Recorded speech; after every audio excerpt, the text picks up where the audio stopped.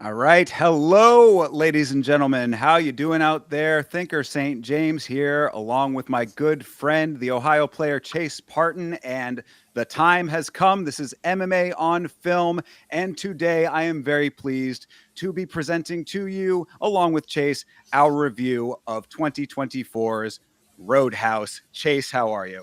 I am always great when I get to show up here and talk about a film mostly kind of regarding something about mixed martial arts. So I'm just really, really excited to break this one down because it's been a long time coming. Like some other ones, chat, don't roast us, please. We'll get to them.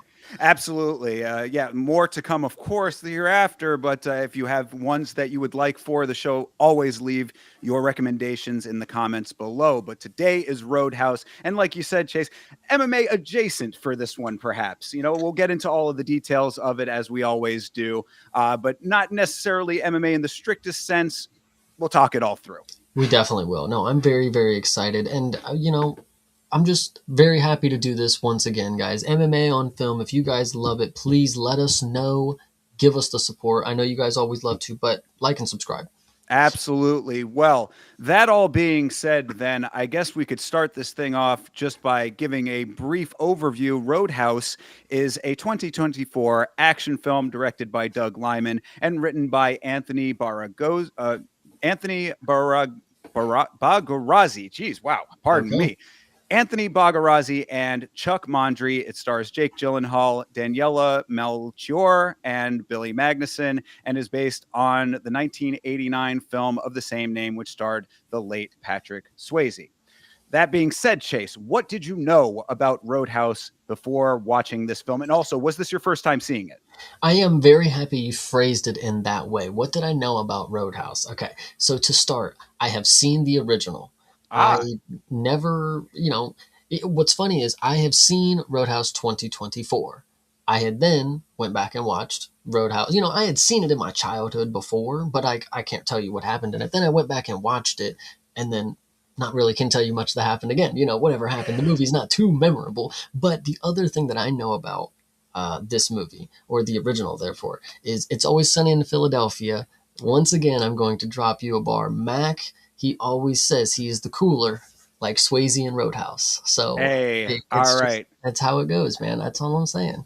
So you're saying that you saw the 2024 version, went back and saw the original? Yes. Okay, got you. So you had done all of that before this, before this, yes, that just happened in my leisure time. Obviously this movie came out and it was polarizing. Everybody had to go see some things that were going to happen, and we're going to talk about it, of course. Of course, absolutely. Well, so similar to me, I saw the original first, the original popcorn film, classic action film. But like you said, it's kind of just a movie. I don't necessarily even understand why the original has the cult status that it has. It's cheesy, so it's like cheesy fun, I guess. Fun and of its time is how I would put it. I knew before watching it the first time that, of course, Conor McGregor making his acting debut, which we will talk a ton about. And then I had seen Conor in the Burger King commercial. Have you seen Conor in the Burger King commercial? I have not seen a Burger King commercial with Conor McGregor. Oh, I wish I had it pulled up. Well, there is a Burger King commercial with Conor McGregor that he had done at one point where he acts in it. And based on that, I was like, I am very interested to see him acting in a film because the Burger King commercial was not necessarily auteur acting at its finest, in my opinion. But I said, okay, I saw Conor in the commercial here. We're going to see what it translates into an actual feature film. I also had seen the interview with Conor where he was looking pretty tweaked out with Jake Gyllenhaal. I think that was with Sports Illustrated. I think I covered that on the Yama episode the week before we watched it. So I was like, I'm very curious to see how he's actually going to look inside the film if he looked that bad in that interview. And I thought that Jake Gyllenhaal, I'd seen a couple of his movies. He's one of those kinds of actors that I recognize that he's a good actor, but I don't really like a lot of the films that he has been in that I have seen necessarily. There's a couple that I can think of that I did though. So I knew that he was a good actor. I think that like some of the movies that I've seen maybe weren't like my kind of movies, but I did recognize this talent. Okay, let me break down a lot of, well, not even a lot, but the later portion of what you said, the latter portion. So Connor's acting, I definitely knew about it. I knew that it was, going to be his actorial debut, whatever you want to say, and I was excited to see the movie for that reason alone.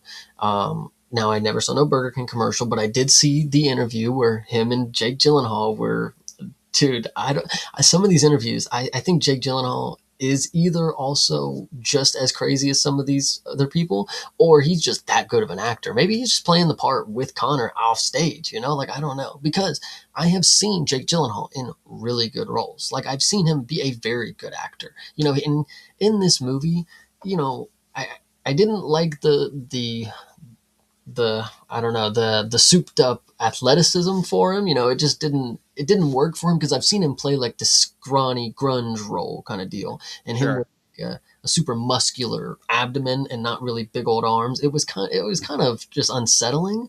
Um, and then his face also kind of looked like the Joker a little too much in a lot of his roles, but he's cool. I think he's fine. And he was in the Spider-Man movie, dude. He was Mysterio, Rey Mysterio, whatever you want to Ah, fair. That was not one that I had seen, but I did know that that was the case. The one that I know that I liked him in a lot, and the one that made me really know that he was a very fine actor was Nightcrawler, as a movie that Yes, he was in. that's yeah, basically the only movie that I would say other than the Spider-Man one that I'm like, yeah, Jake Gyllenhaal was like really good in that. I don't know any other ones. Just Sure. Well, all of those other ones don't matter right now. What matters, of course, is Roadhouse. So, would you like to get into this movie? actually, speaking of since I did know of one other person in this movie Ah, before this, and we'll talk about her in a little bit. It is the main woman, Danielle. Since you named her Melancholia, I think is maybe what it is. I don't know. okay. Yeah, yeah, yeah. Sure, Daniela. She was also in a superhero movie. She was in Suicide Squad 2 or The Ah, Suicide Squad, whatever you want to call it, the reboot. And she was awesome in that. And she's very attractive. So shout out to her. We'll talk about that. I'll make sure to bring it up plenty of times. She's great. sure. Yeah, absolutely. That's all I got. I mean, with that I'm said, ready. all Well, right, let's yeah, we'll get into it. all right, let's do it here. So this film starts off with a tried and true MMA on film trope. Underground fights are everywhere all the time, just happening around every corner. If you look hard enough, you are going to run into unsanctioned fighting just in your local bar, and that is basically where we start. We start in what you might think is the Roadhouse. We're going to find out, of course, it is not, but a building of some sort, a bar, and there is fighting happening. Two dudes inside of a pit throwing hands at each other. Absolutely. Yeah, this is the common scenery for your movie warehouse boxing ring kind of deal, your, what are they, a prize fighting kind of style. And obviously, you get into this fight ring and you see what I would say instantly about this is you see an actor. This is another actorial debut, I believe, for this musician.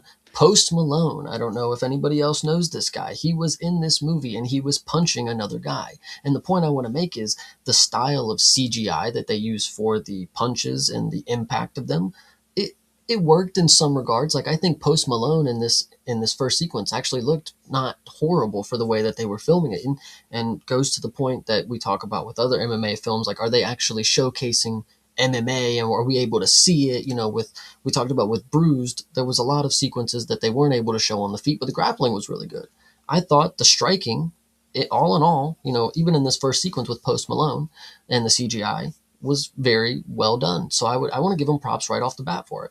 Well, I am very glad that you mentioned that, and I will have a more in-depth analysis of the CGI element Hmm. later on in the trivia portion at the end of the Oh, review. However, the what I know is that they used a unique technique that apparently is like a composite where they had stunt actors doing the fight scenes and then like I guess doubled with the actual actors on top of that footage or something along those lines. Like I said, we can go over the actual details a little bit later, but it's some type of like CGI definitely, but a method that overlaid the actors in a way where it would allow them to make the physicality look a little bit more realistic. However, you can definitely tell that there is a CGI element to almost all of the fighting in this film. I think that that should be a front and center, and it does start very early in this first fight here. 100%. I think we'll talk about it definitely when we get to the point, but there's two different types of CGI that happens in this movie, and they're used, I mean, it's the same thing, but they're used differently. The fighting, the way that they use it, I think it visually looks like stop motion or some shit. Like it's kind of weird what's happening, but I think to make it look like Post Malone is doing that, they kind of nailed it. Like, I mean, they it didn't look like is that's a stunt double. Like, no, that looks like Post Malone. It just looks like they did some funky computer work to make him like glitch across and punch him. Yeah, You know? I saw someone compare it to looking a little bit like a video game cutscene at times, and I thought that that was a kind of apt comparison. Like, not to the point that it took me out of the movie at all, really, but there were times like your brain notices it. You know what I mean? You'll pick up on little pieces of it and be like, that looked a little bit off, like a little bit unrealistic. But overall, I like some people, I guess, maybe thought that this was a major criticism. To me, it was not so glaring that it made a big issue as far as the overall enjoyment of the movie. I'm glad that you bring it up because I think initially you should rightfully have issue with it. I think initially you see it again. The Post Malone thing looks as good as CGI. Kind of, it's bad, but like whatever, it works for this movie. But the further you get down to it, I mean, you got to get less and less angry at what you're seeing because this is kind of Looney Tunes in a way. Like this is This is crazy. a good point as well. And yeah, one that I think, I guess I'll just say it now. Like a lot of how I feel about this film is that if you turn your brain off, everything's fine. Yeah, That's, I mean, we'll of course get into our full, opinions overall afterwards, but that's a general note to carry through all of this. Don't think about it too hard and you're going to have a good time. absolutely. I think So, yeah, and so we're in our underground fight club. Post right. Malone is CGIing whooping butt. He is It's pudgy doing guy his thing. versus pudgy guy over here. We've got one kind of big dude and another kind of big dude, and yeah, they're kind of in this enclosure and they're throwing hands at each other. Right, and then so we get this shot. We go outside and we got a guy. He's taking his sips. He's in the car. He's having a good time taking his little chugs. Right, and then he gets up, gets out of the car, or gets out of the car. Excuse me, and then we get the title card, and I think that was really fun. So that was your intro. That was weird, just Pretty crazy much, stuff. yeah. And also, we have a woman who we will eventually find out is the owner of the Roadhouse. Her name is Frankie. Frankie, yeah, is she Yeah, in and that? I didn't catch that. she comes in early and she talks to the bartender and she's like, "Hey, I'm here to see such and such. Can you point him out?" And the bartender is like points to the guys and she says, "I hope he's not the bald one because the bald guy is getting beat up. Except they're both bald." So I thought that was it. That was kind of weird.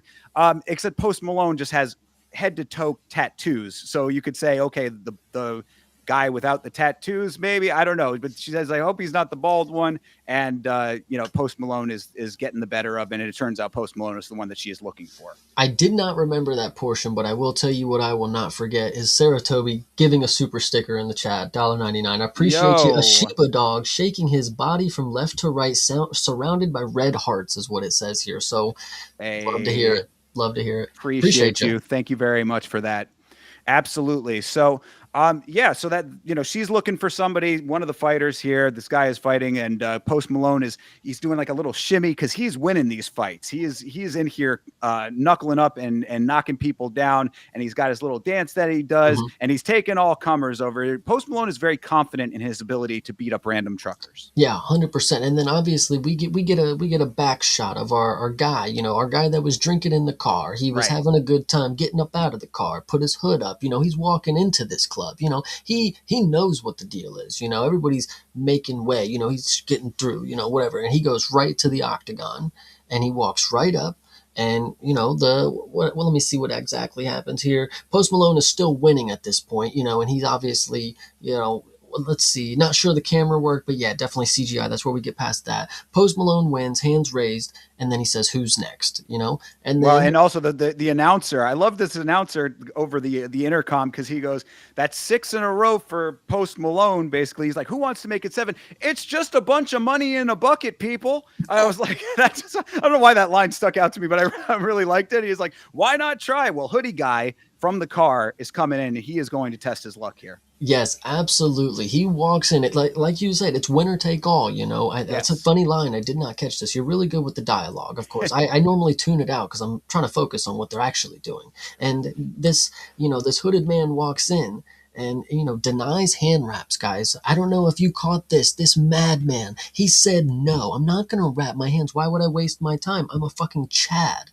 Go That's ahead. legit. I just in my mind pictured the Tim Robinson. Are you sure about that? Me, I was like, you sure about that, bro? Really? But no, of course he is, because this, of course, is the most ripped Jake Gyllenhaal that you are ever going to see in your life. You kind of alluded to it before, but this dude got in ridiculous shape for this film. So hood comes off, no wraps on the hands, and the entire crowd is like, whoa. And Yep. you might think that they're going, whoa, because it's this ripped dude. But of course, we'll find out later on that there is more to the Yes. case. Yeah, what's key is, he takes off his hoodie and you see that this dude has got abs and the crowd is in awe that this dude is in shape. They've never seen a guy that's in shape around here because look at Post Malone. He's been beating up slobs for, the past weekend for every fucking, however many years it's been. But anyway, Post calls it off. He immediately says, "Nope, fuck it. No, no, hell no. You see that? Are you fucking crazy? You see that guy? Are you fucking crazy? I'm not Well, fighting that fucking guy." and his friend, he goes over to the friend who's hanging over the side of the ring area, and he's like, "Do you know who that is?" And obviously, he did know who it is because everybody seemed to know who it was. So, yeah, the cockiness leaves Post Malone very quickly. I thought maybe it was because he saw those abs of steel, but maybe again, there's more to the equation. But Post says, "No way, no, the money is not worth it. I'm not fighting him. Fuck that. Fuck you." He's out of there, and without lifting a finger, Gyllenhaal gets handed a stack of cash. What a shitty way for Post Malone to throw away a 6-fight win streak, I said. It's kind of crazy, dude. I mean, he didn't actually throw away the win streak. I mean, he can come back and continue the win streak. He didn't take no loss. That's a great point. That was not throwing away the win streak. That was a savvy career navigation. Exactly. So either way, I think it's funny that the way that they set this scene up. Jake Gyllenhaal is untying his shoes, right? Right. He's taking the thing off. Post Malone's doing his thing, and then by the time he walks out, Jake Gyllenhaal looks up and he's like, and then starts tying his shoes again. And I think it goes to the next scene, which I think is really funny. We go outside. Mm. He leaves the club and he's getting chased down by a guy who lost some money. He's like, "Yo, you fucking, what are you doing here? You fucking scamming people. You walk in here, you do nothing, and you take my week's earning money." Walks up, stabs him. Just instantly shanks him right in the side. And Gyllenhaal, like he does in a lot of this film, we will come to find out, completely no sells the stabbing. Just stabbed in the side, and man, that sucks. Now I got a knife inside of my body. But dude, the funniest part to me was the stabbing first, but then also the fact that the dude sort of looks down at the knife, looks back at him, and then just runs away. He's just like, well, I guess that's that then. Now there's a knife dangling out of Jake Gyllenhaal, and this dude is halfway down the yard. Okay, I know we've been actually just verbatim telling you what's happening, but this is where you actually got to get into what the movie's trying to tell you. The director had an idea. We're gonna make this dude look tough. He's gonna look so rugged. So what are we gonna do? He's gonna get stabbed in the liver. What's he gonna do? Nothing. He's just going to do nothing. What would a savage do? He would not react to a knife that is 7 inches long being stabbed into his abdomen. Now he's been here before. A knife wound. Are you kidding? He's been there, done that. How do we show that he has been around the block? No sells a knife wound. Are you? Like when you look at this movie and you want to get mad, you look at that and you say, "What in the fuck are you? What are we doing here?" Because then he just pulls it out, goes to his fucking car, and puts duct tape and shit on it. It's like, what are we seeing here? But then again, you have to turn your brain off and understand, oh, this is a tough guy. That's what a tough guy does in this universe. He gets stabbed and he pulls the knife out. Yeah, you fucking go, you fucking, don't even say nothing, walk off, whatever you want to say. This is the first part where you're like, what am I watching here? So Yes, absolutely. You're exactly right. I mean, this is setting up the character because of what we will find out is that he, like many people in this film, just basically indestructible. And this is a good example of that early on, knife in the side. And yeah, what do? I take care of it the only way that I know how, which is to sit down on the trunk of my car, take some duct tape, slap it on, and off we go. So all good here, and no problem thereafter with that. And as he's doing that, the lady that we saw earlier comes up to him outside and basically says this in a nicer way, the same thing that the guy with the knife had said, which is, nice scam. All you need to do is go in there and everybody knows who you are and you just get the money. And I'm like, it's not really a scam if he was actually willing to fight, but I can understand the sentiment. well, and then, just as you were describing, she was talking about this scam that he was running, and then she goes, "Oh my God, you have a knife in you!" Like, did you not notice it? Like, how did you not know? Again, this is a knife, people, and I'm telling you, this is not a knife. No, this is a knife. He was stabbed with a dagger of some sort, and I would know. This guy was stabbed. She barely notices it halfway through, and she's like, "Holy shit, like, are you okay?" And then he yanks it out and pours alcohol on it and begins to sew it up in the dark with a. Nah, not I, really I sew it up. I mean, he just slaps the no, band. I think he was starting to sew it up, and I think I know what I was looking at. But either way, continue. Fair. Well, what I saw was that she, this lady, exactly as you said, she's looking at him and like, holy crap, this dude's got a knife. She's like, do you need an ambulance? And what I was thinking was, well, he definitely doesn't need some random chick squawking at him while he's trying to address the problem. But that's neither here nor there, I suppose. He's like, hold my duct tape over here. He's going to bleed when it comes out. He's surgical with all this because this is just a Tuesday for this guy. He's calm, cool, collected, badass over here. And she continues on telling him about this Roadhouse that she has in the Florida Keys where Hemingway used to drink. Ernest Hemingway? Do No, you? no. It's funny. See, here you go with the lines again. I didn't catch any of this because, man, she was squawking for a minute. He was trying to fix his wound, and she's over here just bothering him. Hey, I own a bar. Did you hear? It's like, no. Who did we hear this from? And then she's like, well, all of our bouncers have left. So would you want a job? Pays $5,000 a month.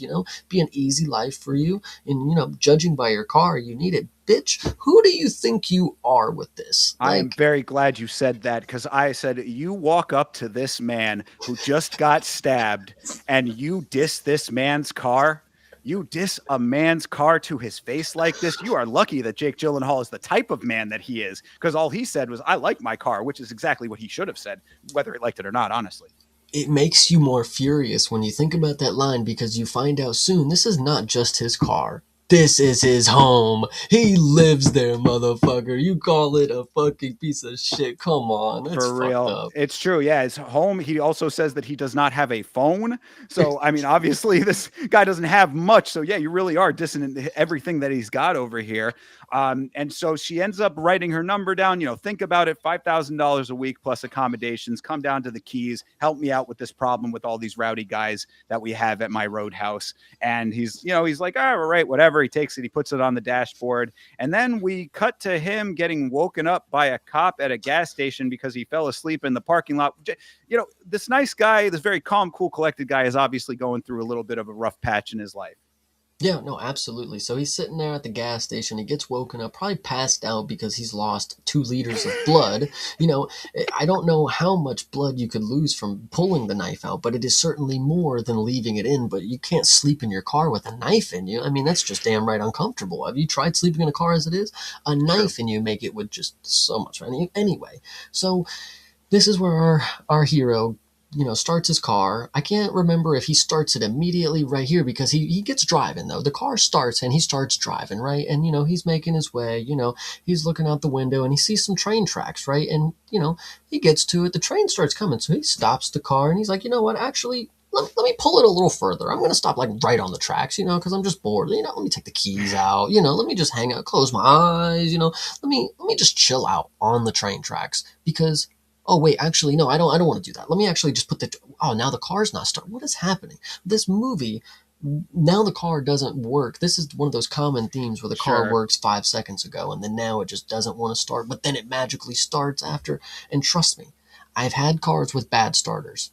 That shit just don't fucking start, bro. Like if it, you'll break the key before it actually starts, and I've been there too. So this movie, once again, I'm just at the point where I don't believe it, but turn your brain off and it's okay. Yeah, well, I mean, obviously, he's going through this rough patch. It would appear that he is looking to end things. You know, Hmm. he drives the car onto the track. I also wanted to note that while he's making his way to the train tracks, somehow listening to fights on the radio. There I was someone calling fights on the radio. I was like, where are they airing fights, fighting commentary on terrestrial radio in 2024? That seemed very odd to me. I'm glad you brought that up because yes, in my notes, gets to the train tracks as the train is about to pass. Fights on the radio? Question mark. I'm like, yeah, is this reruns? What are you doing here? Is this a cassette?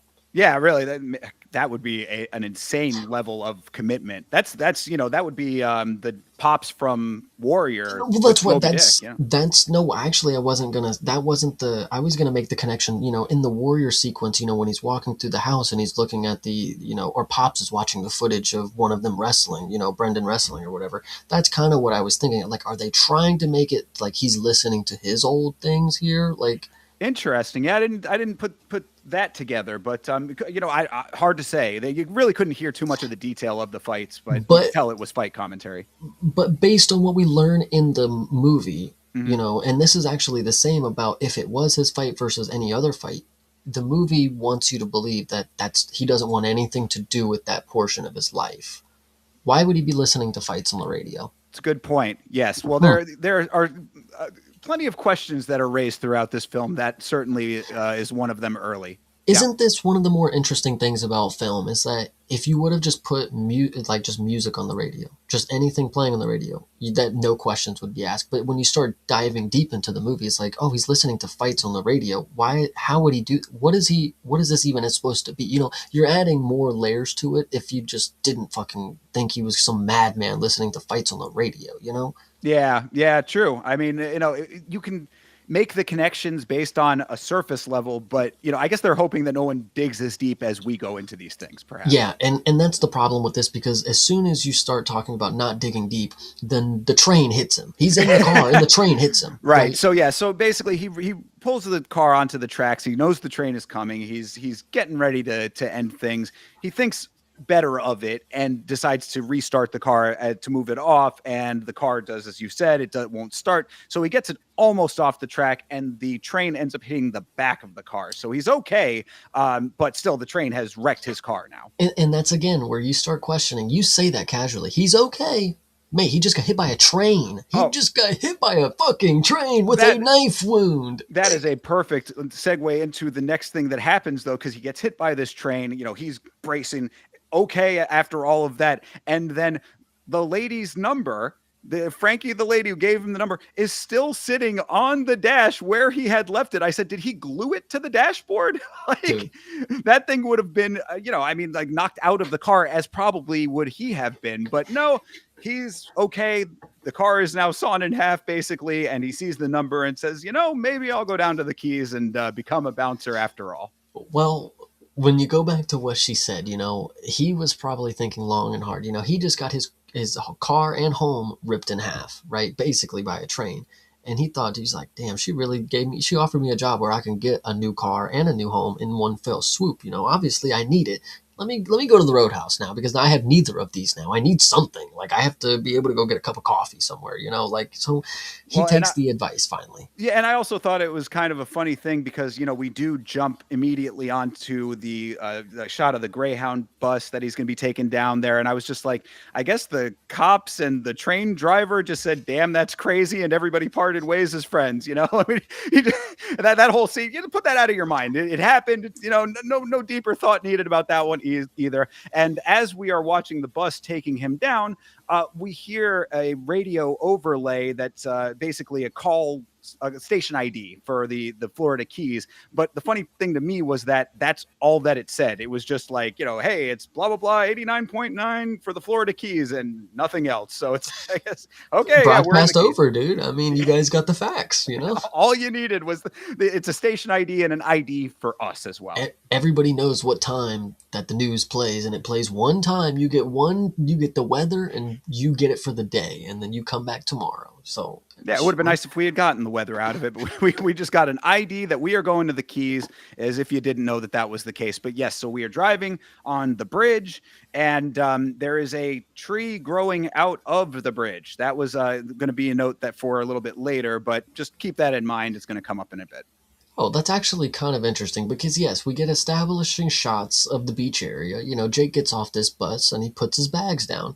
And this young woman who we will learn about a little later, she walks up and she starts talking about a tree. That's exactly how I have it wrote. I'm like, what is she talking about this fucking tree for? So I'm glad you pointed it out because they didn't for the longest time they have a book about this tree and they're talking about this tree and I have no fucking idea what they're talking about. So I also said the same thing because it's hard for you, like if you know what we're talking about in the movie and you see it like without any frame of reference, you don't really get like I thought that it was a tree in a planter on the bridge, and really it's like it's because it's bridges, it's hard to even identify what like you're supposed to be looking at with it. It's like it looks like it should be fading into the background or just a piece of like something to spruce up the visuals, but it's really just what he's driving past on this bridge, and then she will start talking about it thereafter. But it's hard to make that connection unless you like put the pieces together. Like again, you have to go one step farther in this part.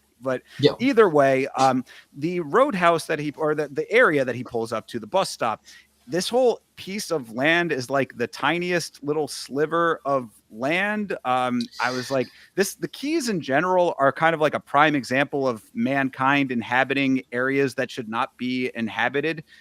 So this reminded me a little bit of like the Solomon Islands. So shout out to Stuart Nickel and all those people out there.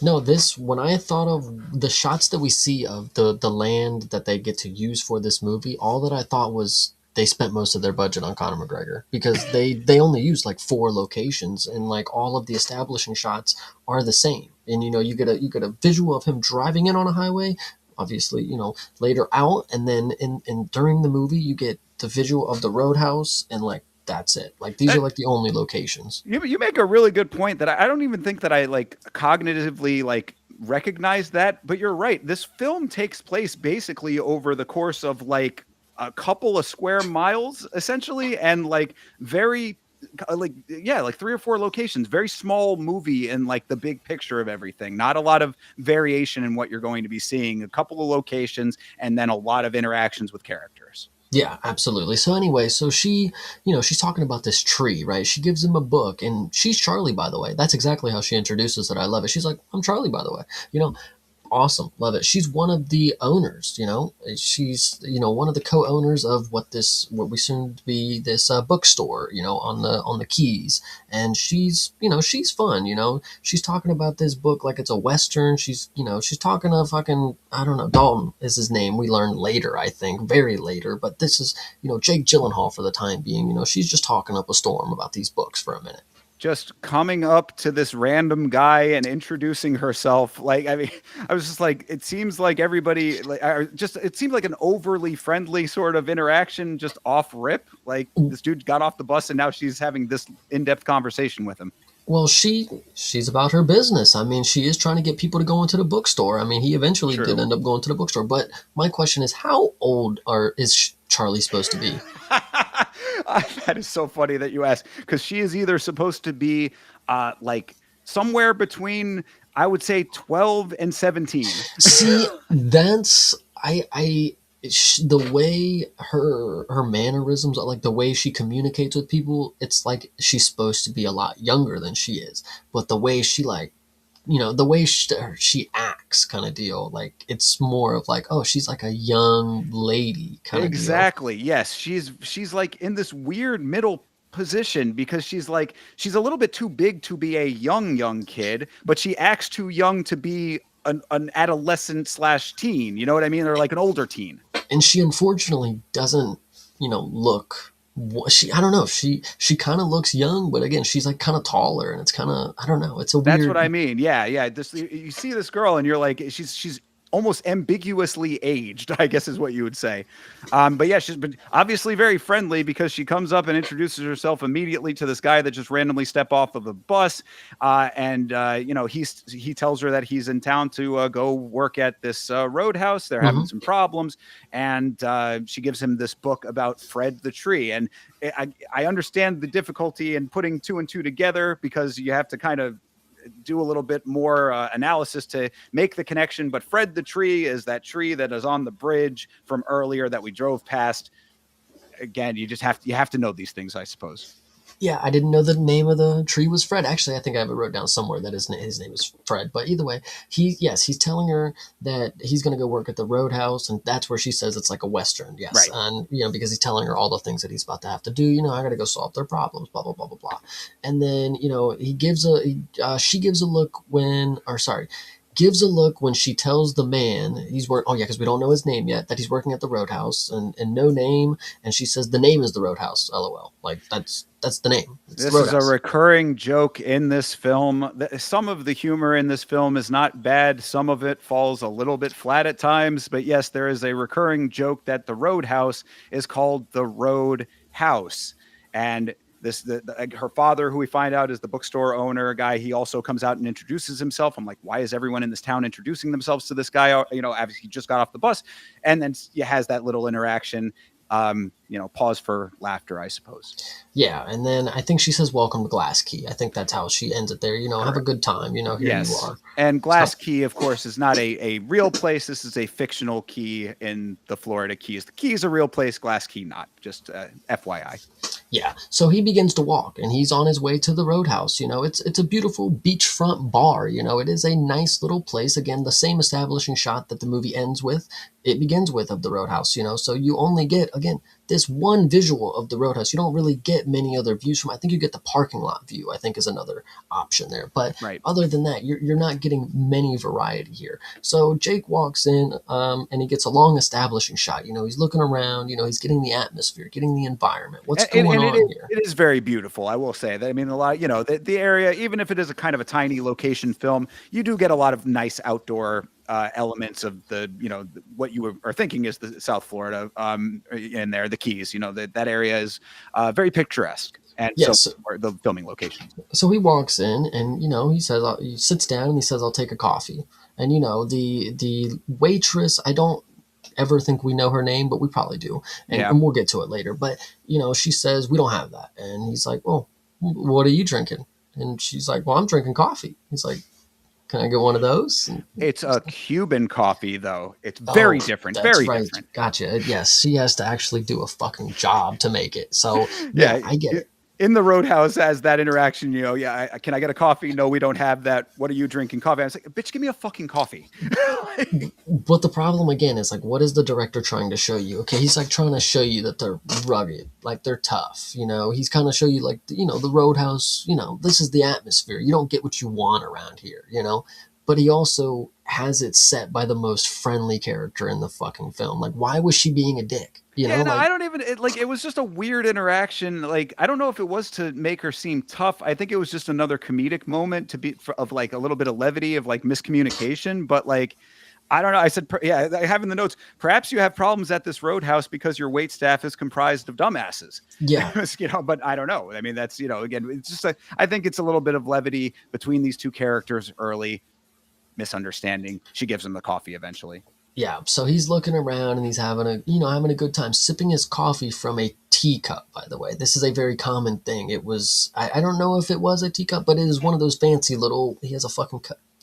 Anyway, Yeah. very very goofy looking. Well, So but yeah, traditional for Cuban coffee. a Cuban. I'm sorry. I'm so sorry.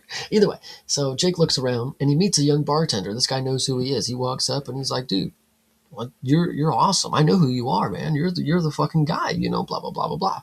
And then you know, he takes a sip of his coffee and he really likes his coffee, you know, good coffee, something like that. I don't know why I have it in the fucking notes that he really likes his coffee. So anyway, he takes in the ambiance. It's peaceful, you know. And I And said then that the Roadhouse, I actually do like the design, like the set design of it. It's like open air. It's kind of like a nice place to that. Like it looks like it, if it wasn't for all of what we're gonna learn about with all the fighting and whatnot, it seems like a nice place to hang out. no, absolutely. So cuts to a bar fight being broken up. Yep, Well, as he's immediately. like, you know, you get a little turnaround quick cut because he's like, hey, nice place you got here. It seems very peaceful. And then immediately the band is playing and there is a fight. And it's like, were people waiting for the band to play to start fighting?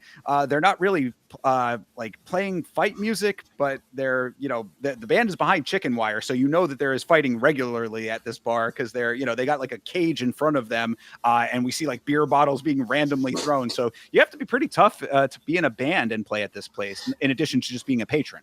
What I think is key to note about the Roadhouse is they hire a lot of locals for their music, and they do a decent job of protecting them with this fence that goes around them. It is just a very, very standard, not chain. Is it chain link? I don't know what you want to call it, but it It's is like a chicken wire, is what I think it okay. is. Yeah. Okay. Yeah, it's a nice little fence around them. And sometimes, you know, they well, and more often than not, they play music that nobody seems to like, you know, and this is a very, very popular theme with a lot of the musicians in this town. They don't understand who they're playing for. They all go to the Roadhouse, but the Roadhouse has a specific set of standards. You know, they want one type of music, but when you got the blind guy who's playing his jazz, it's not what they're wanting, you know? Which So it's very unfortunate because one of the things that I have positive to say about this film is that I think the music is actually pretty damn good in this film. Like you have a lot of different bands, like you're saying, you know, a lot of different musicians and acts are coming into this place. I think I count 4 in total, and of the 4, I think that pretty much all 4 of them are like really good. This first band actually is one they end up playing a cover of a Slickers song, a reggae song at one point, and I was like, man, I would really like to hear the full version of this song, this cover version, because the lady has a very nice voice. So, you know, unfortunate that they're playing at this establishment. They would probably do better in a different venue.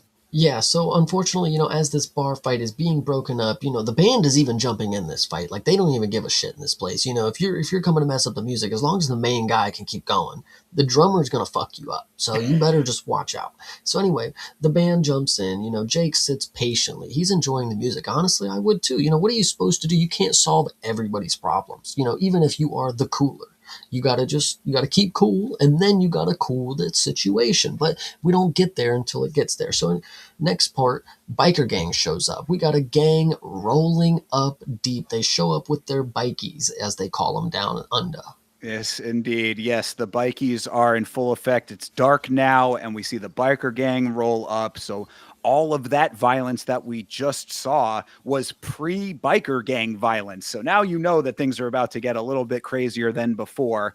Because the fighting before, you know, was regular bar patron fighting, but the biker gang is going to bring it to another level. So biker dude busts through the door, and he's instantly, the second he's through the door, he's like, it's like a Morgan here. And then he just randomly flips a table.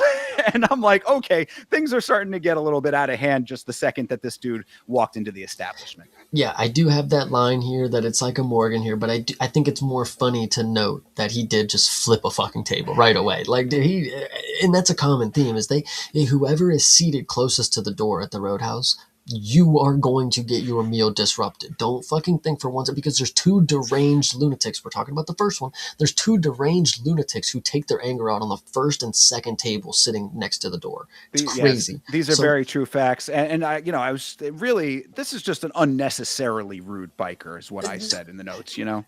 you know, and yeah, it's kind of funny because they have this weird comedic dynamic where they're somewhat nice, and then they have like this stupid arrogant side where they're just acting like fucking like childlike, like anger. That is a good overall note for several scenes where you have the we're gonna be cool and then we're gonna turn on a dime, you know. Yes. Yeah, so there's like this kind of push and pull, I guess you could say, with some of these the way that they act. And I think, you know, it's to the detriment for some of the characters. I think some of them pull it off better than others. I think this main guy right here that we're talking about, he is very good at playing the ha ha you fucking got me, you know, something Sure. stupid like that. You know, he plays very good. But anyway, Frankie gives Jake the look. You know, she's like, hey, this is $5,000. Where you at? This is what I'm paying for. So Right. it's time to work. And then this is what I was talking about before.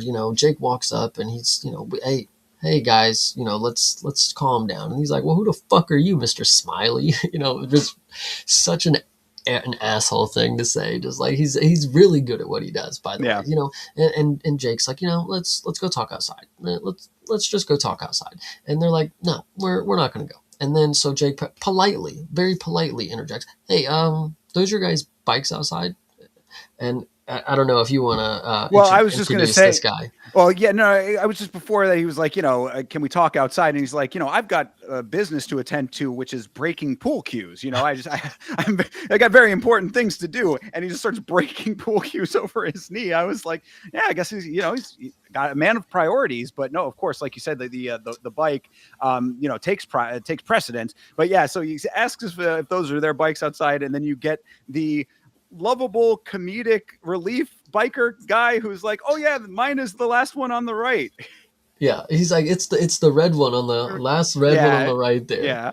And then so Jake casually just walks out, and the guys like what the fuck? And then it's the funny timing of it where they don't realize that he's walking. Obviously, he's walking out to their fucking bikes, but the comedic relief is that they don't realize it immediately, and then they all scram to go run out the door to him. Sure. So we get outside.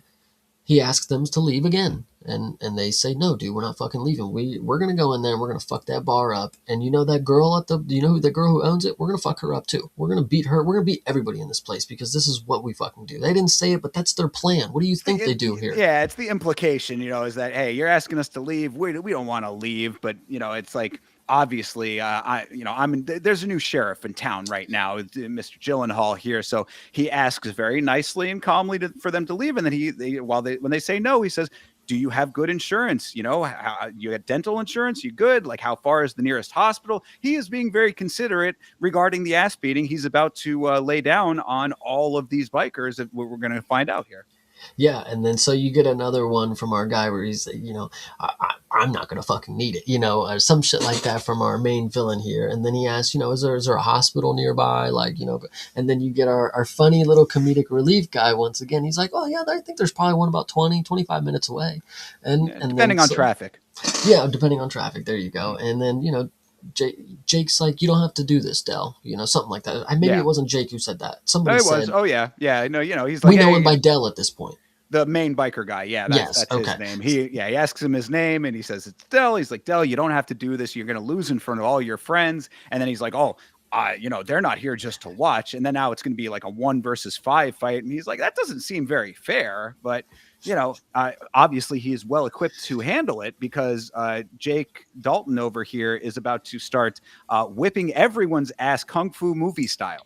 Yes, so this is what is key about this. This is the first, the first case of what you get from our main character showcasing his skills and what he decides to use in an immobilizing way. An open hand slap. This is what he does to young children. He slaps them down because that's just how good he is with his slaps, So when it comes to these 5, 6 guys, he slaps them all right to the ground, and he's like, call it a draw, man. You guys can be done. You can go home right now. Just call it off. Yeah, well, obviously he trained in Stockton. Yeah, true. The Stockton slap. You are correct. And so, yes, slaps them all down, tells them to call it a draw, and then you get our main fucking goofball character. What's a draw? So I was like, who the fuck has never heard of a draw before? The comedic relief guy and one of the other ones has to explain what a draw is to the main character. I'm like, even stupid people know what a draw is. Come on, dude. See, and that's again with the direction, what are they trying to showcase? They're trying to show you that this dude is not stupid. Like he knows nothing. Like he has nothing going around in his brain. He's like, what's a draw? And they're like, well, we both kind of win, and he's like, man, fuck you, and then he, obviously gets beat up again. Resumes, yeah. So he gets beat up. And then, he's like, oh, dude, I think our friendly character, he's like, dude, you broke my arm after he whoops their ass. And he's like, well, good news. There's a hospital about 20 minutes away. Call back to about 5 seconds ago where he said that funny little line and then broke the guy's arm. Just kind of funny. Kind of funny. It was okay. Yeah, and there was also the like, oh, these guys need medical attention. And he's asking Yes. Frankie, who had come outside, can I borrow a car for this? She's like, literally, who cares? And I don't want to be too mean here, because overall, I would say that most of the acting in this film is serviceable at the very least. I don't really think that there's any like, well, we'll talk about maybe some, but for the most part, I think the acting is okay. Frankie Frankie is very beautiful, by the way. The lady who plays Frankie is really gorgeous. I guess she was on the Daily Show. She's more of like a comedian, but her acting is not the strongest, I would say personally. I actually don't mind these first initial scenes that we have with her. I think later she tries to maybe do a little more that's not really working. But I think right here, I think she landed who the fuck cares about these guys? I'm not giving you a car to take them to the hospital. Like what? Well, Which she certainly is going to, though. Yeah, well, which I also think is another point. Again, back to the direction. It's like they had this really funny thought, like, oh, he's gonna hurt them, and then he's gonna take them to the hospital. It's gonna be really funny, but I think it's kind of a really stupid plot point for him to actually take them to the hospital. Yeah, it's comedic. It's obviously comedic. Intended comedically, but based on what we're going to be seeing later in the film, it is a little ridiculous. Like, once you know the full extent of everything that's going on in this moment, if everything had been like on like a normal situation, like, and these were just like your average biker, wild people or whatever, then it would have been funny and you could have just like left it at that. But what we're going to find out later, like, yeah, it is kind of ridiculous, but it is very funny that they are all driving very quietly in the car, 25 minutes to the hospital, and listening to Kokomo by the Beach Boys in silence. I thought that was pretty funny. Yeah, so and then they get to the hospital, and then everybody's filling out their paperwork, and everybody's sitting there waiting in the waiting room, and the nurse at the desk is like, are these guys your friends? And Jake Gyllenhaal, again, funny moment, funny guy. No, I just broke his arm, and then he just leaves and walks off. So yeah, he's like, he's pointing out and saying, this guy's got a broken this, he's got a concussion, etc., explaining it all. And then he goes to leave. And this is where, of course, we are introduced to Dr. Spanish Batty, who is that Daniela Melchior, or whatever that you had. I think she's French. Actually, she is Portuguese. And the reason that I know this is because there is her and then one other character who, in the Keys, you might expect them to have maybe Cuban accents, close to Cuba, of course, other Spanish accents, perhaps. They have none of those. They have very indistinct accents from European-esque. Like, it was like, what are these accents? So I had to know. And it turns out, yes, she is from Portugal. Nice. Okay. Yeah. Well, either way, yes. Love to see her in this movie because I thought she did very good in the Suicide Squad. So in this movie, she shows up and she clearly sees our guy, and and she likes what she sees because clearly she can't get enough of this dude. And from this moment on, she never stops looking for this dude and trying to hang out with him. Which, if you guys are lucky out there, a girl like this will want you as bad as she wanted Jake Gyllenhaal. I'm just letting you know right now, it's possible. But it's not going to come super easy. Another note for that sentiment, because she's got to give him a hard time about kicking so much ass. Yeah, true. He's like, I hurt people for money is what he says basically, and he's bleeding and she wants to help. No one wins in a fight. It's like, she says, do you win often? Do you lose often? I forget what she said, but his main thing is like, nobody wins in a fight. That's supposed to be the bar, right? That's the trailer moment right there. That's what the trailer shot. That's what we all signed up for. And then she asks why. She asks, you like to fight, do you win? And I'm like, did you not see the other five guys? Obviously, he wins his fights, but yes, no one ever wins in a fight. War is not the answer. And then doesn't want painkillers or, stitches for the wound, because she had seen that he was bleeding out of the stab wound area. And that's why she's like, hey, come back into the hospital. I need to treat you here. And I think it's another interesting to note when you bring up back to the stab wound is like, they really wanted to show that this dude was just such a badass. He won a fight with a stab wound. Like, if they didn't even have that initial scene where the dude stabs him and just like runs off like a bitch, they could have just had him get stabbed in this scene right here with the five guys fighting him. Like, it's just like they added an extra thing when it could have just happened here. You know, it's kind of an extra step to get to the same place, if that makes sense. You need it drilled into you that this guy is superhuman, essentially, True. but Well, also the nicest guy too. This is his character, basically. I was gonna say this fits more in line with like the Fast and the Furious type characters. Like these aren't superheroes, but they are definitely superhuman. Like Yes. they can do things that we don't normally see people do, and you're just supposed to go with it. You know. Exactly. Yes, I think that the Fast and Furious is actually a very good comparison for this the feeling that you should have and the mindset that you should have in a movie like this. 100%. So anyway, she asked, you know, the why do you do it? And I actually don't think I wrote down if he gives an answer on why he does it. I don't think he He just maybe kind of answers the shrugs. end. He's just like, eh. So she puts band-aids on his wound, basically, you know, puts a little gauze on there, tapes it up, and then yeah, actually, you brought up a great point before I get into the next one. He denies antibiotic or not antibiotics, denies painkillers. You know, that's again, he's supposed to be a Chad. What would a real Chad do in this moment? How would he impress the girl? How would he get the girl? No Well, painkillers, and none. one thing that I do actually, if to get into just a very little filmmaking element of it, if you want to, I get this is not really a type of movie where you want to go too deep into it, but he says at that point, he's like, I deserved it. I want to pay for it. And I was like, that's actually an interesting little layer to the character because it's saying like, you know, I do these things. This is the life that I have. This is what we'll find out, of course, about his backstory, etc. That it kind of speaks to like, you know, he like the genuine kind of good guy that he is. You know, he's like, I deserve this pain. Like I'm going to endure this pain intentionally.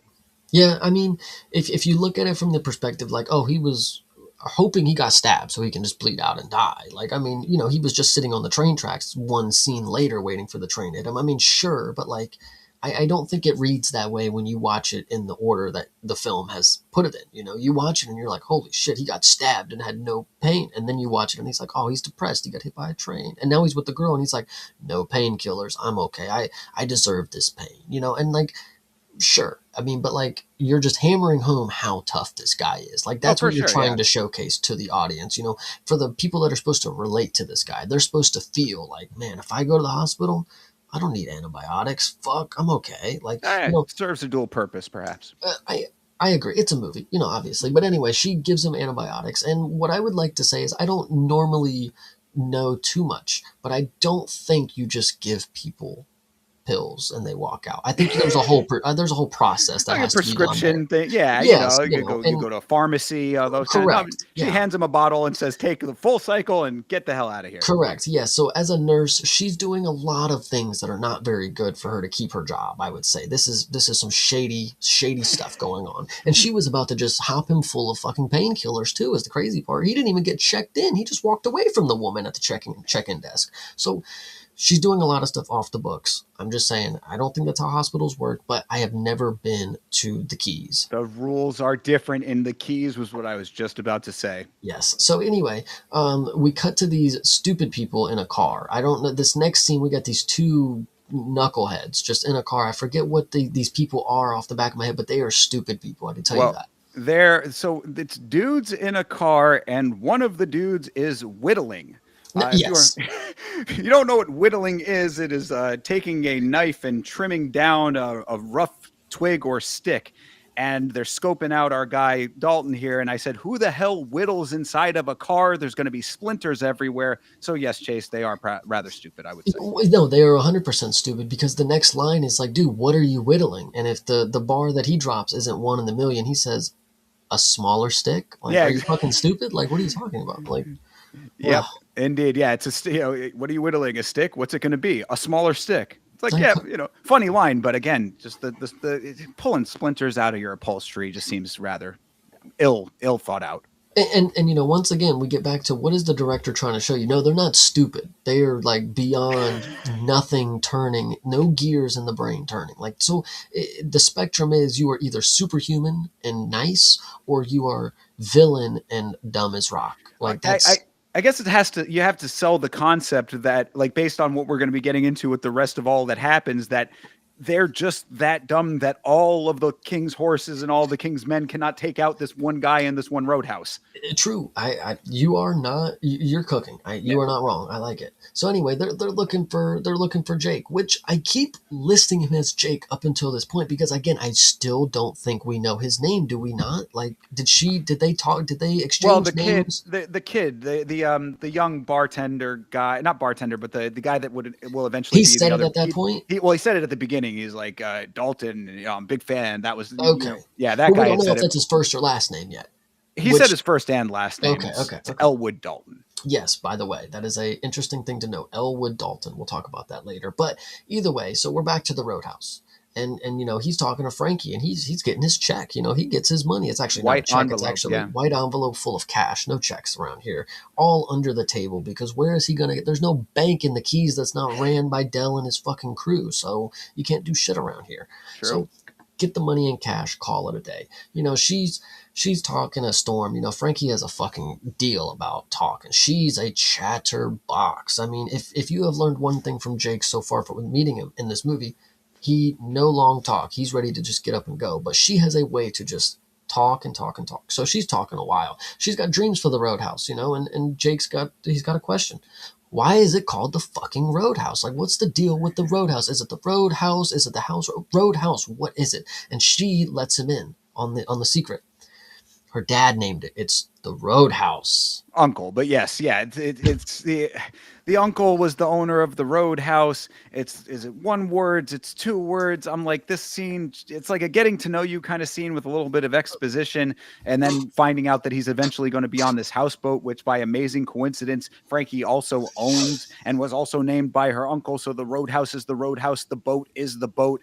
It's like, okay, we can push on. This is going to be an eventual note is that I think that this movie could have benefited from being a little bit shorter, just a little bit. Again, we could have cut out the dude stabbing him in the beginning. That could have took out 5 minutes of the runtime right there for you, and he could have just got stabbed by Dell and his boys. But no, you are making, we talk about the Roadhouse. We have the Roadhouse joke so much, and then she even says it's a unique sense of humor that he has, okay, director, we get it. It's a shitty joke that you think lands. I don't know.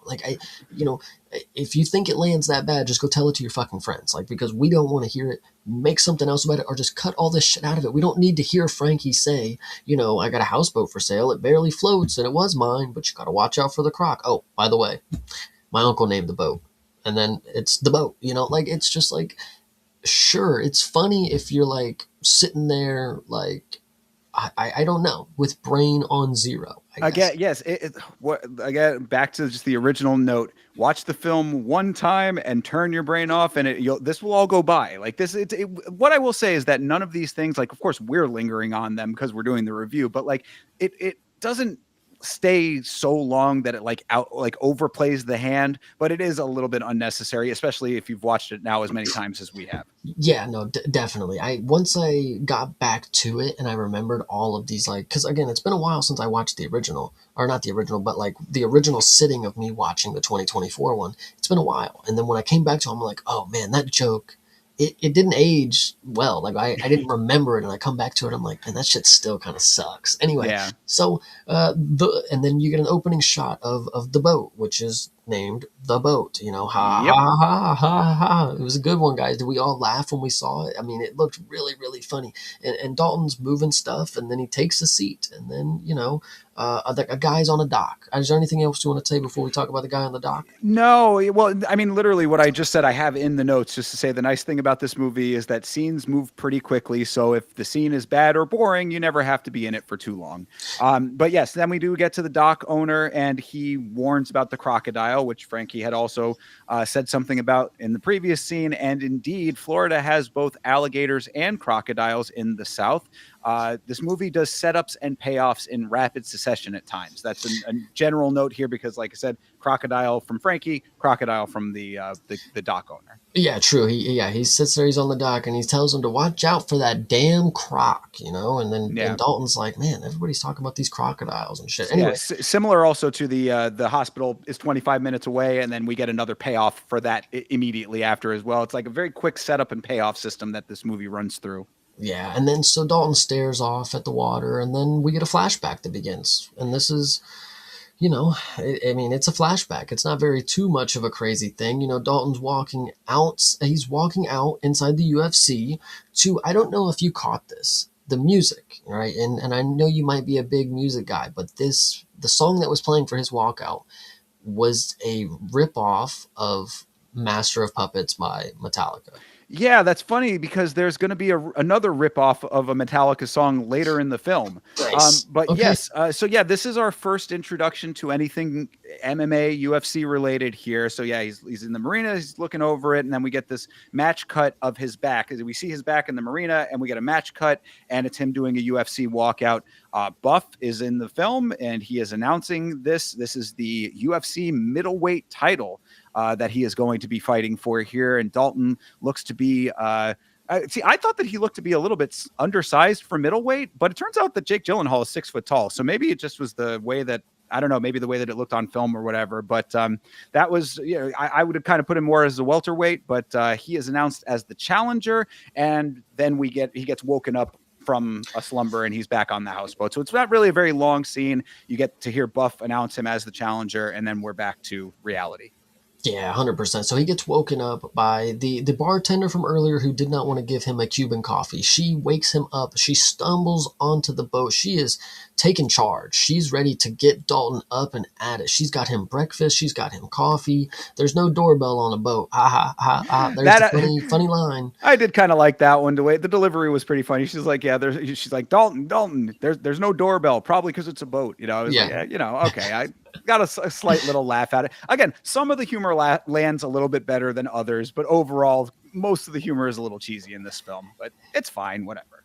Yeah, and then you want me to help you unpack? He's like, I just have a suitcase. He's like, it's crazy, whatever. So She brought a nice spread for him for breakfast, though. Empanadas, let's go. That's what I said. She got him a good amount of options for the morning. I mean, it's not like she got him breakfast. She said, "Do you want this, or this for breakfast?" And I don't remember which one he chose, to be honest. I don't think he chose anything by the end of the scene, if I'm not wrong. I just opened something and just kind of started eating, but I don't know if that is because she is a larger woman or not. If that was a little joke on that, but either way. So she explains that they've went through a couple bouncers already, and this is, Right. this is not their first go around, but she's trying to, obviously, she's kissing ass. She's trying to make Dalton feel like he's one in a million here because they need somebody to protect him. Have you seen these fights that go on at this fucking place? I mean, they attack the fucking band, guys. It's rowdy as ever at this place. But the bartenders, they're normally safe because they have to obviously give the drinks out. So True. it's whatever. But so, he thanks her, obviously. He's very, very nice. Again, there's superhuman and nice. He's like Superman, very, very much so. He's, indestructible. And then he also has like the very, hand on your shoulder type thank you mentality. Yeah, So, absolutely. Yeah, and he carries that throughout most of this film, and it serves the character again, and also, in relation to the original film, like the original film and this do not have a whole lot of overlap. I would say there are like a few, kind of if you dig deep into it, there's a couple of little callbacks to the the original film. lore, it's Yeah, probably deep. it's like it's their name and sort of the vibe is similar, but like the character, I think portrays the same sort of attitude as the original, and I think that serves this environment as well. So I like the way that he's portraying this character. Yeah, absolutely. And then so Dalton, the next scene begins. Dalton is walking out on the keys on the one of two sets that we get. Of course, the bookstore. He's walking around, and people are recognizing him. They're like, "Hey, Dalton, how you doing today, man? How's it I going?" said that Glass Key has become Cheers apparently because everyone knows Dalton's name. He's been in town literally one day. Yes, absolutely. I mean, did you not see what he did at the bar? Then everybody goes to the Roadhouse. It's the only True. thing to do on this strip. They all live across the street, probably. So, either way, That's a good point. yes. He walks in, after being noticed by everybody, and he wants to know if they have a computer. And then he also jokes with her about returning the book. I forget what he says, but it was some stupid joke. Maybe you have wrote it down. Well, now they're just kind of talking about. She found the book that like she thinks represents him, and it's about a mysterious man who comes into town and has to take care of the place. Something paralleling what's going on in the story. It's just kind of a brief little scene to establish more of a relationship between this girl and Dalton. Yes, this youngish woman in Dalton. See, again, this is going back to what age is she potentially supposed to be. I understand that this is like not not like a boyfriend girlfriend type of thing, but the dad not being weirded out by this dude and his like kind of youngish daughter being like best friends all this. He just shows up to town. Now he's fucking, I don't know. No, Like, I understand where you're coming from, but like she is just sort of at the bookstore by herself a lot of times. So and then even with the goons in the situation, it's like none of them, like, if these are goons, I know this is a movie or whatever, but like, they never really implicitly say what like the intentions are. It's like they're just like destroying the stuff. Like whatever happens to Charlie, it normally just like works out in the end. It's not like I don't know. So it is oh kind of well, like a yeah, we'll get childlike. sure. Yeah, You know. absolutely. Yeah, no, no, most definitely. And we'll definitely get to that aspect of things a little bit later on there. But yeah, I would put her at about like 15 is what I think the like implication would be.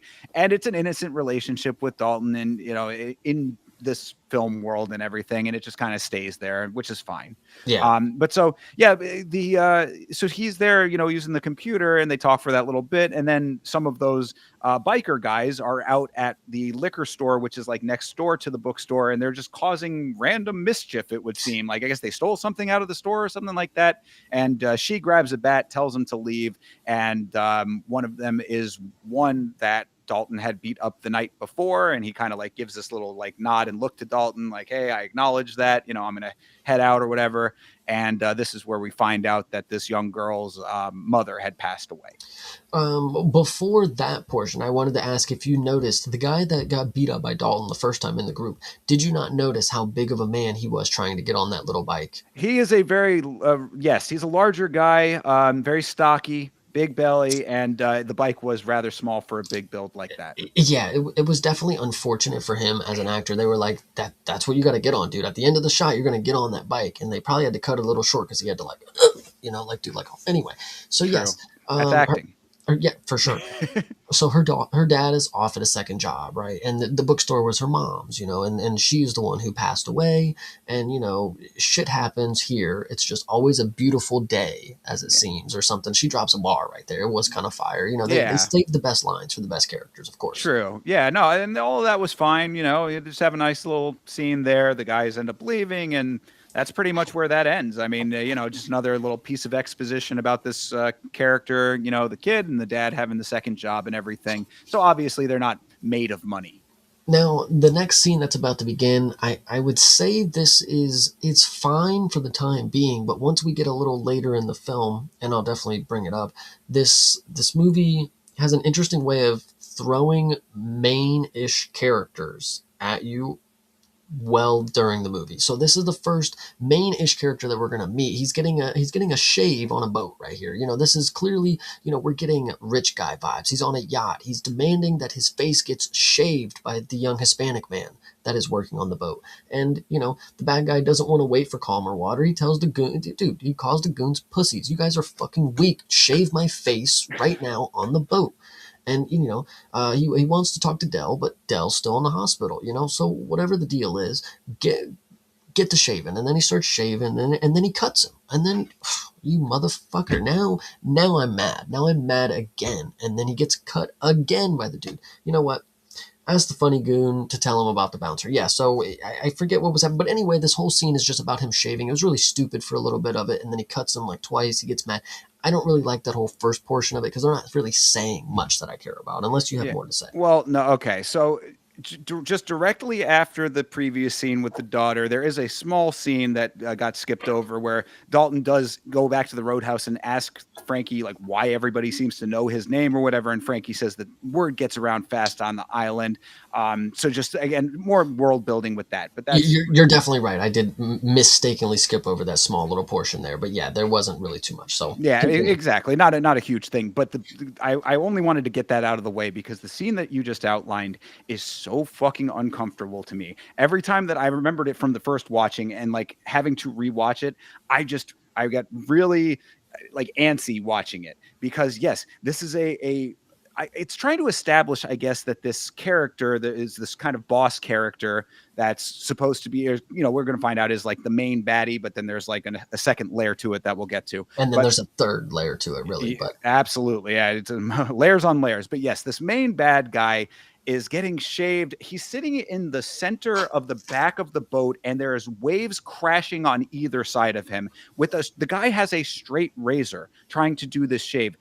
It just made my skin crawl that you have a blade that close to this dude's neck in an environment like that, and he's just saying, that's supposed to be okay with it, and then he keeps getting cut with it. I'm like, oh, every time it just made my fucking skin crawl. I did not like that. And also, I didn't really think that it established what they were trying to establish with him very well. I was like, you're trying, I guess, to show that this is like some kind of wild man, but then he's also not really that much of a wild man. Like it's just odd. Like it's an odd thing. I like, it's almost like a power dynamic with these guys that like they're trying to establish with him as well. But I didn't really think that it accomplished that. It just turned out to be somewhat of an uncomfortable scene where he's trying to have this shave. He's trying to chastise his worker guys and doing it in a kind of a crazy way. It just seemed odd to me. Yeah. So, and then I think again, what is the director trying to show you with this scene? Like they're trying to show you like he's fearless or something, like he doesn't care about, like he lives on the brink of life, he'll let a man shave him when it's rough water. When it's Right. calm, no, he doesn't get a shave. When it's rough is when he. So it's just interesting to introduce that character in such a way, because it doesn't really play later. We'll talk about why. And also because the end of the scene, like he's saying, oh, the captain says it's going to be smooth sailing. He gets cut several times, and then he walks up to the cockpit of the boat and punches the captain in the face because the boat is too rough or the waters are too rough. And it's just like, it doesn't. Yeah, I again, it was an uncomfortable scene without like necessarily needing to be that. But I guess you got to introduce the main bad guy somehow. So fine. There is a funny scene that happens in between where where he punches the captain, which I did write verbatim. Villain gets cut shaving again, walks up and punches captain of the boat. Yeah, so that is exactly what happens verbatim. But first, they're talking about Dalton. They're like, "What? Who is this guy? Who's this bouncer?" And he's like, "I don't know. He's just strange and shit like that. He's like Mr. Rogers and shit. That's just like a stupid fucking thing that they say. Real interesting guy. Ha ha ha." So stupid moment. But yes, then ends up getting up, punches the captain of the boat. I'm surprised he didn't beat up his guy with the razor first. Why didn't he throw him off the boat? That would have really established, like, oh yeah, he's because that's the whole thing. Is like you're supposed to get the whole impression of like, oh, it's one of these kinds of guys, But then he doesn't necessarily portray that a ton throughout the movie. To a minor extent, you can tell that he's like a guy who will go there. I guess obviously he's a criminal kind of a character, but like it's just an odd introduction for this guy for the sake of being an odd introduction. Is how I kind of looked at it. But either way, we go back to the Roadhouse. Of course. And the music fucking jumps, and we are ready to go, and the guy gets mad that this ain't the Stones. What are you doing? I told you at the beginning, guys, if you play the wrong shit, you will get told. Continue. Well, this is very unfortunate though, because yes, we are back at the Roadhouse with a new, slightly less talented band, perhaps, but still not bad. And the band is playing a song. Chase, they are praising the Lord for Southern women and fried chicken. What is this guy mad about? These are things you should be praising the Lord for. And you can tell that this is not something that the everyday man should get mad about, because the guy in the back was very upset by this dude disrupting it. You know how mad he was? He threw a fucking bottle at this guy. This might have been Tom fucking Brady in this fucking bar. Like, he beamed him in the back of the head with a bottle. Like, and it shattered to pieces. You know how hard he had to throw it? Like, glass bottles don't just break. And if it hits a human, it's probably not gonna fucking break like that, dude. Like, dude, he beamed him with it. Anyway, so obviously these guys start fighting, and the guy throws a bottle and whatever, but the other guy starts fighting, and now Dalton is able to clock that this guy he's got a knife under his shirt. The guy in the flannel shirt, he's got a knife. So what you one of the references to the original movie, by the way.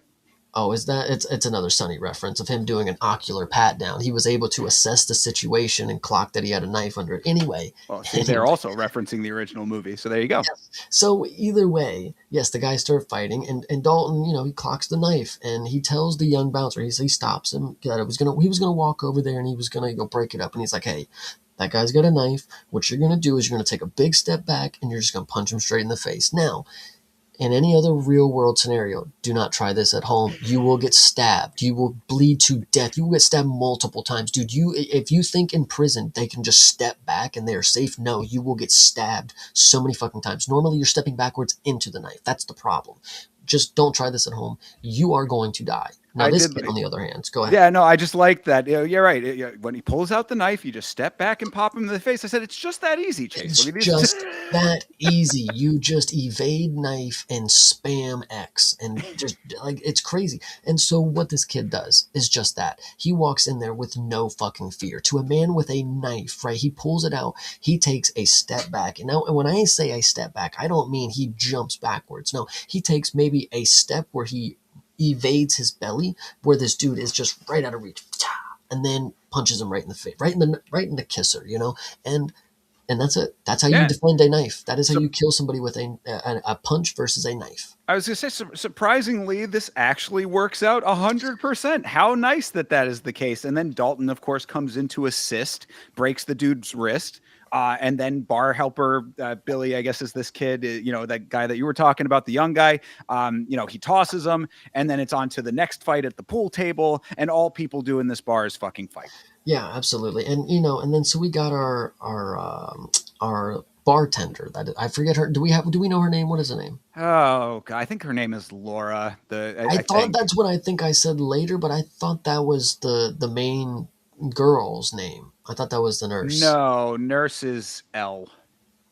Okay, see how I can be confused. One of them's L and one of them's Laura. Anyway, I just call her Dr. Batty, I the have love interest. yeah. You don't want to hear what I have. Anyway, Laura, Laura, obviously steps in and she's telling Dalton, like, man, this is really good that you got him to do this because he was not a good bartender. It's like, how does nobody have like friends? Like, how do we have friends in this neighborhood if we just talk shit about each other? We have no uplifting qualities. It's like, not, hey, he's doing a great job because, he's using the skills that he was birthed with, not Oh, he was shit it's at this fucking job. it's a light jab, I think that Talk about somebody behind their back, like, come on. I don't. I think she is being a little bit facetious in that. but Just kind of a fun thing to say after seeing him kick so much ass, I guess. what I think is a funny, so this scene ends there and we get to this next scene, and I Mm. think what the director was trying to imply with this next scene, because the next scene that we get is Dalton on the boat and he's working out, he's doing some Pull ups and calisthenics, yeah, yes, and sit crunches and ups and stuff. crunches and pull ups, and the director was trying to, I think he was going for like.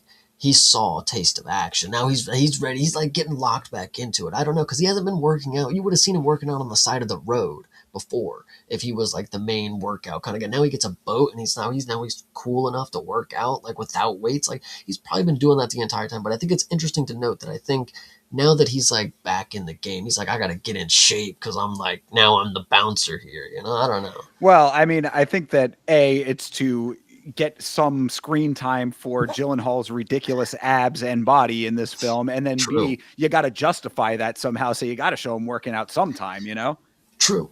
But back to the what are they trying to portray for the audience? This guy got completely ripped doing calisthenics. He's been broke. He's never seen a gym. He has no gym pass. Where does he even shower at this point? Now that I'm thinking about all these questions, if he doesn't have a Planet Fitness pass, I mean, I mean, listen, maybe he did back when he had the shitty car, but either true. way, I mean, if I cannot stress to you how ripped he is, so it is kind of like you got to justify that in some way, shape, or form. The way that it looks, and this is again, and I'm not trying to implicate anybody by saying this. Obviously, Jake Gyllenhaal is an actor, and some actors, when they get into certain companies, they're able to get physiques that they were not once able to obtain without enhancements. The way that it looks for Jake Gyllenhaal, he looks a lot like what Josh Emmett's body looks like, and I'm not trying to say anything about either one of them, but from my perspective, Jake Gyllenhaal probably had to take some supplements to get this physique, and the way that it looks is very similar to what Josh Emmett looks like. I So think he was having some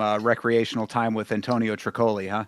right. So either way, so the next day, and this is actually interesting because I don't remember this portion of this next scene that we're going to get into. I don't remember this part getting established when I first watched this movie. So I thought this was just a background character that just became, part of the crew. But knowing that we actually established this character, I actually kind of like this part. So Dalton walks up and he's on the beach, and this is the first time we've seen probably the outside of the Roadhouse. Like this isn't far away. This is probably just right on the beach, right off It's the right road. next door, basically. Yeah. Yes. So he walks up to the shop, the surf shack or some shit, whatever these Kahuna stands have. He was out. Cabana. Yeah, whatever. So he walks up and Dalton's like, "You're Reef, right?" Like, or he's like, "Hey, what's your name?" Reef. They know each other in some capacity. He knows Reef. His name is Reef, Oh, like because Coral Reef. he had been in the bar earlier, like during the last round of all of the all of the fighting and stuff. So he kind of came out afterwards and he was like, "Hey, do I see cuts on your knuckles there?" Oh, And did it? Oh, yeah, no, that yeah, this is that scene. Yeah, so he was yes, talking about the blood on the knuckles. He's like, man, is that is that it's a quick combo if you used to box or something like that, and then the next scene you get quickly into introducing him as part of the Roadhouse crew, throwing people out of the bar. I mean, he was a natural, really. He jumped right into the position. It was just takes one. Dalton is key into the role. This is a sign of a good manager. They know how to spot the people who know how to do the job right. It's not like he went out and found a bunch of fucking sissies. No, he went to the dude on the beach who clearly knows something, and he got him right on the crew with the other young prodigy. He's gonna get him. Look, the Roadhouse is getting right, guys. This is exactly. good management right here. Yeah, he's recruiting him into the operation. The kid had said he did a little boxing in college or whatever, and it's prime exact right person to be on the team. So now it's a 3-man bouncing team essentially. But Dalton, of Yes. course, leading the charge and all of that. Hell yeah. And then we get a montage of them breaking up fights, and Dalton smiling, he's having a good time. He might as well have given him a thumbs up if he wasn't the cooler, if he wasn't Well, so damn cool. but I mean, before that, we can't skip over the fact that we cut to band number 3. And I said that, this is quite the musical rotation that the Roadhouse has. Band number 3 is an upbeat Zydeco band. This dude is rocking the washboard on the belly, that one of those washboards that you wear, like almost like a chain, like a suit of armor kind of thing. So he's got that over his shoulders there. And I think that the better than band number 2, but band number 1 is still my favorite by a slight margin. But I liked the song that they were singing in this one. They were singing a song about getting loaded on gin and whiskey, which I was like, appropriate for the setting, obviously. But it's a song that has been stuck in my head since I was watching the movie. I'm telling you, the music in this film is not bad. I think what's another good callback moment, which probably doesn't get paid off. It gets paid off decently. I think Dalton was telling the younger guy. I forget. I'm going to call him Blake or something. Am I Billy. close? But there we go. I was close. Billy. He teaches him earlier. I think it was with the guy who tried to stab him and he punched him. He's like, you got to lift with your knees. Whatever. And then you get a moment here where the young prodigy Billy is teaching our guy Reef. He's like, hey man, you got to lift with your knees. And it's like, man, look, he's passing on. They're all just one big group. I Set even up and wrote payoff. I even wrote right here, it's pretty wholesome to be honest. Always lift with your knees. It kind of brought a tear to my eye. Like, man, they're a team. They're such a Yeah. fucking team. Exactly. You're right. And then, as you said, more bar fighting, of course. And now the surfboard guy, Reef, is bouncing as well. And, 3 fights within the span of 15 seconds. And you get the nice lift with your knees set up and quick payoff callback. Everything is going pretty good as far as the Roadhouse goes at this moment. Yeah, up until we got this unruly customer who is clearly shit faced. He's just having too much of a time. Let me get another drink. We got Laura declining him a drink. You get no more drinks. You know what he's gonna do? I'm gonna take that fucking bottle. I'm getting me a drink. I'm gonna do whatever the fuck I want around here. And you know what? That is not what we're gonna do. Dalton appears. He it just teleports. When it comes to certain situations, Dalton knows when it's not Billy and Reef's time, when it's his time. So Dalton shows up. And I'm talking about just fucking shows up and then escorts him out, and then just, casually escorts him out. Nothing too crazy, really. Escorts him Well, out. that's what I think you've been saying, a lot of times. What are they trying to show? What I liked about this little scene here is that it does show that Dalton is a fair bouncer. This guy was not being violent. He was just too drunk. He's, escort the guy out, takes the keys, come pick him up in the morning. We get you a cab. If you are a good dude, a good person, he's treating you well. He's not going overboard with his authority in the Roadhouse. He's just doing his job. I actually like that. I did not catch that one, but I do really respect the fact, some people are, they own a bar, they're running a bar. They know people are getting intoxicated. Some people they go over that limit a lot quicker than others. Some people go past that limit. Not everybody is a bad customer, is an unruly customer. Not everybody is starting fights or whatever. Some people do just need to be shown the exit and take their keys and send them on their way. They'll Exactly. sober up. Correct. Yeah, absolutely. So, of course, he, escorts him out. I also did want to mention that if this was filmed in the late 90s, that person who was playing that character would have been played by Horatio Sands because he looks a lot like him, but that's neither here nor there. Anyway, so that guy gets escorted out, of course, and now outside, the biker boys are back and they are in full force at the edge of the Roadhouse coming off the road. You see their headlights there. They sort of just look at Dalton, from the distance. One throws a bottle off to the side and then they just drive away. I guess they were like trying to intimidate Dalton, but of course he's never scared. So whatever, it's like, we're on to you, but he's like, yeah, you can be on to me. You know where I work. You know what I'm about, so it was just a little bit of like, hey, we're clocking you, but what does Dalton care? 100%. And so the next scene begins, and we get our second flashback to the Yes. UFC. Mm-hmm. This one is probably the funniest flashback that we get out of the entirety of the movie. And trust me, we get more flashbacks. But either way, flashback to the UFC. We got the ceremonial weigh-ins. We got Dalton, aka Jake Gyllenhaal. He is on the scale. He's fucking jacked. He's having a good time. And then he drops this iconic bar when the mic gets to him. This guy makes me laugh because he's a fucking joke. So yeah, it was absolutely crazy. And then slaps him across the face, which is it was just a slap. He even said, I thought that was what. Hey, it was just a little slap. Come on. But yeah, and you also get a nice shot of Red De La Cruz and Brooklyn Wren in the back, the ring girls, of course, behind him there. So, a little representation of our sport in that regard. John Anik on the mic as well during that scene. So, obviously all within the UFC world as we know it to be, and it all fit. But yeah, that was pretty funny and a funny little representation. And yeah, him slapping him at the ceremonial weigh-in, it's just a little slap. So funny thing about what you're saying, yeah. So the only thing that kind of actually adds up to reality is the UFC portions. Like out of everything here, I mean, it's all a bunch of hocus pocus. I mean, this right here, the UFC flashback. I mean, in another life is basically what they're showing us. In another life, this was in reality, but now we have taken place in this dude's dream world. He's probably in a coma or something right now. Jake Gyllenhaal. Either way, we're in the cage, we're fighting, and then we wake up on the boat frantically again. We are back on the boat, and fucking boat dreams, man. Boat dreams. Yes, that was established a little bit earlier that, Frankie had said, oh, you sleep on the boat, it's going to give you some kind of wild dreams or whatever. It'll fuck with your sleep patterns and all of that. But another waking up from the dream cut to the boat. What was I going to say? Oh yeah, that's just funny that he was playing the heel at the weigh-ins. But you are correct. Yeah, we wake up on the boat, and that's our end of the UFC portion at that time. But I do want to also make a when you said the UFC is like the only stuff that really adds up. There is going to be one very critical point that is going to play a big portion in how I feel about this overall film in general coming up with the UFC stuff. So keep that in mind. What I will also note is this is this one might be the only boat scene that we get where it's literally nothing else but him opening his eyes, rolling over, and then it's nothing else about the boat. Like this, sometimes you get him waking up and like he'll wake up, roll up, sit up, do something, but this one specifically, he wakes up frantically, says fucking boat dreams. That's it.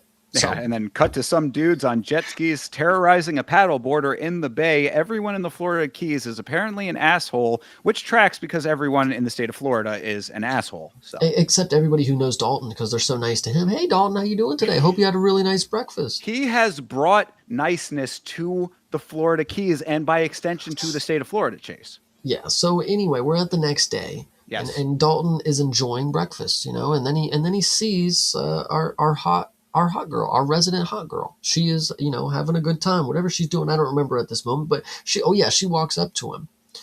She's happy to see him and then also corrects his pronunciation about something really stupid, really trivial. She's so petty at this point, but damn, it makes her hot. This is where you see a non-Florida. Let me explain as a Floridian here, Chase. So this is a common mistake that some people make, that the word conch is pronounced conch. It is spelled C-O-N-C-H. It is spelled conch. So he says, as a non-Floridian, oh, I'm here. I'm having, I guess, conch chowder or whatever. He's like, oh, it's the best conch in Florida. And she says conch. It's pronounced conch. And so, this is another thing of like her being a little bit playful with him because she's a little bit annoyed by him, but he's too cool to let her jabs. Like, it's playful, sort of adversarial, but, very much flirty. Yeah, and then and this is where, again, I think this is, maybe you could decipher the Florida the vibes here, because as another guy passes, she has a quick conversation with him, and I don't remember what he says to her, but it ends up with her saying, "Well, yeah, fuck you too, buddy." Like, Th- basically. This was actually one of the funnier things that actually did make me laugh in this movie. So a guy walks past, he compliments her hair, she screams "fuck you" at him, and that she should have let his appendix burst. Kill him. Like she's like, I should have let that burst appendix kill you. Turns out that that's her hairdresser, and now she cuts her own hair. And he was like, everybody is a little aggressive around here. What is this all about? It's like that made me laugh. So you find out that she's grown up here, she's wise to it all, and Yes. none of this is actually covered in the Fred the Tree book, by the way. I don't know if anybody was curious. The book did not cover the hot girl and all of her history, but now Right. we get to find out, and we know that she's into stuff, and she talks about some pearl, right? Don't we talk about a pearl here? Yeah, because it's another like little flirty thing where he was saying, "Oh, conchs make pearls, and then every 1 in 50,000 there's a pink pearl," and she's like, "Oh, it's because dirt gets in there and it agitates them," and he's like, "Oh, something beautiful coming out of agitation." Obviously, a parable or a little parallel rather to their relationship forming the two of them. And then, of course, he makes her smile and then says he likes her hair because they call back to her cutting her own hair, Set up and callback. I'm telling you, quick, set him up and knock him down in this movie. And then when she walks away, she looks back at Dalton. And goddamn, guys, if you can find a girl that'll look at you like that, you've won in life. I'll tell you that right now. Especially one that looks like her. Good Lord. I mean, she don't even have to look like her. I mean, if she looks like you like that, I mean, you've already won, dude. Either True. way. This is true. This is true. But no time to dwell on this because, Chase, we've got band number 4 coming up now. Fourth band in here, and they are playing a cover of What I Got by Sublime, which is a very fine choice in music. And I asked myself at this point, how many goddamn bands are on this tiny island? I'm amazed that they have this much level of musical representation on this small little place. It must be an awesome place to be a musician. This is the Nashville of the South. Dude, honestly, that's fire. I like it. But no, yes, you are cooking. The music is bumping. We are back at the Roadhouse, and Dalton is walking around and he's looking at old pictures. He's looking at the Roadhouse pictures. He comes across a picture of an older black man, and he looks at it, and Frankie looks at him and says, "Oh, that's my uncle right there. That's him right there." And Dalton's looking at it, and he's thinking to himself, and he's like, "Man, that looks an awful like Martin Luther King." And she's like, "No, I'm just fucking with you." And I thought this was pretty funny. I thought Yeah. this was a pretty funny joke here. Okay, Pretty good. cool. Because I don't know if you recognize that it was a picture of MLK for a second, and I was like, Yeah. yeah, that's kind of where that was. But yes, yeah. So he's in her office, Frankie's office, and he's looking over all these pictures, and that's where that happens there. And so that was a little comedic thing, and then Frankie tells more about the uncle. The day that Roadhouse has played and people don't recognize that as Martin Luther King, we have failed as a society. I'll put that down right now. I'm just He, saying. I for, recognize, but one day I bet there's still people out there who didn't even know. They're like, "Man, that's her uncle right there." Oh, it's not. Oh, I'm sorry. Okay. we're going to be okay though because MLK is in Fortnite, so he They, lives on. Thank you. Absolutely. All right. So yes, we get the MLK joke. Then we get a quick talk about her uncle and how she relates to him more these days. She wants to be just like him because what do we have in this world other than the Roadhouse now? I'm trying to leave a legacy just like my Yeah. uncle did. Well, yeah, and in this scene, I thought it actually was a decently establishing scene for why she is so motivated to keep the Roadhouse because her uncle, Frankie, is a black woman. Her uncle, as a black man in the South in the 1960s, taking a big risk. Building this roadhouse and making it what it was. So she wants to carry that on. I said, admirable. I thought that was fine, even though, of course, in Florida terms, the more north you go, the more southern the state gets. But again, put that out of your mind. You don't need to know that. We don't. It's not reality. This is Dalton's coma state. So anyway, she pays Dalton his dues, and he walks out. And Laura, our bartender, she asks him if he wants a ride. Dalton says no, and he just walks on. I mean, it's only 20 blocks, maybe. I mean, this. The map of this world is only fucking 1,500 square feet, probably. So Correct. Yes, exactly. So he's choosing to walk. He decides to foot it down to the boat, and as he's walking on the bridge, he notices a truck slowly behind him a ways. The truck revs the fuck up and plows him down for real. And this is where the CGI compositing gets a little bit out of hand because you see this dude go into ragdoll physics for a second there. The impact was it was not, it's not so bad that it's bad, but it's quite obvious that it's a, obviously it's a digital shot. What I was saying earlier about they use the same CGI effect but in different ways. With the fighting they use the same CGI and it actually works, but it's looked like they were locked into what they had to use for their CGI equipment, and they were like, okay, we got to do since we did it this way earlier, to keep it formal, we'll do it with like that for this one. And then once they did it and it came out, I just can't imagine that's what they were going for, because it looks horrible. This is one of the worst scenes in the thing. Like, we'll talk about another one later. But yes, Dalton's walking, and then a guy tries to run him over.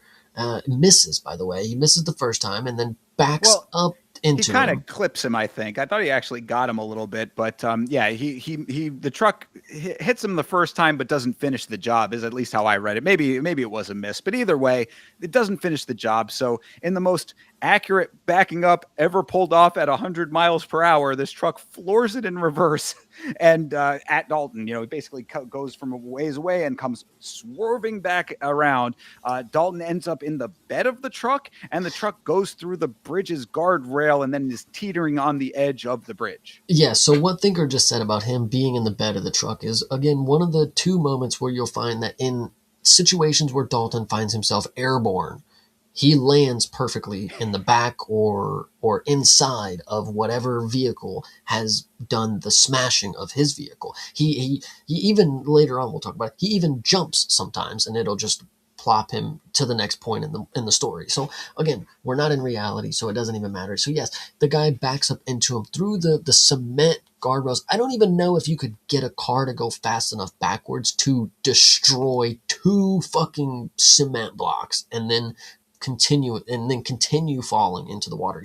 So Right. we got our boy in the back of the truck. We got our driver and our passenger get out of the truck. They said something funny. I wish I would have wrote it down because I forget what they said coming out. It was something stupid because it was the girl's car, I believe. Yeah, well, she's bitching about the truck, it being hers. She's like, Mm. "Oh, my fucking truck," and he's like, "Fuck your truck." I mean, it's like, well, I mean, she has a legitimate concern with this. I mean, like, you're using this truck for a vehicular manslaughter here, and now you're destroying it altogether by sending it into the water. I think that she has a valid complaint, but so they end up, they get out, and Dalton falls into the water, and the truck hangs there for a minute, and then it goes in after him. He escapes this encounter relatively unscathed, gets back to the houseboat, and the biker gang leader is waiting for him at the houseboat thereafter. So it's like, I mean, this very traumatic event happens. He somehow survives it, and he's back, and now he's in another tense situation back to back. Yeah, so what is key about this is, yes, they do not tell you how he survived. I mean, like, obviously he gets out of the water and he walks and figures his way back home, but like, they don't show you any of that. They show you him getting back to the boat and the guy who tried to hit him, which I don't believe they actually, that it's Dell from a very long ways away, and like you hear his voice, but like I think they should have done a better job to show you that was the guy. Like I think don't know. you if you're listening very, very closely, I think the girl does say his name, but like again, it's one of those things that you'd have to watch it as closely as we are to pick up in that moment. But Because like at the time it does seem just like a random person trying to just drive and run him over, and I think that was interesting at the time. Like, don't show us that it was that, or let us know it was, or show us that it is. Pick one or the other, not like some long ways away shot where we're like, oh, that is him, and then he's waiting at the boat, of course, and then right. But that part, I didn't really mind that because it's like you're establishing that just he is a marked man in general. So whether it was him or someone else, it doesn't really. You just know that they're after him. So whatever. But yes, but anyways, Dell is yes. is in the boat, and bro cannot catch a break tonight. How long was Dell waiting there is my question, because you have to think that Dalton had to swim.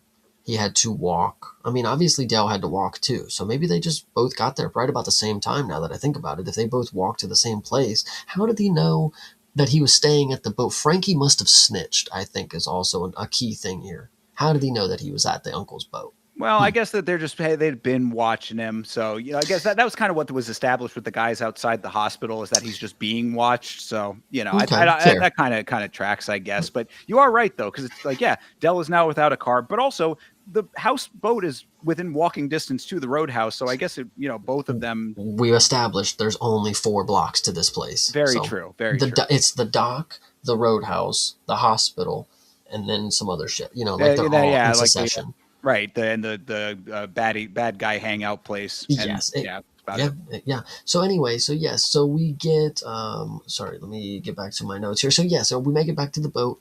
A guy is waiting for him with the gun. Of course, Dell is sitting there and he's like, "Man, I was hoping you'd make this easier. Like, god damn, you are doing a lot right now." And then Dalton gets him to let his guard down because Dell's a fucking goofball. He has no brain cells, of course. So he gets him to let his guard down and then he kicks a desk at him and then it's just a whole big thing. And then they scuffle for a second and then Dalton throws him out into the water.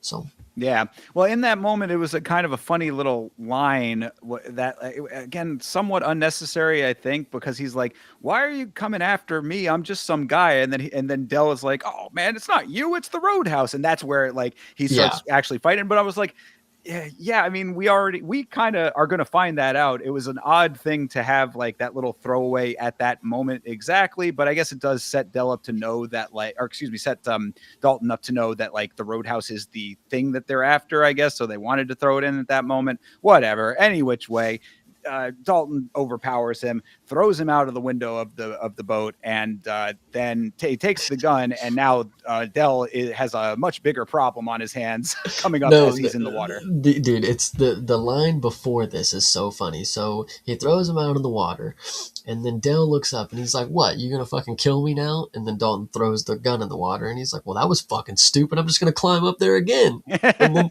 then so he starts swimming over. Obviously, he starts grabbing onto the boat, and then you get to see this is actually I know there are a lot of different points where I think something sinister happened that they kind of made very, very light. This is a very dark part. Like this dude gets mauled by a crocodile. Like, and it's True. not even just like he gets mauled by a crocodile. It's like he gets mauled by a crocodile, guys, and then you never hear from him again. He's definitely done. And as we learn later, crocs hide the bodies, guys. This is another payoff thing that we get to learn. The crocs hide the bodies. We are not going to find Dell. So, R.I.P. I thought you were very entertaining. If you were the main villain that you could have stayed throughout the 3/4 movie mark, I would have been very, very happy because you were entertaining. I think you were better than what we learned to be the big bad guy kind of deal. So. True. Yes. Crocs hide their food, and Dell became food. So RIP to him. I do think it is important to note, though, that as the ever nice guy that Dalton is, he was still trying to save him as he was being pulled in by the Croc. So again, keeping with the character, he's going to do the right thing up until he is pushed to the point of not doing the right thing. And the Croc got to him first. So yes, Crocs hide their food, and Dell has become that food. Yep, and then so the next morning the boats are out and they're looking for the body. I don't know why.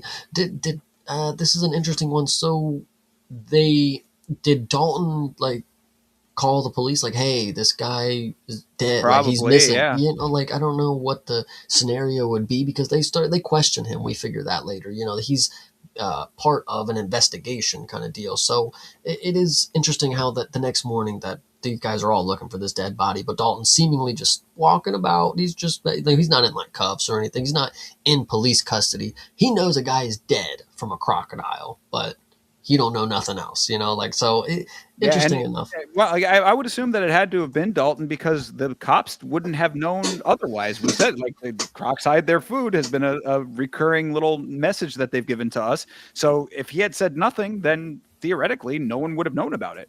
True. So Yeah, it is interesting, So the boats are out looking for the body, and then you got the old man from the earlier who was telling you, "Watch out for them crocs." He's like, yeah, "Man, you won't the find dock that body. master. You won't find that body. Them crocs hide the bodies. Whatever the hell." And that's why nobody believed me about my dog Chauncey. That was a pretty funny part. I thought it was funny, but I was like, why did no one believe him about the dog? Like, I was like, if he's saying it got eaten by a croc, what do they think that he just like threw the Old dog black away? man don't be telling truth, man. What are you talking about? Like Jesus. Is he black? I don't remember I him think being he was. black. I think he Kind of was. light skin. I don't Ah, know. well, Any which way, but he's kind of like an old wise guy, boat dock or dock master kind of he could guy. have been And any race for that matter, true, guys. He was an old wise man. There you go. yeah, but he also had the major bar because he was saying that they're not going to find the body and. He probably got eaten because of his business. And he was like, oh, what business do you think that he was in? And he was like, drugs, probably. Why do you think they call it the keys? But Yeah, that was a bar. I definitely have that in here. Why do you think they call it the keys? He definitely cooked right there. I give him that. Give him that. And then, after that, we go right back to the bookstore. Yes. The fourth location. Sorry, we got the Roadhouse, we got the hospital, we got the bookstore, and then we got the bad guys lair. I think we have one more after that, but either Oh, way, and the restaurant. Yeah, that's and the about it restaurant. though. So, we're at the bookstore, and this is a funny moment where you get to, this is Dalton, who he doesn't understand technology, guys. He's stupid. Whatever the case may be, he's been out of touch. He doesn't have a phone, right? So which is, again, interesting point. If he doesn't have a phone, and if he's not equipped to the sense of like a smartphone, more or less, he would have came from a flip phone era, if that's what they're trying to imply here. No, I just think that he just doesn't have a phone. Like I think he probably is like aware of the tech a little bit, maybe. But Is you're right. is he, because he walks up to this computer screen and thinks it's a touch screen, True. so Yeah, this is true. That is a good point. Yeah, you're kind of cooking on that because yeah, you're right. I mean, like, is he so computer and phone illiterate that he would not have recognized that was not a touchscreen? Yeah, interesting point. she's sitting there using the mouse and keyboard for 5 minutes in front of him. By the time we get to him on the camera shot, he's like, no, that one. And he's like trying to scroll. It's like, dude, you haven't seen her touch it once. Like, Yeah, trying to do the pinch and expand thing. and then so they start talking about the boats. Like, why is there no boats that come up to the Roadhouse? Why don't they come by water or whatever? But why do they want? Why does everybody want the Roadhouse? If he say, because now he knows, like I said, that line from inside the boat kind of tipped him off to, to them wanting the Roadhouse. It's not about Dalton; it's about the Roadhouse. So why would they? Why are they after the Roadhouse? It's not good for boat deliveries, not private. Because it's close to the highway. So if it's drugs, then that wouldn't be a good location. So what could it be? Oh yeah, sorry. No, I thought you had more there. No, No, I was yeah. say stay tuned. That was really the only. It's just like, okay, I guess we're gonna find out. To me, it was like so obvious why they wanted this boathouse from the very beginning. But I guess it's just because I've seen enough movies to, know that. But okay, whatever. Yeah, and then then the next scene commences. Dalton's walking out towards the street, and then a guy gets out of the truck and shows Dalton the gun. Says, "Get in the car." He shows him the waistband. He's like, "Hey, get in the car." And Dalton just says no, no, and just keeps walking. Hey, you saw I have a gun, right? And Dalton's like, "What? Yeah, I mean, you did show it to me. You made it pretty clear," which was a funny moment. It was fine. Like, this one was decently comical, just because I don't know. Well, just his lack of intimidation by guns because he's got plot armor. It's just like he doesn't have. Yeah, you got a gun? Sure, whatever. I'm not. Sure. I don't think I'm gonna go with you. And then Dalton walks over to him and he's laughing, and he's like, you can't use a gun without your index finger. So if I broke your fingers right now, you're not going to be able to shoot me. And he's like, well, and then he tries to pull the gun out, and then Dalton breaks both of his fingers. Of course.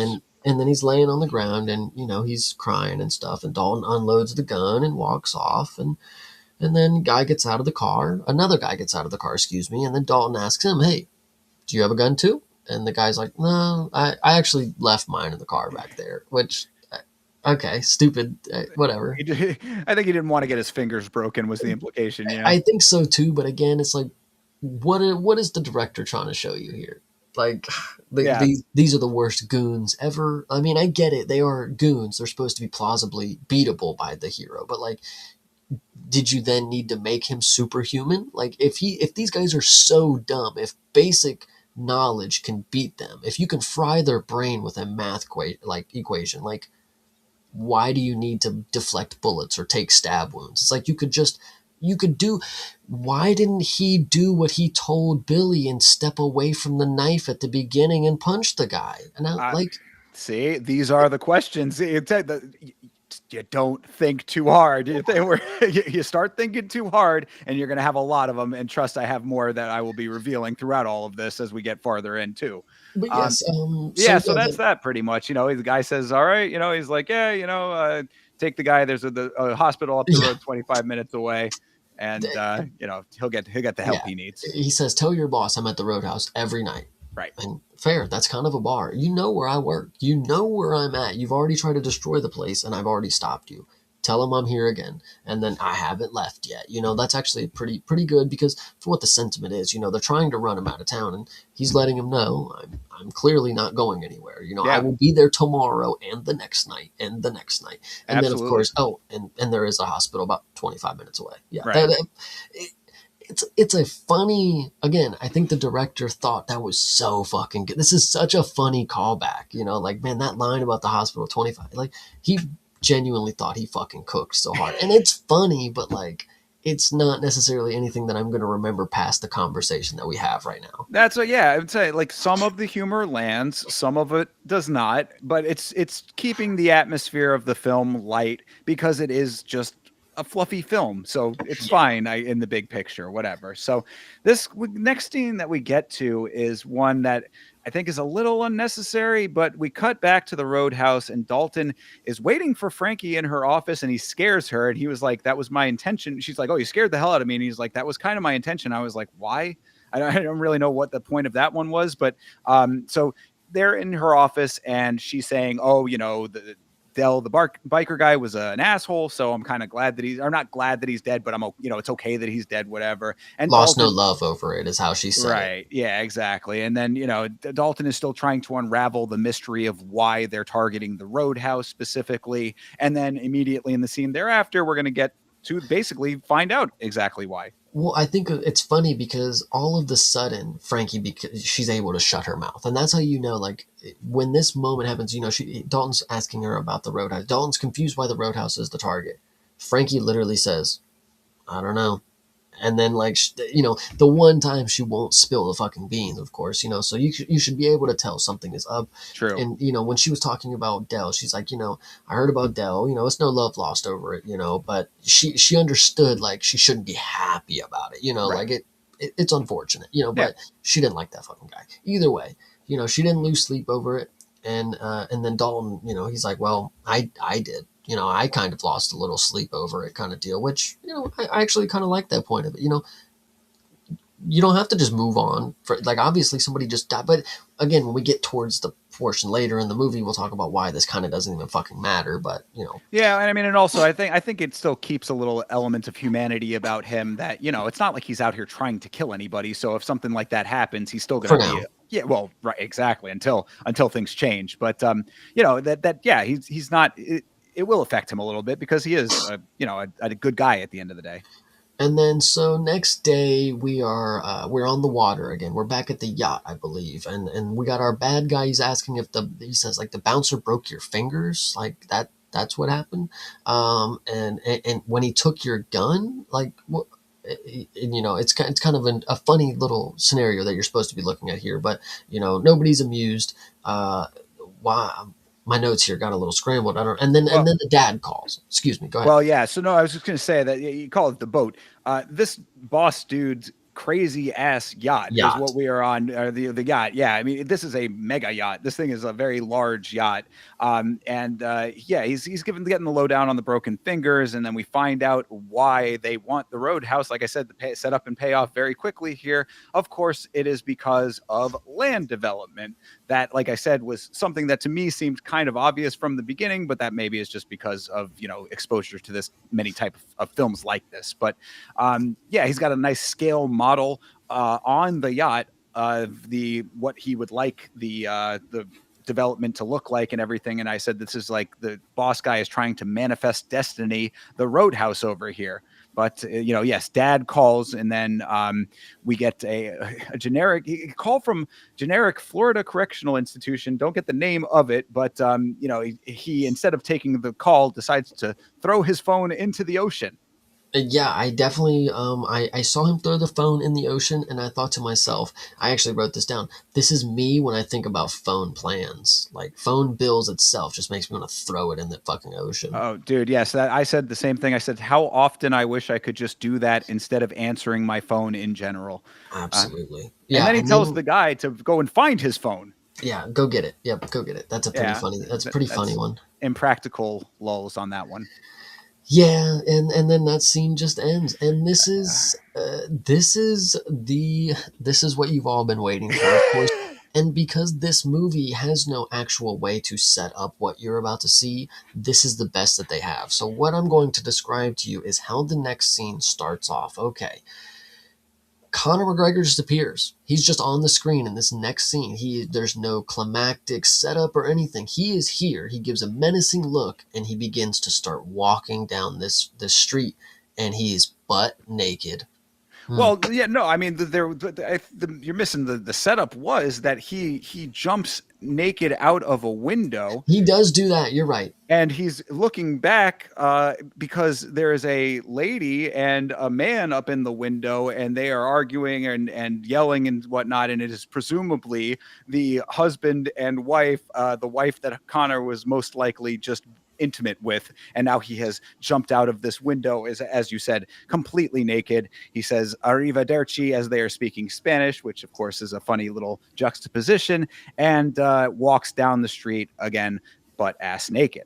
Well, it's actually key to know he is naked to the butt, but he still has his shoes and socks on because he pulls his phone out of his sock. And I think this is an interesting dynamic. So you have the other guy who did not take the collect call and he throws the phone.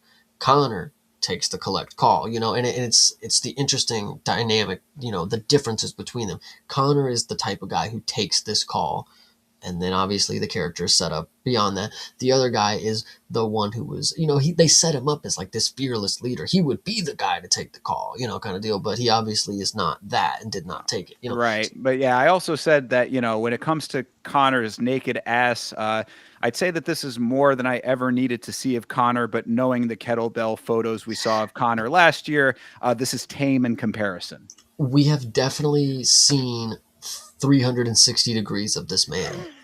And that's the unfortunate crazy part about this. But yes, so he does walk down the street and butt naked, and he's walking, and he's on the phone, and he actually walks up to a guy, and he's looking at this jacket. This dude's got a sick ass fucking jacket on. Yo, where did you get this jacket? Hold on, and then headbutts the guy, and then takes his clothes off. What I think is funny about this scene is they do a good job of just.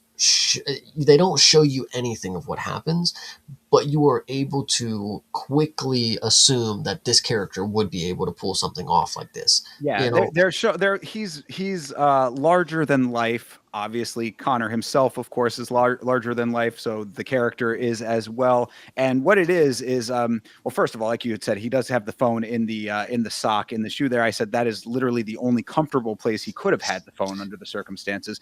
But in in the marketplace, yeah, naked. You don't think he could have suspended it from his dick, like in the kettlebell? I mean, you're right. It would have had to have had a He could separate have apparatus. swung it up. True. Missed opportunity, definitely. But yeah, so in the marketplace, like you said, it is a good establishing of what you're saying here, because basically he headbutts the guy for the jacket, and then it's a flash cut, and the entire market is on fire, and he's just walking away wearing the jacket. So like you said, it's a good establishing of this larger than life character who is able to just make all of that happen in an instant. Yes, and I think it's perfect, honestly. I don't think you need to go too much into it. It's like, let the imagination wander. Right. Because what you see later from this character, it kind of adds to the element. Like, yeah, he definitely probably did that shit. He definitely started that fucking village on fire, whatever, the little fairground, whatever the hell Sure. it was. But yes, so I love that. I love that actual. I think the direction of that scene right there, I think that was perfectly executed. I want to give props to the director. Whoever was in charge of making that scene, whoever wrote that scene, you did good, because I think the headbutt and then black and then come back and everything. It's Yeah. great. It's a good establishment of Connor being an agent of chaos. Yes, Yeah, which is absolutely. very So much what he is in this film, even though his acting is not that great. So we get this next scene coming up because obviously the place gets burned down. Connor going crazy. Whatever he's doing, we're done with that for a second. We come back to the hot girl on a boat. She's showing up on a boat. And she's pulling up to Dalton's boat. She's ready to see what he's up to. Actually, one real quick, just Okay. to one other note is that on the phone call, it's the dad. I think you Mm, mentioned that he takes the call. The call is from the boss guy. Which we found out that his dad is really the one who's running things from prison. He's calling Connor to go and now handle the problems that the son is obviously not able to handle. So Connor says, "I'm going to go and take care of it," and that's the summation of what is Connor's motivation of being involved in any of this. yes. So we get the female lead. She Right. comes in here on a boat. She pulls up and Dalton's like, "Where'd you get a boat?" And she jokes. She's like, "Oh, well, it's my ex-boyfriend's. I stole it or whatever." She's like, "No, I'm kidding. He's a cop and he lets me use it." Like, it was sure, she's able to make it funny, but it really wasn't really anything that's like a joke kind of deal. I don't know, but Yeah, yeah, it's like she's like, yeah, I know where the spare keys are or whatever, but no, I'm just kidding. He lets me borrow it. But either way, I was just looking at that nice ass boat. I'm like, God damn, bro has a really nice boat. yeah, for sure. And then Dalton gets in. They're on their way to somewhere. Dalton asks where they're going, and she smiles, and she keeps the suspense. She's not letting him know where they're headed because where they're heading is virtually nowhere. Like they're just literally going to the middle of the ocean, which Yeah. apparently has a spot of land that you can just fucking sit your chairs up on with an umbrella. Indeed, that is known as a sandbar. Yeah, so Dr. Spanish Batty, rolls up in her ex-boyfriend's boat and picks up her new man on the ex-boyfriend's boat. I said, I wonder how he feels about that. Sorry, bro. Your boat is being used for facilitation of her new dick. But yes, they sail out to the sandbar and they set up some chairs out there. I said, honestly, like in real terms, kind of a cool date. If you know of a sandbar like that and you can bring a boat up to it, you set up a couple chairs, pretty dope. I thought it was a cool little establishment of that type of environment for them. And yeah, and then they start talking through a little bit. She's asking about Dalton's backstory a little bit, and this is where he starts to kind of pull away a little. Well, it's first to note before they get into this, she wanted to let him know that, they're not going to find that body. If you guys forgot, Dell got ate by a crocodile. They are not going to find that body. The Right. crocodiles hide their food. She knows this too. This is common. This is common man knowledge in the Keys. They Crocodiles. teach it in kindergarten, he says. It's BJJ in Brazil and crocodile hunting in the Keys. Right. So either way, she's joking about she jokes about that. They talk for a moment, ask where she's from or where he's from, and he says he's from Montana.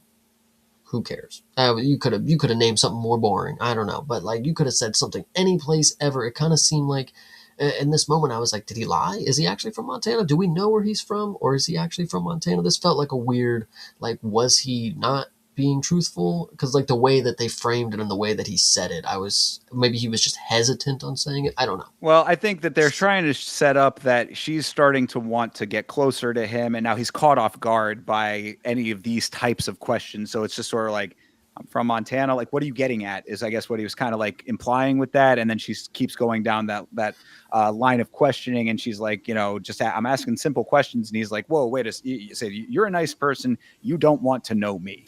Yeah, well, actually, before that, he says something that's really key. And this dude, this is, I guess this works with women. He says, he stops her and says that they should go. I didn't realize this was a date, okay? Sorry. Like, dude, we're in the middle of the ocean with her. What are you talking about? Yeah, one on one in the middle of the ocean. Listen, another It's Always Sunny in Philadelphia thing. Dennis is always talking about because of the implication. They're all alone. What are you guys talking about? Right. So because of the implication, yes, this was a date, dude. How did you not get this? You're nice, but you don't want to get to know me. Don't tell me what I want to do. So she got 10 times hotter right there. I'm just saying, in this moment right here on the Sandlot, she was smoking hot. And then, listen, guys, it doesn't even make sense how a girl like this would, she is just all over this guy. She leans in for the kiss and everything. She's all for my boy Jake, and he's just a guy who gets into fights at a bar. This is the problem with modern day women. She has a whole nursing career and she just wants to go after the bouncer. Guys, live a safe life. You don't have to get stabbed and get the hot girl. I'm telling you, it's possible to do it without that. Fair, but this is an extremely key point that I want to bring up right now, okay? She says in this instance, when she says, "Oh, don't tell me what I want." She says, "Do you think that we don't have the internet here? I know about or I know what happened. We don't know exactly what that means, but she says, I know what happened." So she knows about his past. We also saw Billy, the young bouncer kid, say earlier, big fan of your fights and stuff. Like, we have established the UFC element of everything. Keep this all in mind because of what we're going to be talking about a little bit later in this film, because this is one of the biggest, if not the biggest point of all of this, that throws everything into a different dynamic that I don't think that the filmmakers intended, but as a fight fan and a person in this world, you cannot unknow it when you get to this point. So again, just keep this point in mind that she says she knows about his past at this point. Well, she does say that she has the internet, and she also says that he knows damn well it's a date. Come on, Right. you're fucking stupid. Anyway. And I Sure. said, God damn her. They make out and I'm so jealous. What is happening? So anyway, this is a good moment. Next scene opens. Connor is driving fast. He's in a very fast car. It is a bright color and he's having a great time doing his laugh like he's the fucking Joker. He's having a grand old time. They said, hey, we got a drone. Drive as fast as you can. Just don't die. And that's basically what happened here. And they gave him $1 million probably to do it. So it's just crazy to me that this is what we have. He drives past the library. Of course, there's 200 square feet of the map that we have in this movie. He obviously drives past one of the 4 locations that we know. So Yeah. surprise, surprise, he didn't go to the hospital. But yes, he went past the bookstore and he's on his way down to, where he gets to the house of the villains. We don't know that yet, but he shows up to a house Right. and, he walks up and who put the bikes in me way? That's a funny line that he drops Well, here. yeah, he's yeah, you're right. He's speeding in this yellow Lambo, and like you said, it paid Connor millions of dollars to be Connor, Yes. which is what a lot of this is. But yeah, rolling up without a care in the world. He's grinning ear to ear. He's a madman. Rolls up to the bad guy's house, knocks their bikes over, knocks all of the bikes over, and then pulls the ultimate boss move of walking immediately in and just eating their sandwiches. Yes. What's key about this? Yes, he starts eating their sandwiches. They ask who he is, and he's continuing to eat the sandwiches. And he says, I'm gonna need more sandwiches." Like he didn't even answer them. He says, "Yo, I'm gonna need more of these." Keep them Round coming. two. Yeah. Yeah. So that was definitely very funny. And then they say something like, "Yo, we're not doing that," or something, or "You're not our boss," something like that. And Connor says, "That's where you're wrong, lad." Yeah, he's like, "Oh, I'm not." He was like, "Who are you?" And he's not answering that, and he's like, "I wasn't done talking." He's like, "Oh no, yeah, yes, that's where you're wrong, lad. Yeah. Yeah, you were done talking." Connor is establishing that he is the man in this bitch. Yeah, I actually really respect it because I think some of the best roles in cinema come when you let somebody be the true form of themselves. This is letting Connor, just be the maniacal villain that you think that you are. Just do that to the extreme, and it's gonna play perfect on film. If he was a slightly better actor, this could have been an iconic element of this, I think. What's actually crazy is I don't even think he's that bad. Like obviously he's one of those people that you can't see as some like a character. He's got the Dwayne Rock Johnson effect, Arnold Schwarzenegger. People like this. You only Sylvester Stallone. You only see that person in the roles, but I think Connor does a really fucking good job. I mean, actorial debut, guys. Come on, this dude. You talk about. I've seen Twilight has 4 different films for the people who have the same expression for 4 films. Like Conor McGregor actually puts on expressions. He puts on a physical performance. He actually is doing all of the things. Like it looks really. He had his ass out in the movie. He was committed. Like come on. That is very true. Yes, I mean he is a cartoon character, and playing a cartoon character is appropriate. Like I said, I think that a little bit of it's because of the line delivery. I think that gets me a little bit with it, but in general, again, it's a cartoon character role, so it's not that bad that it's cartoonish. The crazy thing is you're making a great point. Connor is so much of a character himself. If he had the opportunity to do some sort of Space Jam or Who Stole His or Roger Rabbit, whatever these type of stop motion, not stop motion, but you know what I mean. Connor would he could be the next Mask if he really wanted to. If he was so committed, I think, dude, he's fun. I think that's what's key to this role is he's not taking it too serious. Which again, the type of villain that he is, just to show up and cause mayhem. I don't expect him to take it too serious. I kind of like that element that he just shows up halfway through the movie and he's just ready to fuck knocks, knocks, knocks. Well, Whatever see it is. that I'm glad that you said that too, because it is funny, So the boss, son, the son of the boss man now is basically what this the boss that we thought is the boss is like the son of the guy who's in jail. So that the boss guy, he comes back home and Connor tells him that he's here to fix his fuck ups. Takes a fucking up to takes a fuck up to fix a fuck up apparently, but also character's name is Knox, like you said, and he has Knox, Knox, Knox tattooed on his stomach because for some reason, I guess they thought they needed to cover up Connor's tattoos, but they gave him more tattoos, just different tattoos. Yeah, that one is definitely funny. I want to note a decent comedic moment right before all of this happens. So the bad guy gets off the boat he pulls up on a boat and he gets off. It's the son, of course, Uh-huh. and you got the funny goon who's got the broken arm, and he's putting up a hammock, and he's like hammering it into the tree, and the guy walks by and he's like, what are you fucking do? Go home. And he's like, well, you told us to make ourselves at home. He's like, I know I didn't, and if I did, I didn't mean it. Like, what are you Right. doing? Like, Yeah. it was pretty funny. I like Yeah, that one. that was a fun little line there. And then he says, where are your idiot friends? That's a good one. And then he walks past this group of people huddled around like a trash can on fire or something. And he's like, yo, go home. And then I made point to note, he has no aura. Nobody gives a shit what this guy says. Nobody That's even attempts to move. Like, Yeah, well, because that's the whole thing, and I guess that is like the character as we are going to come to know him is that he's trying to be the boss, but he's quite clearly in over his head and not accomplishing that in any meaningful way. And everyone treats him as such, except for his goons. But the goons suck so bad that they're almost irrelevant. So now Big Knox is in town, and again, Knox on the stomach, plus a Knox chain. So Knox. oh my goodness. But yeah, so he walks over to Connor, Knox, and he sees him eating, and then he takes off his glasses and he hits him with the "Who the fuck are you, mate?" Kind of shit. And Connor's got a message and punches him in the face. So nice. And then asks if he's Jerry. Are you Jerry? And Or it's kind of Jerry's kid, yeah. Jerry's kid. Okay, that's right. I was going to say that doesn't add up, right? But Jerry's kid makes sense. Yeah.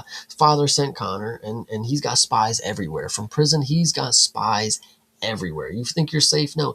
Son, you're not running the business. I run the business from the inside. You're just the person who's head of what they think is the business. So, Correct, yes. yeah. But So, yeah, yeah, so go I ahead. mean, this is the one though. They're talking about killing Dalton, I mean, I again, the part is a cartoon part, so I get it. But I'm like, God, Connor's acting just sucks so bad. He says he's already dead. Once Knox is on the job, it's over, baby. Listen, you can't blame him for that. That is in the script. They told him to say that, and he had to do what if they would have gave him, because the character's name is Knox, right? Once Knox is on the job, and so they had to. That's a line in the script. If he could have been True. anything he wanted, he probably would. Because there's a line that we'll talk about later that the script fucked him over. Like, they made him look so stupid. This one right here, again, it's not the worst delivery, because I know that's what he had to work with. Like, that was in the script. They got him, and then he says Knox is on it, and so he did what he could, but obviously they did not have the right writers for a Conor McGregor. They should have been like, hey, give us a couple takes on what you would say here. Like, I don't know. I want to believe that they had the script all written out and Connor came back with a few notes and said, look, guys, I love what you're doing here, but I got just a couple of tweaks on what what I feel as I embody the character, what he would say. I cannot, confirm that is the case, but that's in my heart. I want to believe this. But and then so yes, he says if he's already dead. Once Knox is on the job, it's over. Yeah, so great line, love it. I think his accent actually is really good for cinema too. I actually think his voice is actually really good in the film. Like, when it comes to line delivery, I think he does a very good job. Like, it's not like he's mumbling through his shit. It's not Oh yeah, Sylvester Stallone again, where you yeah, can't you even can always understand. you can always understand him for sure. Yeah, no, I agree with that completely. Like, yeah, he enunciates well. Like, the accent doesn't get in the way of any of the lines Yeah. for sure. So anyway, I think this is part where I find flaw in the characters here, because the bad guy, the son, his name is Ben. I don't know if we know that as of right now, but it's Ben Brandt, right? That's but yes, yeah, they call him Brant, but I called him Ben in most of my things. But yeah. anyway, Well, it's Ben Brandt, so yeah. Ben is the bad guy, and he says, no, no, no, we're gonna do it the easy way one last time, and then he's all yours. God bless. And then Connor walks off. In this moment, I think they should have had Connor not fucking listen to him. Like, I think that would have been more or less the correct character path for him, because him agreeing that he's going to let him do it one last time, because we do see that later. Like, he's, we'll talk about it, but we see that he let him have his moment, but I think it would have made more sense for him to be like, no, you already fucked up. Dad already Right. called me, dude. Yeah, why am I You're here? done. I'm already here. Obviously, like, this is beyond the point of you doing what you think is the right thing to do. I get that. Either way, not the hugest note, but you are right. He does the bad boss dude, Ben, whatever, says, I'm gonna try to handle it the easy way one last time here. And Yeah. they And shake on then that. Yeah, and then actually, I don't think they shake. I think they just say "God bless," and Connor walks off with the golf club, tapping it on Yeah, his well, head. right. This is the establishment of Conor with his golf club, which is going to be a recurring weapon that he will have throughout this film. Yes, absolutely. So, and then we get the next scene, and we're at the docks. You know, hot girl's dropping off Dalton. The police are showing up looking for Dalton. She actually just leaves, which you see her in the scene later. She's like looking back, but like she didn't give a shit that the police were there looking for Dalton. She dropped him right off into the hands of the police. They were like, "Hey, have a good one. Go It's talk to kind the police." what we'll find out very soon. That is a good point because she will. We will come to find out that she will be aware. She even said earlier in the film, she's like the police aren't always so helpful, kind of Hmm. tipping the hand that she knows a little bit about what goes on with the cops here. But either way, it does kind of track a little bit because the cops are there and there was a man that was just eaten by a crocodile. So if they were there legitimately to just ask him questions, then that would have been fine. But yes, Dr. Batty drops Dalton off to see you soon, and the cops are there to take Dalton in for more questions. They say, except switcheroo, they're not taking him for more questions. They're taking him to talk to the greatest character name of all time. They're taking him to talk to Big Dick. Absolutely. And so, yes, we do get to meet Big Dick. This is, again, one of the things that I was saying about one of the flaws in this movie is they introduce crucial main characters halfway through, three-quarters of the way through the film. I mean, we just learned that the main villain has a dad. Now he's got a henchman, and now the sheriff is also in on all of this. And so, which is pretty crazy. I think it's actually a funny thing. He enters the car, and he knows who Elwood is. He calls him by his last name, or is that his first name? I think it's first name. Yeah, Uh, first name. and then, most people call me Dalton, and he's like, well, most people call me Big Dick. And then he's like, I'm not gonna do that. I like that. That got a laugh out of me. I like that line. And then so the sheriff talks about this song, a guy named Sue or whatever, named his Yeah, he's named his referencing the Johnny Cash song, a boy named boy named Sue. Sue. Yeah, that's Yeah, right. saying that but my thing with that was, is Dalton a girl's name? Elwood is supposed to be, I think, the I say, girl name there, but like I also don't.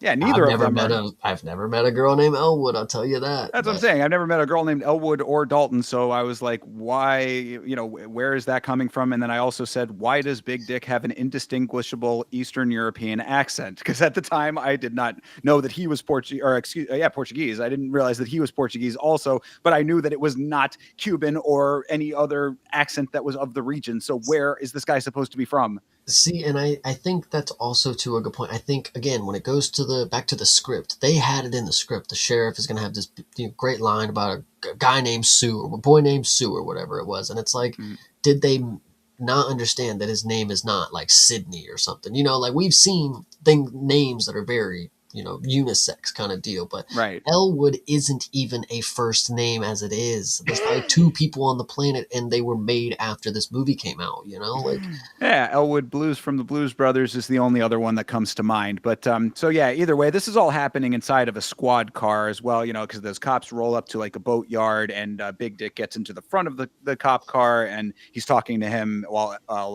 Dalton is in the back seat, and this is the conversation that's happening with that. So yeah, so that's the saying, are you tough?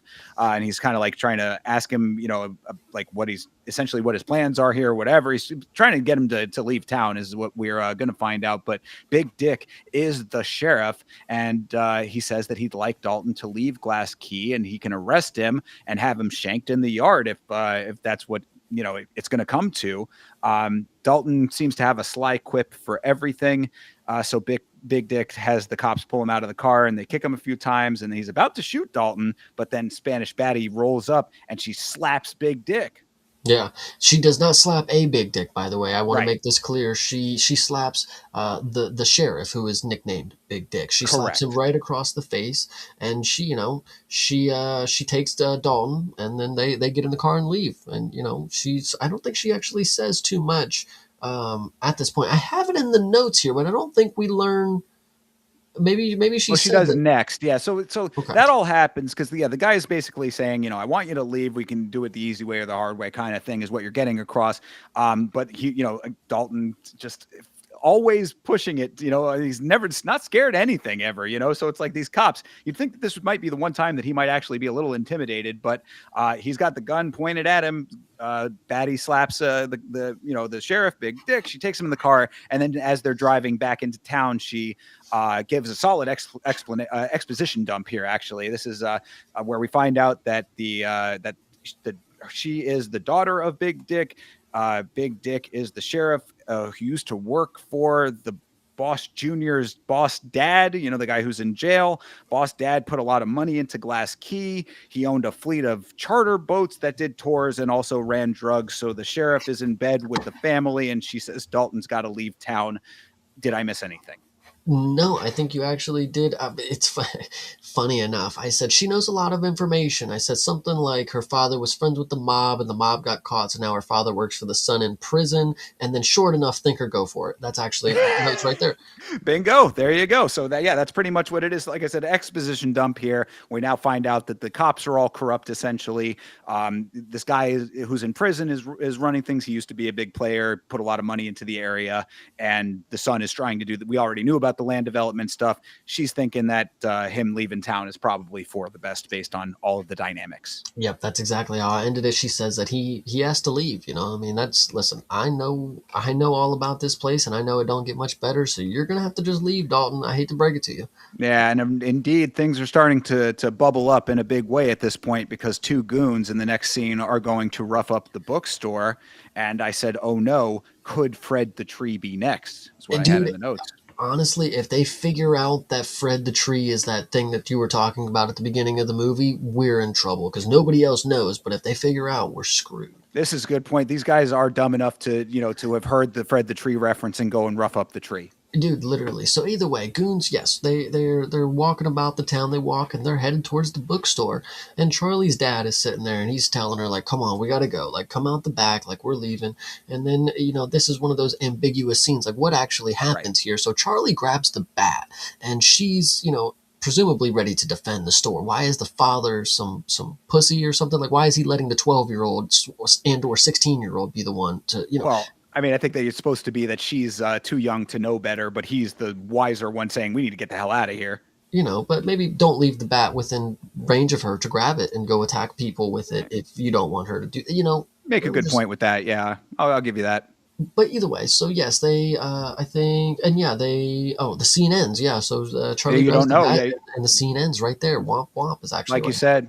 Yeah, ambiguous. I think you called it exactly correctly. You don't know what happens at that point. So what did happen, we're going to find out throughout the course here. But we got to go back to the Roadhouse now just in time for band number 5. Dude playing some upbeat boogie woogie blues that looks like if Willie Nelson and Dr. John had a baby. I'm sure that doesn't mean a lot to most people listening, but there's going to be a couple of people who think that that's very entertaining that I said that.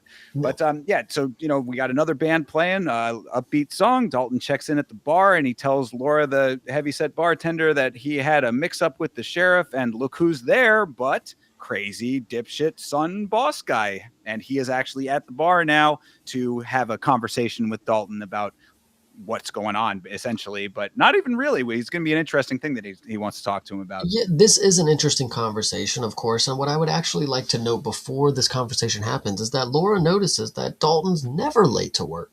He must, he obviously is something is going on. When people have a good work ethic, when they show up to work, when they're always there. He's only been here for like a week max. They know how hard of a worker he is. He's always on time. So when he wasn't on time, we got questions. Where you been? What's going on? Are you okay? No, I just ran into the sheriff. And now this fucking dickhead son over here is going to come sit next to me. And he's coming in here in this all white suit. He's got his hair slicked back. He thinks he's somebody because he thinks he's the boss. He's playing the part of the guy who can come in and call the shots by just pulling out his phone and showing a quick video of some unreleased footage or something, of the sorts.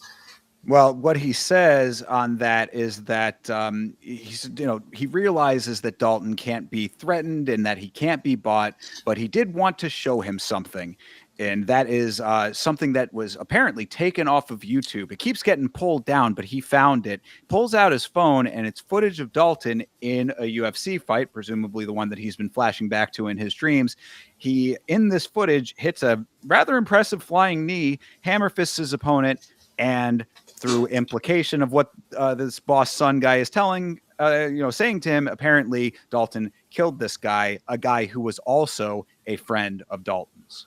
Yes, I there are actually a couple things that I would like to note here about this whole instance. So Yes. yes, the villain's here. Ben, oh Ben is his name. I find Right. out. I think we find that out here. And then Dalton drops this line: "Are you going to intimidate me like your friend Big Dick did?" You know, that was a pretty funny one, like that Sure. one. And then a key to note here is he says, you know, I obviously can't intimidate you. I can't bribe you. Dalton says, "How much for a bribe?"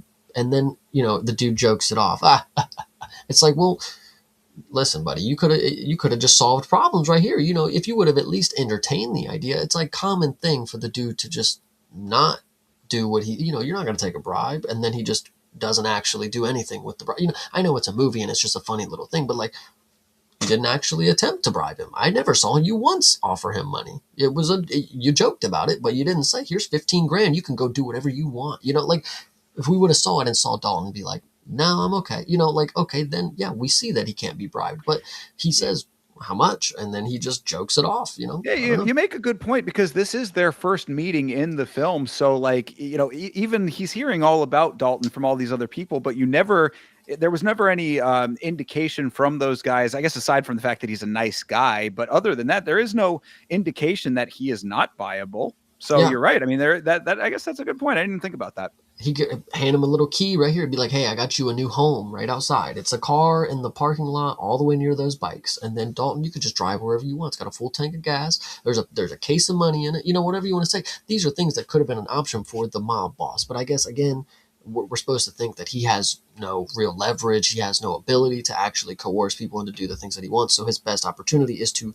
show the scrubbed footage of a quote unquote UFC fight that would have aired on television, on pay per view, Well, anything like this, whatever you would say. and you're getting to a point that I'm going to be bringing up in a major way once we know a little bit more about this fight, which we're going to find out soon. But again, keep in mind that what I had said earlier about the doctor girl knowing about all of this, everyone knowing that he's a UFC fighter, essentially being aware of all of this, because as we find out here, apparently he killed his opponent in this fight, and the guy also was a friend of his. And the son boss Ben he's saying, "I just want to know why the fight was won, but Dalton wouldn't stop."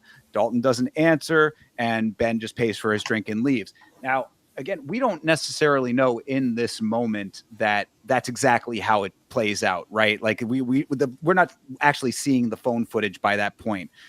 So when we get to it, I'll kind of go into a little bit more detail about this element and why this is so absolutely crucial throughout everything in this film. But it's more, I guess, I don't even really know what the point of why in the story this guy is doing that. I mean, I guess just to show, like, maybe to what? Yeah, I don't know. Explain. What do you think it is? This one, I actually think this is an interesting plot point. Now, I don't agree that the character that did it should have been this way. I don't think the villain should have introduced it in this way, but I think the feeling that they were trying to go for. And now, hear me out. The way that I have it in this note. So this is a very realistic take, right, from an incident like this. So if you want to think back to Jalen Turner and Bobby Green, where you had a situation where Jalen Turner was clearly beating on an unconscious man, the ref was not stopping the fight, and then he ended up going into retirement because of all the flack that he was getting from people around him and the way that people were making him feel about the situation like that. So I felt that honestly, this was a pretty realistic take. This would have been predating that incident, but the way that the villain was using the situation to mentally, affect Dalton in a way like it. I think this was actually very realistic. I But think this that's worked out perfectly. but that's my question though, is what is he trying to actually get Dalton to do with that? Like, because my whole thing is the only thing I could think of is that he's trying to say, Dalton, you're not as good a guy as you think you are, or that you portray yourself to be. But what's the point? It doesn't do anything towards his goal. No, I think it's more like I know you're secret, like, so get out of town or I'm gonna tell everybody. I'm gonna make sure everybody knows that you're not the nice guy. Like, But they gotta know. I mean, like, would this not have been like when she said, "We have the internet. I know your past." Is that not part of that? not many people know what mixed martial arts are. Oh, give me a I fucking mean, in break! in In in this 2024, in this reality, do you think that Laura, the bartender, is watching Elwood Dalton middleweight title fight? if Like, everybody in this town knows his name the second he gets off of that bus, then I would think that him killing a man inside of the cage would have gotten around in some way, shape, or form. true, but I think of it, the young, okay, Billy, the young Yeah, he even said, protege, I liked your right? fights. That's plausible. He probably watched fights. The decent demographic to be watching fights. Now, when you get to the hot girl, she clearly is interested in this man. She went to go do a background check on him and shit. Like, she's a fucking nurse or whatever. She's probably doing more stalking than any. It's women, guys. They stalk people. Anyway, I think this actually makes sense for a lot of people. People like the bartender. I mean, she clearly is. Why would she give a shit? I mean, he's the bouncer. I don't know. Like, why Well, would I and so, look into what he's used to do? But the girl doing it, the female relationship person, she looking into it kind of makes sense to me because yeah, she's interested into him. but so you're saying then that like he does like the whole idea is that he's holding it as a secret and that the Ben is going to let everyone know about his troubled past and that's going to change the perception of Dalton and that That's how I read it. That's okay, how I was reading it. Yeah, all I right, think fair I enough. because again, I mean, there's no other reason for him to be doing that. Like, haha, you remember that? It was cool, wasn't it? You see that? Well, that's Like, what I mean. It's like that's why I didn't really get it is because I was like the only thing I could think is that he was trying to be like, hey, you're not such a great guy, and I know that, but like it didn't. I don't know because I mean, yeah, maybe I'm too deep in the MMA world to be looking at it as a regular person, but yeah, I it mean, just seemed like if someone killed somebody, I thought that might transcend even the UFC / MMA world if someone died in a fight like that in the UFC because I mean as big as it is at this point, like if there was literally a death in the UFC in current day and age, I think that would probably be like national news. I would know. Am I wrong? I mean, but you can think about pro wrestling. It's very, very widespread. A lot of people watch that shit. A lot of different age groups. There have been plenty of pro wrestlers that have died. Not necessarily in the ring, plenty, but there have been pro wrestlers that have died, and Well, one you that don't. has those Owen Hart, and I think a lot of people know that who are not wrestling fans, though, right? They do know that, but that's from a specific, age group demographic. I mean, I guarantee if you said Owen Hart to anybody over the age, that was born after 2000, they're like, who the fuck is Brett or Owen? Like, so I think, Perhaps. I don't know, a death in the UFC. I mean, people die in all different types of athletics. I don't know if this movie. But you're right. So that's what I'm saying. So it's like if it's so bad, like you can't have it both of those. I mean, like Mhm. if it's so bad that he wants to keep it a secret, then that's one. But if it's so, like commonplace, you know what I'm saying? It's an interesting dynamic here that I don't know if like it necessarily clicked with me. But again, I might just be reading way too much into it. Again, it goes back to the writing. I mean, they had this idea that like this is some found footage type of thing that nobody in the world would have seen this other than the 15,000 people in the arena True. at the time. Like, either way. Yeah, it was So he's scrubbed from YouTube. They did make a big point about that. so yeah. So what? I even have it in the notes. He's just trying to emotion fuck him. He's like, oh, that last shot right there. Ooh, That, that's yeah. what did it right there. Yep. That one. And then Dalton just smiles and like looks off into the distance or whatever. And Frankie's looking. Thought it was an She's interesting reaction to that, where it was he did just kind of like smile at it. I was like, maybe it might have been a time to like kind of let him break that just a little bit because it should be like a little bit more hitting, piercing than that. But I don't know. I kind of liked it. I think it's like, man, he's smiling through it. Like, Yeah, like I he's see what you're trying to do. yeah. Mhm. So I kind of like that. And then Dalton smiles, looks off. Frankie is watching as Ben leaves, and Ben walks out the door, and of course we have Conor McGregor sitting there with his golf club, and Ben tells him that he's good to go. And see, again, this is the part where in Connor's character, why the fuck would he listen to this dude? You don't tell me when to go. I would have already been in there causing the fucking ruckus Right. because the boss told me to. Right. I'm getting paid for that. Yesterday it would have happened. It's already dark out. I got here when it was daytime. By dinner time, I would have already caused all my trouble.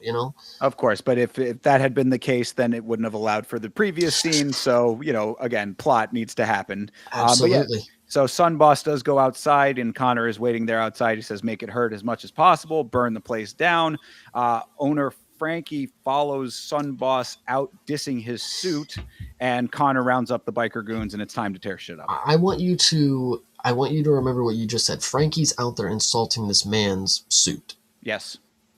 And I'm going to make a point for when she comes back. So just make sure you remember what she's doing right now, because she continues to do that the entirety of this scene. Because we have the music start to jump, by the way. This music gets going in the Roadhouse. Is this another new band? You didn't give us a No, music I tip. think this is the same band.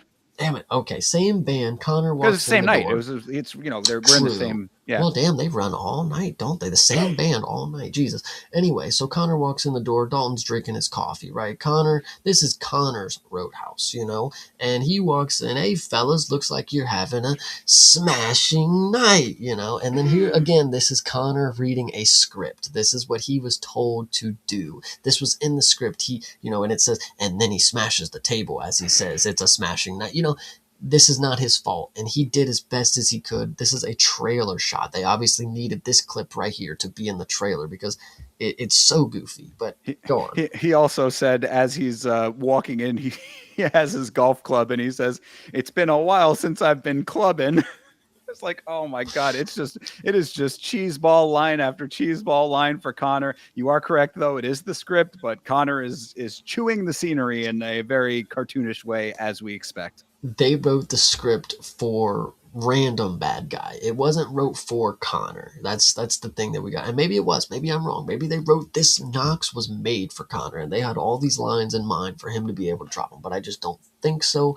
Or potentially, maybe Conor is just that cringy that he brought these lines himself. Like I don't know. I'm sticking with that as the thought process. But Conor is in here now. He's being a menace. He smashes shit. He takes some dude's girlfriend to dance right in front of him, and sadly for that guy, she is cool with it. So I was like, "Damn, sorry, bro," but she goes with it, and they're out there on the dance floor. Yeah, just kind of vibing. Yeah, that is actually a very funny thing because yes, he grabs her. It's like, hey, baby, we're dancing. And she's like, oh, shit, I guess I'm dancing with this guy now. And then, the boyfriend is like, what? He's like, what are you doing?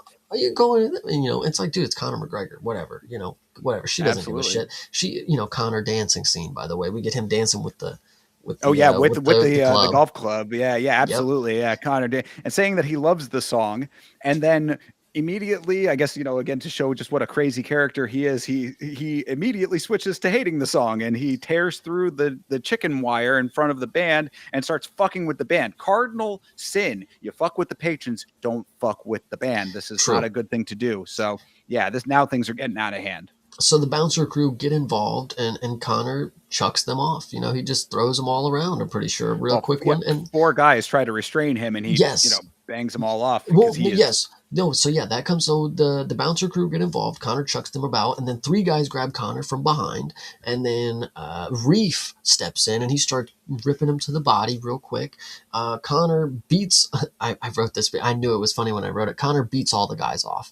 He does. He just does it so easily. All 4 of these guys just get. Whatever. Crowd starts fighting each other. Now we got a brawl ensuing. We got total anarchy ensuing. This one was one that I thought was a little ridiculous.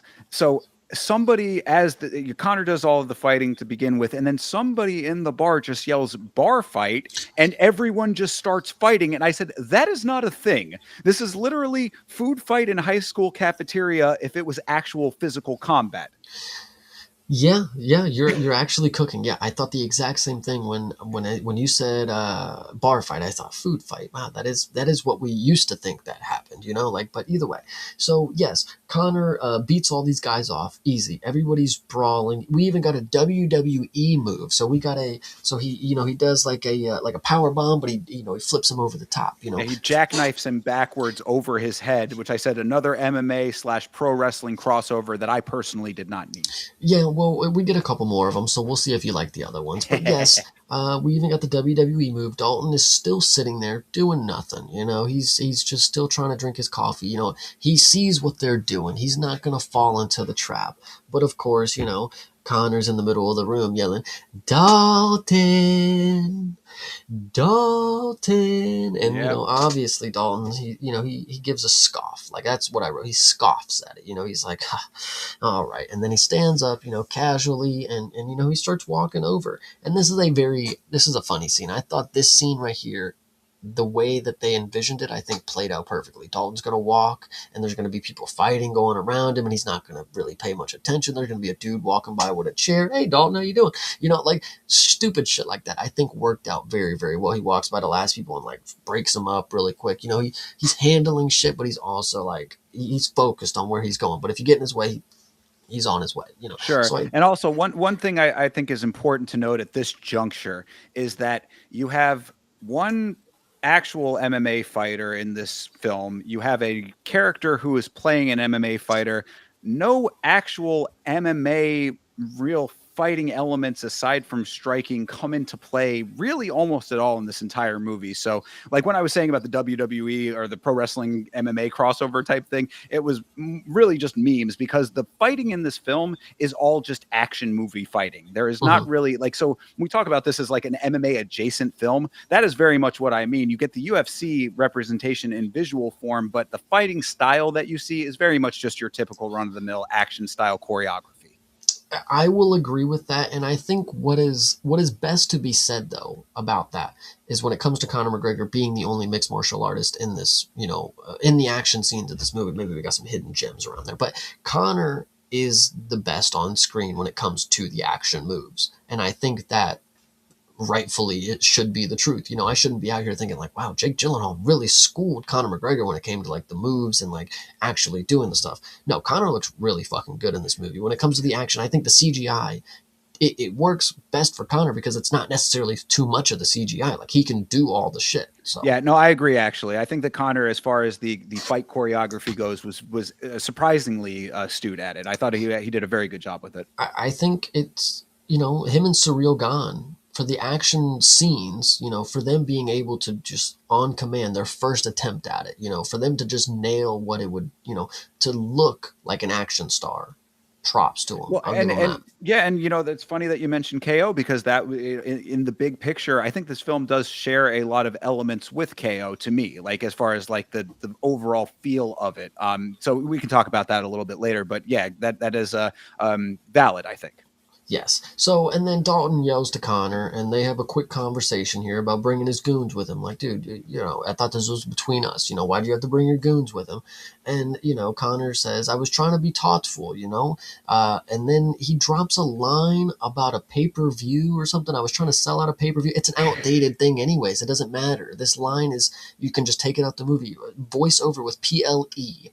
Yeah, so Connor jaws at him about bringing an audience just like on pay-per-view, 25 quid to watch me break your face. 25 quid is about $35. Pay-per-views haven't been that cheap since 2005. And B, pay-per-views are gone now, 2 years, and a mid-joke has already dated itself. Yeah, absolutely. And I think I was trying to be thoughtful is a funny thing. The way that he says the thing, I think the accent obviously makes some of the things that he say sound funnier, even though they're not supposed to be. Sure. And Connor has a natural way of like curling his accent that is kind of humorous just naturally. So it does lend itself to the humor. And then you get this other trailer line. This is a direct clip for the trailer. I got a tip for you, Dalton. Don't let no one get this close, and then headbutts him, of I course. wanted to believe that was a Wanna Now reference that was very very subtle. Yeah, Again, no, this I don't think it was, but it's what I want to believe. and then so headbutts Dalton, of course, and Dalton, punches him back or something. Connor greets Dalton again there. It's like, hey, I'm Knox. Nice to meet. It was kind of, I don't know what's going on here. Again, it's trying to show that he's just all over the place. Well, and this is also the point where Connor calls him the most notorious fighter in the UFC or something like that. And I was like, there you go. Connor got to say the word notorious. I'm sure that was in his contract somewhere. You got to say it. So he got to say it. I'm very surprised that he didn't get a who the fuck is this guy somewhere throughout any of this.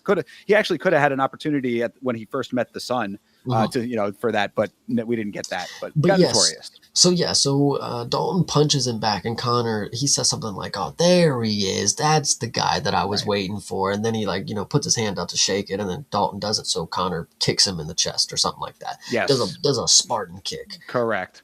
and then the fight ensues, and then we don't have the worst CGI work, is what I was saying, because Connor again looks the part when it comes to what he's doing. That literally what we just were talking about is in the notes right there. I said fight choreography surprisingly good for this brief exchange that they have thereafter, and throughout all of the exchanges between Conor and Jake Gyllenhaal. I give Jake Gyllenhaal some credit for this as well. Obviously, he took the fighting aspects of this pretty seriously, and to me, even with the CGI aspect, which does kind of put a weird uncanny valley on a little bit of it, I still thought it was pretty good looking overall. Yeah, 100%. I think they showed the visuals of the martial arts aspect. I mean, obviously these are very unconventional forms of martial arts that they are doing in here. This is more of a street fighting element, Yeah, but it's an action movie style. yeah, but the way that they're presenting the martial arts, you're able to see what they are going for. You're able to see the people do the things that they're wanting to show you, and they don't look half bad doing it. Well, and that's I think goes back to a point that you've made for several of our MMA on film reviews is that you want to be able to actually see that stuff. So in this instance, I think for you and what you like in an action movie, this actually works really well. Yeah, it was. And then I know that you love to see this next thing that happened. And speaking of being able to see and the optics, what are you able to visually comprehend? Well, you're able to see Connor win this fight and then suplex Dalton over the counter. Another WWE move here. Love to see it.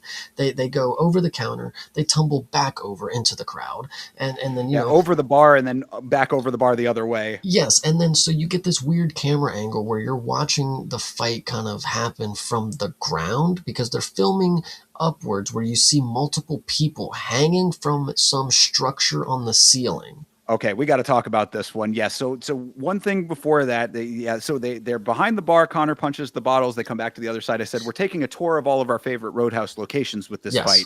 But then yes, this one was very strange to me. So what I will give this film a little bit of credit for as well is that when they do go to POV, we didn't mention this is another trope of MMA films going to the POV shots for fights. They didn't make it so stuck on the POV that it got like played out or too much. I thought that they used it pretty sparingly and in good parts. But this POV, yes, goes from to swing upwards, and some dude knocks down, I guess, a suspended paddleboard, which I think is like ambiance or decor in the building. Tall ass ceiling. Yeah, exactly. Huge. I mean, you can see the slope of the ceiling from the outside, how angled it is. But yeah, there's a paddleboard up in the rafters. How the fuck did anybody get up there? Even though the Roadhouse does have a second floor, do you mean to tell me that somebody jumped from the second floor onto the paddleboard? Like, it was very weird to me that was what happens. But yes, this paddleboard comes down from the rafters and slams down thereafter. Oh, and it's now this might be worse than the truck. I'm not gonna lie. This CGI here is absolutely horrible. Watching the decoration like fall, like it's like weird, like topples down. It doesn't look good at all. It's worse than the truck probably, but the truck was just so much more egregious. Like you're Yeah, sitting that's here coming watching up. yeah. No, the truck from Oh, the earlier. truck from earlier. Yeah, yeah. Yes. Okay, then there's another truck that's coming up that's also pretty bad. Yes. So yeah, the truck from earlier was just more egregious because it's True. like, yo, surviving that is ridiculous. But like this falling from the ceiling, it's like, okay, it manageable, I guess, but it still looks like shit. And this is where I saw the POV shot. I didn't realize the first one was a POV of us seeing the POV that we get, the first person, and Connor is eating Dalton alive with these punches. He is just, and then gives a growl. I don't know if you caught that in the first person POV. He punches him a few times and then yells in the fucking thing, and it is absolutely awesome. Love to see it. Yeah, no, so yeah, actually, I think you're right. I think the POV is at that point, like it might have not been a POV shot for the rafter thing, but either way, we do see that come down. But yeah, so big biker dude holds Dalton while Connor lays some serious hands on him. Dalton eats and no sells all of the shots, as of course he is superhuman, so none of this is actually getting to him. Dude pulls pulls him off. They both break free, and then they're back to fighting. And that's where I said, yeah, another recurring MMA trope, the POV fighting. But this is where it's unique because it's Conor doing, we're seeing Conor doing the punching. And I said, this is what so many Italian DJs and old men in bars have seen in their lives, which is Conor McGregor's fist flying at your face.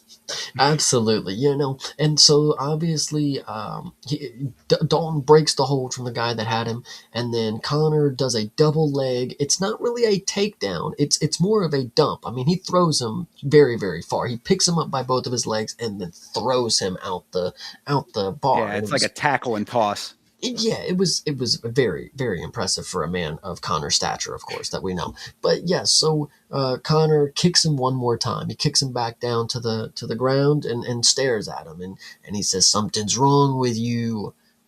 Me too. Yeah, that's the one line in the film that I'm like, that actually does go kind of hard. I liked that. But so yeah, that tumbles out the front door. So now we're outside again. And then yeah, Dalton ends up like walking away. A lot happens in this one part here because this is like the summation of everything. So we're outside. Dalton walks away. Dr. Batty rolls up. Kid Bouncer is hurt. Cops are on the scene. Conor hightails it out of there, and Frankie, the bar owner, returns. Inside is cleared out, and the band is still playing to an empty Roadhouse. That is the key part that I said here. Remember what I said at the beginning? Frankie walked away to go insult this dude's fucking clothes. She just came back. She just came back. She was 13 feet out the door. That dude parked in the handicap spot. And she was nowhere to be found when all of this shit went down. You're going to tell me she didn't hear none of it? She didn't she don't smell the building burning? She didn't see the rafters come falling down and crashing? Like, Frankie, this is your place of business. You're trying to tell Dalton all this shit that you're happy and you want to, put all this stock into this. I don't want to sell it, blah, blah, blah, blah, blah. We don't care. You're not even there when shit goes down. Some owner, literally. She had more important things to do, Chase. She had to tell the son that he looked like a 2-bit pimp on Easter. Listen, she probably kept rattling off things, and he sat there listening to it because he knows that Connor's in there causing a fucking muck. Yeah. Crazy. So Dalton, yes, walks away. Hot girl shows up, and it was interesting that Billy was just randomly hurt. Like, oh, I'm hurt. It's like, he wasn't even in the scene. I don't even know. Did he fall from the rafter? Like, well, I think he got hurt by Conor early in the scene, right? Wasn't that maybe? So either way, though, I mean, it's just what you're seeing is just the aftermath of everything. And now, I did think it was funny that the band is still playing to an empty bar at that point. I said that was like the band going down with the Titanic kind of thing. Which listen, they got paid, dude. They're gonna get their time. I say you pay us to play music on this stage. That is what you are going to get. So yeah, it was that's the big climax of this very chaotic scene that we went through. One of the big action set pieces of this film, and now we are back on the houseboat with Dalton cleaning himself up and packing himself up. Yes, absolutely. Yeah, I said back at the boat, Dalton's washing up. He's doing a little whore's bath. He's just, washing himself in a sink. This is probably the best shower that he's had in a couple of years, considering he's lived in his car. But it's a good point. Hey, he's lived in a car and in a houseboat that I would guess may assume that there's a shower on the houseboat, maybe, but hard to say, right? Jump in the water. Anyway, Sure. so Frankie stops him. He's about to leave. He zips up his suitcase and he's about to leave, and Frankie stops him. She won't sell the Roadhouse. Ben is broke and borrowing money, and he's leaving, and Dalton's leaving, and that he's afraid. A couple of things happen here that are not really too much that I care about. Frankie, once again, she shows up just a fucking blabber. Like, I don't know, bro. This actually goes to your point from earlier that where she was kind of holding back the one time that she actually did shut her mouth, that she was being a little dishonest, because this is where we do find out that she was withholding information from Dalton. She is aware that Brant, the son boss dude, is trying to take the Roadhouse, and that there are bigger motives at play here. So she wasn't completely upfront with Dalton as to why he was there. So essentially, she hired Dalton to be her personal army, and I was like, that's somewhat employee abuse to an extent. But either way, Dalton's like, yeah, I'm out of here. You should, as you said, you should have hired the other guy. I'm in over my head with this to an extent, and she's like, oh, you're afraid, and he's like, yes, I am afraid. I'm more afraid than you'll ever know. And and we're going to find out why that is. Well, and so when you get to that scene and what he says right there, like, more than you'll ever understand. Like, so was this supposed to be because he got his butt whooped by Conor, or is this because Big Bad Ben is holding something over his head now. What are you supposed to feel in this moment here? That what is the not understanding portion that are we No, supposed to be getting at? what I think it is that he's afraid of what he's going to do when he's pushed beyond his limit, and that is what is exactly happening here. And and Nice. he knows that he's getting to that point, is what I think is implied. The other thing also to note is that Frankie is aware that Boss Brant kid he's taken money from shady people, and that he's out of money. I don't know how she knew that exactly, but she's saying, oh, once he's not able to pay that money back, then he's going to be off. He's going to get taken out, so everything's going to be cool eventually. But Dalton's like, I'm not sticking around for all that shit. Yeah, and I think that's smart on his part because you're asking how does she know that? Well, how did she know all the other things that she lied about earlier on in the movie? She doesn't know shit. She just says whatever is going to get Dalton to work for her for $5,000 a night. So True, yeah. And you can chalk it up to word travels fast on the island, but okay, four whatever. square blocks. I mean, he probably set it down at his lodge that was 2 buildings down from the bar. So Indeed, good point. So whatever the case is, Dalton's not having any of this stuff. But we get back to the uh, boss son, and oh, yeah, yes, yes, Ben. I was thinking it was Billy. Sorry, yes. yeah, So scene opens and Ben is pouring a drink here. And on the boat, random, yes, on the boat and the yacht. the This was yacht. the yacht. Excuse me, yes, the yacht. And the random guy tells them that they didn't kill Dalton. Wrong cops showed up and they are so screwed. So fuck. Get him another bottle is what you can do. That's Is right. what I. The only thing left to do is drink more. Understandable, I Nice. said. And Frankie is back at the Roadhouse, and she is also drinking, even though she has to pick a piece of glass out of her drink because of all the destruction. Yeah, she's having a drink in the Roadhouse rubble. By the way, she owns this place. How about you? What are you doing? Like, I swear to God, now that I think about Frankie in this movie, it's like she's goddamn one of the worst. She's one of the worst owners that I've ever seen. I mean, to be fair, this is how most owners are. They don't know anything that's going on in the building, and they don't know what the fuck to do. They can't even clean up the place when they are literally pulling glass out of the drink that they're drinking. Frankie, priorities, girl. Like, Jesus Christ, the Roadhouse probably needs to get bought out and destroyed if this is how you guys are running the place. Well, everything is just spiraling out of control so far that, like I said, the only thing to do is to drink. But Dalton is off at the bus stop within all of this. But of course, the bus stop is in front of the bookstore, and the bookstore is not looking so good.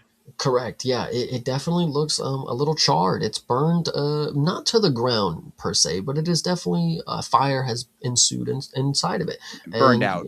yes, yes, exactly. And sees it's burned, and Dalton starts walking in, and then he starts asking the firefighters. I believe he's like, "Where's the girl and the dad?" Like, dude, they just put the fire. Like, what are you asking these people for? They're doing their job. They're long gone. Like he says they're at the fucking hospital or something, and then he's like looking around and then he sees the bus leaving and then he walks outside with determination on his face. That's exactly what I have here. Yeah, well, I said, the bus pulls up and it's time for a tough decision for our hero. Does he stay or does he go? But perhaps the decision is not so tough at all because of the type of character that Dalton is. Yeah, true. And so, we get to the next scene, where Dalton appears at the lodge where our bad guys have been staying, where Connor pulls up. Or originally, how does he know, how does Dalton know where this place is? Probably because there's only 4 buildings on this, Correct. in this movie.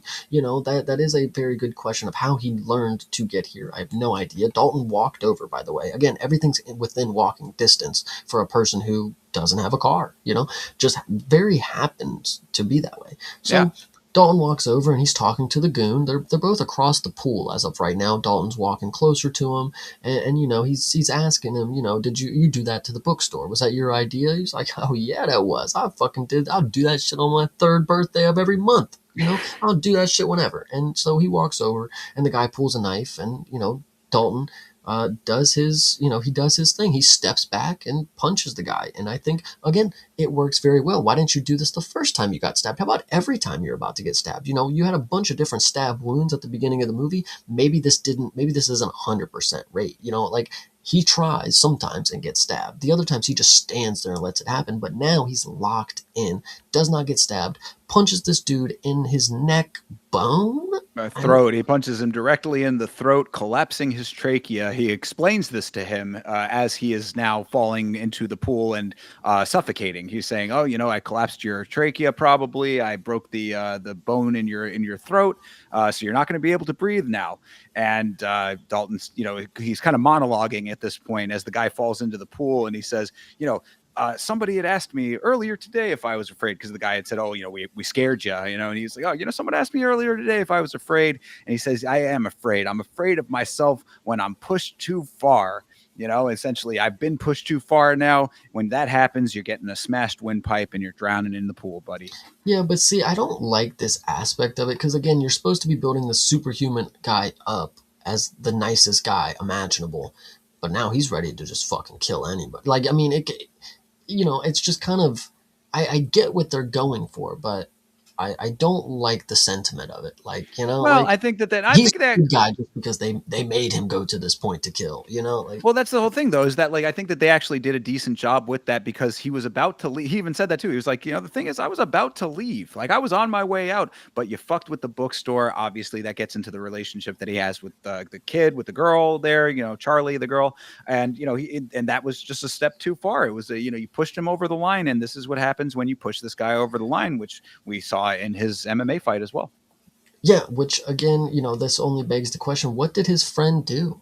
Like, Well, oh, don't get okay. We're coming up to all of okay, this, and then okay. this is going to be a So either major, way, major thing here. so, he pushes him into the pool, which is a key thing to note about this. So he punches him in the neck, breaks his, blocks his trach, blocks his windpipe, something of that sort. The dude pushes him in the pool.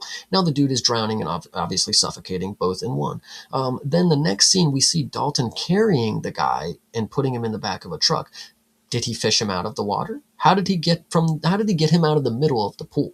Did he use one of those like the nets? That must have been it. Yes, Okay. he pulled him over with the net and scooped him up like a goldfish. Now I want you to also remember the fact that this guy was in a pool. You ever heard the term, such and such pounds soaking wet? This would have added like 15 fucking pounds to this guy. Dalton is a superhuman. He was able to get him out of the water. Like, it's got like a suction kind of thing when you're pulling something out of the water. Like, it's hard. So the fact he was able to lift him, then put him in the back of the truck, very, very insane feats of strength here. But very funny moment that you get from this as well, because you get to see the funny guy with the broken arm, the biker guy. He looks over and he's like, oh fuck, like you just fucking killed that guy. Like, holy shit. And he's startled, of course. Dalton sees him and and when he notices it's the funny guy, of course, and he's Right. like, dude, fuck it, these guys are weird, man. I just like to ride bikes, and it's so hard to find a group of people around here that are cool, and like I don't even like these guys. Like, they're whatever, dude. I'll leave. Like, I'm gone. Yeah, the comic relief, nice guy biker dude. Dalton has recognized that he is that type of guy, and he's saying he's not like these guys. He's kind of just, he just wants to be a part of a biker club, and this is what he ended up in. But he's going to head out of town, so please don't kill me. And then Dalton says, where is the big boss Brandt guy? And then he tips him off on that, and that's kind of what his he is spared of Dalton's wrath because of all of that. Yeah, he says, I don't know anything. I don't get told shit. They don't fucking trust me with anything. But I think I heard there's a meeting. There's a meeting at what did he say? A Harvest Key. Which is funny because that Harvest Key would denote an actual like place, except it's on the water. Mm-hmm. That this meeting is happening, because we're going to find out that this is on a boat out in the middle of the open water. So him saying it's Harvest Key, that it looked like it could be anywhere in the middle of the ocean. But of course, we find out as well that this is a very small ocean. Yes, and so it is 5 a.m. by the way, which it kind of seemed weird for them to note that it was 5 a.m. No, my Just bad. I'm actually yes. now I'm realizing no, the meeting. Yes, he's talking about the meeting with the No, money. you're right though. It is on the water. But it's on the shore of the water. So yeah, so it's on Harvest Key. Like it's not actually like out on open water. Yeah, Like, it looked pretty open to me, man. I think you were cooking for a second. No, because this is the thing where he's going to end up with the cop. Okay, just let's move on, because I know. Yeah, now I realize my mistake here. I thought he was talking about the meeting with when they're out on the yacht, but no, this is the meeting with the money.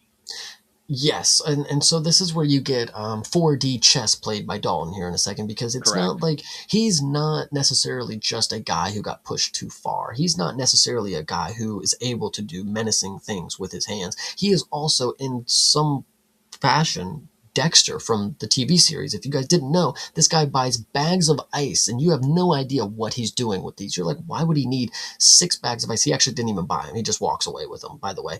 True. And they're gonna melt. You know, he walks everywhere. What do you think he's gonna get? You're in Florida, dude. Like, oh my goodness. Didn't even think about that part, but you are right. So it's just crazy to me that he gets all these bags of ice, and then we don't know what he's going to do with it, because we get a flashback right in the middle of this. Right after this, we get a flashback, and we get to see the footage, the inside the cage footage. We get to see Dalton hit a flying knee. He hits this dude hella times, which I wanted to note earlier that in the original footage that we saw from Ben's phone wasn't even that late of a stoppage. You know, I mean, it wasn't even that bad. Nothing egregious. I've Actually seen see worse. all of, yeah, we didn't see the whole it cut Right. before we see the whole thing, of course. Well, Yes. now, yes, now we definitely see the guy get hit hella times. His head is bouncing off the canvas. Thanks, Chris Tyone. Like, you literally did nothing. Cameo from Chris, by the way. And then Dalton has like Green Goblin type mental episodes where he's like laughing to himself and having, he's like sitting there looking at the dude's dead body, and he's like smiling, and then he's not, and then he like, it's kind of a weird little flashback. And then he's looking over the opponent's body, which again, you're supposed to realize, or you're supposed to remember, this is like a friend of his. Like, maybe if we would have got like flashbacks of them together or something, like we could have seen the camaraderie. But we're just supposed to know, like, wasn't that your friend? Like, he Well, just passingly says it. this is what undoes so much of this movie for me, okay? Because yes, you are right. We get this POV, this flashback. Now Dalton's in the cage. POV of him punching getting punched by his friend. He flips the switch and goes into the sequence that we saw on the boss's phone with the flying knee, then hammer fists to the unconscious opponent. Referee with the late stoppage. So I said A for accuracy, even though I think Chris Tyone is one who is a little bit better with late stoppages, unless you're choking someone to death, re Billy Ellicana. True. But important to note here, and this is the crucialest, most important of all of the notes. This is my most important note. Dalton goes in for another hit after Tyone pulls him off, and that is implied to be the one that did it. So that's the hit that murdered his friend, his opponent, etc. That is murder. The fight has stopped, and you go in and hit someone after the fight and you kill them, that is considered murder. You are outside of the competition setting at this point. So our guy Dalton is a legitimate murderer here. If you know, like the confines of this sport, like we're for whatever reason, like that doesn't get brought up in any capacity. But like we've seen that. The reason I say this and I stress it so much in boxing, which you follow, I mean, the structure is the same. There is a known case of this. I don't have the names off the top of my head, but there is an instance of this happening where a boxer was in the fight, hit a guy after the fight was concluded. This guy ended up, I believe, passing away, and he was charged with murder for it. So this happening in this instance kind of undoes so much of this film for me, because I'm like, you should have just had it where it was him dying after a regular stoppage, like, or a late stoppage. But still, So this moment for you is kind of the equivalent to finding out that, win or lose, Brendan's going to get arrested after this fight, to an or extent, Tommy, yeah. whichever one it Tommy, was. yeah, yes. To an extent, it is, because yeah, this is a very crucial thing here, that it changes all of the dynamics of everything, to me anyway. As someone knowing who, like, what that all entails, because Dalton is a murderer, and then like that does not play any part in anything in this film, and I think that is an unfortunate element, because A, it could have either been more interesting to the character, or B, it could have you could have done it in a way that it was not that, and still gotten everything that you get out of the movie otherwise. Mm-hmm. So yeah, this is a very major thing to me. And then again, the girl, the love interest, saying that she did her googling on him, that would have come up if he was a murderer in that instance. The Billy the kid saying that he knew who he was, like that would have come up if he knew about any of his stuff. I mean, like again, this frames this character completely differently for me, knowing that is the case here, but it's not in this world, I guess. Now, yeah, absolutely. And so the scene, the flashback ends. Dalton is back on the boat, and he's making himself a little coffee. And this is where you finally figure out what he's doing with the ice. And what's actually crazy, now that I think about going forward, because we're going to talk about what he does with So he's got the guy that he just, killed. He's got him in a cooler full of ice. At this point, again, you still don't even know what he's doing. In my mind, I'm thinking something with the crocodile, right? He's going to do something with the crocodile, but we don't necessarily see that portion of it. The what we do see is unfortunately the craziest form of 4D chess, because he didn't know what he was going to do until he figured out where the meeting was going to be. So he was already taking the body somewhere before the dude told him where the meeting was going to be. So Correct. Yeah. I, This whole thing is a little bit, yeah, it's a little bit strange. So yes, he takes the body back to the boat. The boat has a cooler in it with ice in it with the dead body inside of it. I said the same thing. I was like, why did he not just feed it to the croc? But he doesn't do that. So now he's got a dead body on his boat, just chilling in a cooler, and then he goes to sleep. Because I was like, damn, I mean, really, I guess that drives home the kind of the murderer aspect here, that he's able to just catch some Z's after all of that. Yeah, so then you're right. He like, if had that encounter with the nice guy not happened, then he would have needed another way to figure out the next step, I guess. what also I think is funny, and I think this goes back to just they had this written in such a very climactic way. Like the beginning of the movie, you're supposed to believe that Dalton, he has this reputation that he walks around with, and he holds it. Once he takes off the hood, everybody knows who he is, and he Right. can do whatever he wants when it comes to like this octagon street fighting shit. If it comes down to it, he'll fight and he'll win. He never has to because people don't want to fight him. But now, as the movie goes on, you're supposed to believe that he never wants to do that. He wants to be as far as estranged from that version of himself. Why would he? I don't know. It starts the movie off. You're supposed to believe he's some badass because of it, but like as the movie gets on, it's like that's not really in his character, is it? Like, why would he be living off that if the entirety of the time that he's in the Keys is to not be that person? Well, I guess the implication is that people know him as an MMA fighter, so maybe it's not about the the actual death part. It's just the fact that he's a fighter that might just be intimidating to people. That guy killed a guy in the cage. Like maybe, like I don't know, like Are you seeing why it unravels a lot for me? but either way, so we get the next scene. We get a helicopter landing. This is funny. I don't know, helicopter landing. I don't remember a helicopter, but I do have it in the notes. But anyway, Dalton sneaks up on one of the sheriffs, which we have multiple sheriffs in this because the dude definitely had a shirt that said sheriff, which I was confused because we know who the sheriff is in this town. Yeah, I think it's sheriff's like office or whatever. I guess. Okay. I mean, either way, I don't If know. if you got a shirt that says sheriff's office, I don't know. Like that's kind of anyway. So Dalton sneaks up behind this guy, knocks him out, and sends the money off on the boat. Presumably is what the because this cop is carrying the briefcase. This is Yeah, what we were supposed to assume is he knocks this guy out, does something with the briefcase. You see the clip of him sending the boat off. So it's like, oh, he sent the money off like across the ocean. Like nobody's going to get to it now. Like that's what I was reading from that. Well, I think that you see the case out of the boat still. I think at some point, but the idea is like that Dalton sees the cop dragging a big like lug case with to a boat. He sneaks up on him, knocks him out, and then opens up the case to find out that it is filled with cash. Then yeah, Dalton sails the boat off unmanned. The cop wakes up, and then Dalton shoots the goon that he murdered at the boss's son's house with the cop's gun. So like he took that body to this location and then shot that body with the gun of the police officer. Again, because when you go back to the scene, he was already packing the body up to do something with before he figured out where this meeting was going to be. Right. Then in this scene, he shoots the guy as the cop is watching. And yes, it makes sense because in his mind, he explains his plan here. It's like, oh, as a pro fighter, I know what a concussion can do to somebody. You'll forget all about this if I hit you in the right spot. Look over there, there's a dog. And then he whacks him over the head or something. So in his mind, okay, he wiped his memory. Now people are gonna assume that he killed the dead guy. Well, as we soon find out, that is not the case. The cop did not forget. So did he not say anything that there was a dead guy here? He shot him with my gun. The guy was already dead. Oh, he does. I mean, that they call back to that. Like Big Dick will eventually say, "Oh, my guy said, something about you saying short-term memory or whatever." But like the fact that he didn't say that he killed a guy and there was already yeah, he said something about short-term memory loss, but he didn't mention like, hey, he killed a guy.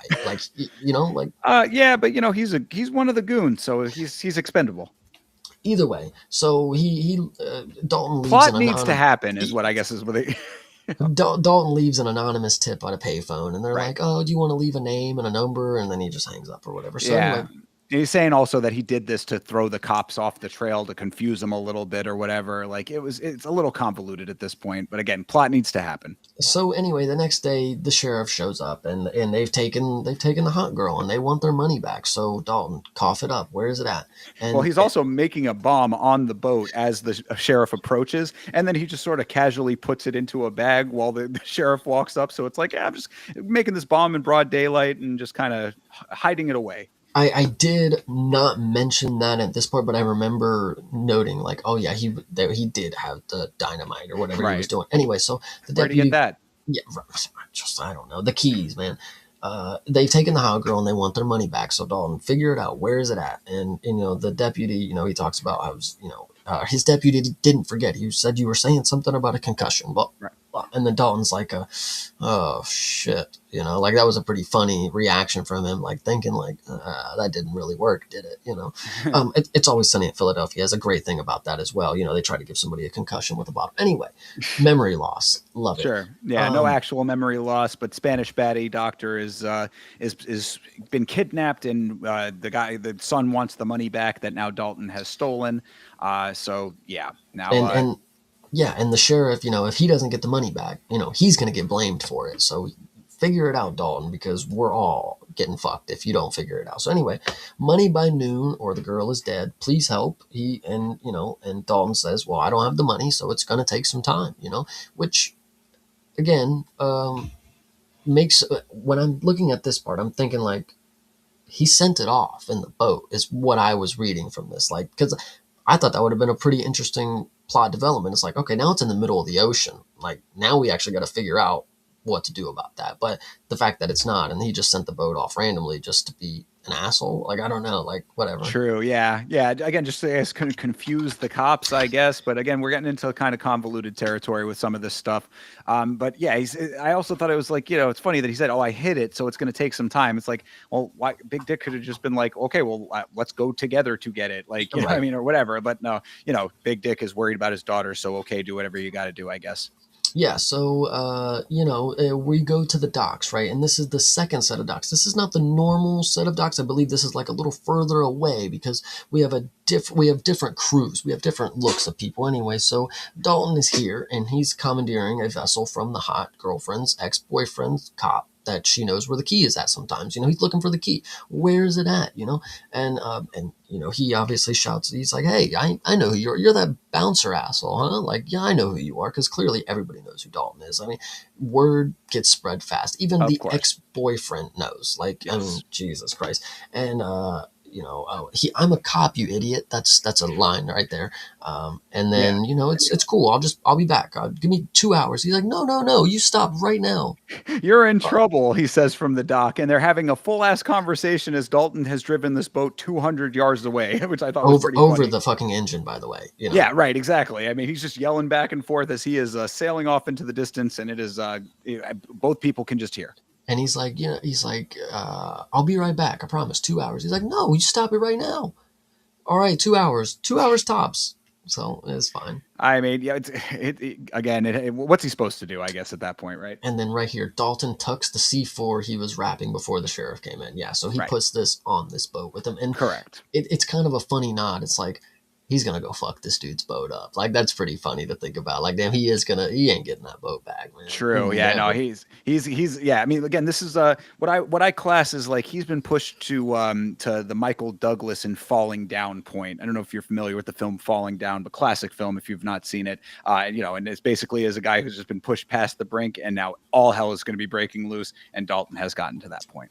And so, speaking of all hell's breaking loose, this next scene is very, very funny because you get Conor McGregor speeding down the highway in a student driver car. Where did he get this? Just randomly picked it up somewhere. At least that makes sense for the character that it just all of a sudden, And that's what's key about filmmaking and storytelling is because of the way they set up the character. This does not mean, like, it doesn't make me fall out of the story. I'm like, yeah, he probably did take that from some 16-year-old girl and told the driver to get the fuck out. Like, Right. it makes sense. The fact that he could have a place burning in the matter of a headbutt, like that makes sense. Hmm. I I think it's hilarious. And then also he's listening to some gay music, which is really, really funny. Like the music that he's listening to is so fucking bad. I But didn't clock that, but I did clock the fact that he was drinking many, many coconuts. no, but I think what's key about that, I'm glad you clocked that. So he's driving and he's got a pile of coconuts. But if you notice how the scene ends, how he gets the coconuts is because he just crashes into a tree to stop, and then they fall to the ground. And obviously he picks them up and puts them in. So it's just Well, that was goofy. afterwards, though. No, he already had the coconuts in the car. He like But you presumably you would assume he knocks them all down by just driving the car into. What do you think he's climbing up the tree? Like, come on, like. I didn't think about that aspect of it, but that's a good point. Yeah, I didn't realize I didn't even like think enough about how he had gotten the coconuts in the first place. But you're right, he does just drive full speed into a palm tree as he gets to the bad guy's lair again. Yeah, so I mean, he must have been doing this plenty of times to get all of those. Either way, Sure, or one tree at least that had a big old shrub of them. So fair. he gets out. Obviously he drives to the palm tree, which is outside of the lodge where we have our villain hideout, where we again the fourth location of this place. And Connor gets out and he walks into Ben's house. He walks into like the backyard. Where the fuck is everybody? Just drops another iconic bar, and then that scene ends. I'm pretty sure right there. It does because they're where they are is on the sweet ass super yacht because Yes. that Dalton is rolling up to it in his pilfered ex girlfriend or ex boyfriend vessel from the girlfriend. So he's Nice. driving up on his boat to the super yacht, which he slams into the yacht. So yes, this the cop who was very worried about his boat being scratched up is he had something to worry about legitimately, unfortunately for him. But yeah, so him and Connor really aren't so different after all, it would seem. Yeah, 100%. So yeah, so Dalton is driving towards this super yacht meeting. He's smiling maniacally on his way there. You could tell something's about to go down because there's explosives in this boat, and you're smiling on your way. Crazy stuff's gonna happen here. So Yep. yes, and then Dalton steps on board. He gets patted down, and then gets punched in the face by just like one of the security guys, probably just because they don't like him. Why not? Yeah. Just fuck off. I mean, and it's just like it's par for the course at this point. If you're that close to him, just give him a punch. But then, obviously in not bad guy fashion, but in tough guy fashion, he just just eats the punch and just goes on Always. about his life. It's just a little frail guy that punches him. So anyway, he walks upstairs and he sees, Big Dick and Ben sitting there having a good time. What's the hubbub? Like, go ahead. No, yeah, no, Sorry. just to say, yeah, you're right. No, yeah, I mean they're sitting there. Obviously, he says, "Oh, double cross," because he's saying that Yeah. Big Dick is looking pretty comfortable for a guy who had his daughter stolen, and then he's like, "Oh, that's the double cross." But then Boss Son does say that, yes, I did actually kidnap your daughter, and then Big Dick's like, "What?" He's like, "Hey, chill out, dude. I didn't know if I could trust you or whatever." So yes, double crossover here. For the millionth time, Boss Son threatens to hurt Dalton, except oh shit, Captain Insano himself, Connor, is on a boat approaching the boat that they're on, the yacht. So now we've got this dynamic where Connor is approaching, they're having this meeting over here, saying that Dalton is, I guess he's about to get beat up to shit or die or whatever is going to happen to him. But, this is where he enacts his master plan, which is to take a little beeper and explode the boat. But I did say that, I thought that it was a stretch when Brandon was just happened to find Tommy on the beach in Atlantic City in Warrior. Everyone knows exactly where to go when it comes to open water. I said that was where I was like, it's a very small ocean, It apparently. is a very big yacht, to be fair. This is true. I guess you could see it from very far away. To be fair, it was probably Connor's yacht that they used for the movie, and they were probably like, "Dude, you could see it from fucking 3 states away." This is the that you're cooking on that one. So, but anyway, this is where, of course, before Connor can get to the yacht, Dalton has his little beeper thingy, and he doesn't get it to work initially, but then he finally gets close enough to make it work. So while this man does not know the difference between a mouse and keyboard and a touchscreen tablet, he does know how to wire a remote control to explosives. Brother, that is great. Remember I didn't that. know. put two and two together on that, but that is so facts. Oh my god, yeah, he is not computer literate enough to know a mouse and keyboard, but yes, makes an Like, entire bomb homemade and has enough wherewithal to have a remote detonator. it would be one thing if he had like a stick of dynamite and a lighter. Like, that would be one thing. Or a flare gun or some sort. He has a remote control clicker. Like, it is, dude, I don't even know where you'd even do that to C4. Like, are you in the military, dude? Like, seriously. Tommy from Warrior probably could have got away with that. I'd be like, oh, that's some ex-Marine shit right True. there. This right here, no fucking chance. Like, he legit just knew how to do anything. Because think about this. If he's able to do that, why would he need to look for a key for the boat? Why wouldn't he just hotwire it? These are also factual statements. These are the questions, but many abound. But But yeah, so R.I.P. Sweet ass boat. You know, you will be missed. But then it explodes, and then we go into concussion mode for a second there. yes, disorientation. Exactly. Everything's bright. You get that high pitched ringing that overtakes the audio. I thought that looked pretty good overall. Everything with that.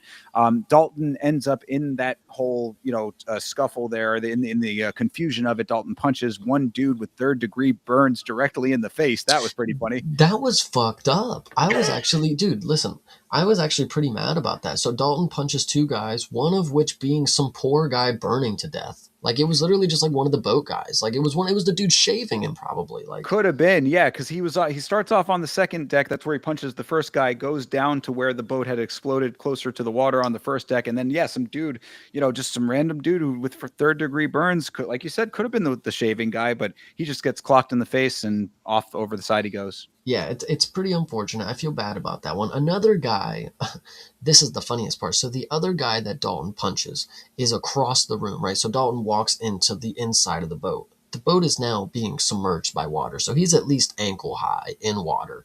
The guy with the gun is across the room. Dalton gets to him before he is able to shoot. This is across the room in ankle high water. Dalton was able to get to a gunman before a shot was off. Like, that's how superhuman he is. Like, I mean, it's, they say Superman is faster than a bullet. It's like, this is what they mean by it. It's like, the dude just won't fucking shoot the gun. Like, like, it's For crazy to sure. me. But It's yeah, because crazy. that's because Dalton has to go find Spanish Doctor Batty. Obviously I thought I was like, you would have thought that maybe she would have been like kidnapped and sent to like a safe house or something, but like no, No, she's she's on the on the boat, fucking boat. She's on the fucking boat. kidnapped on the boat. But Big Dick didn't know about it. But she's kidnapped, but she's on the boat. So either way, it's like it's time to abandon ship. Somebody even says, it's abandoned ship time. This thing's going down. But you know, I would have also surely Dalton anticipated that this was going to be the case, but like, what was his plan going to be if he didn't have to get the girl? You know what I mean? Like, what like if he was going to blow the boat up, what was his exit strategy from that? Just swim None. back to yeah, exactly. Die. Whatever, figure it out, I guess, as you go. But so yeah, so turns out that Spanish Batty is actually on the boat.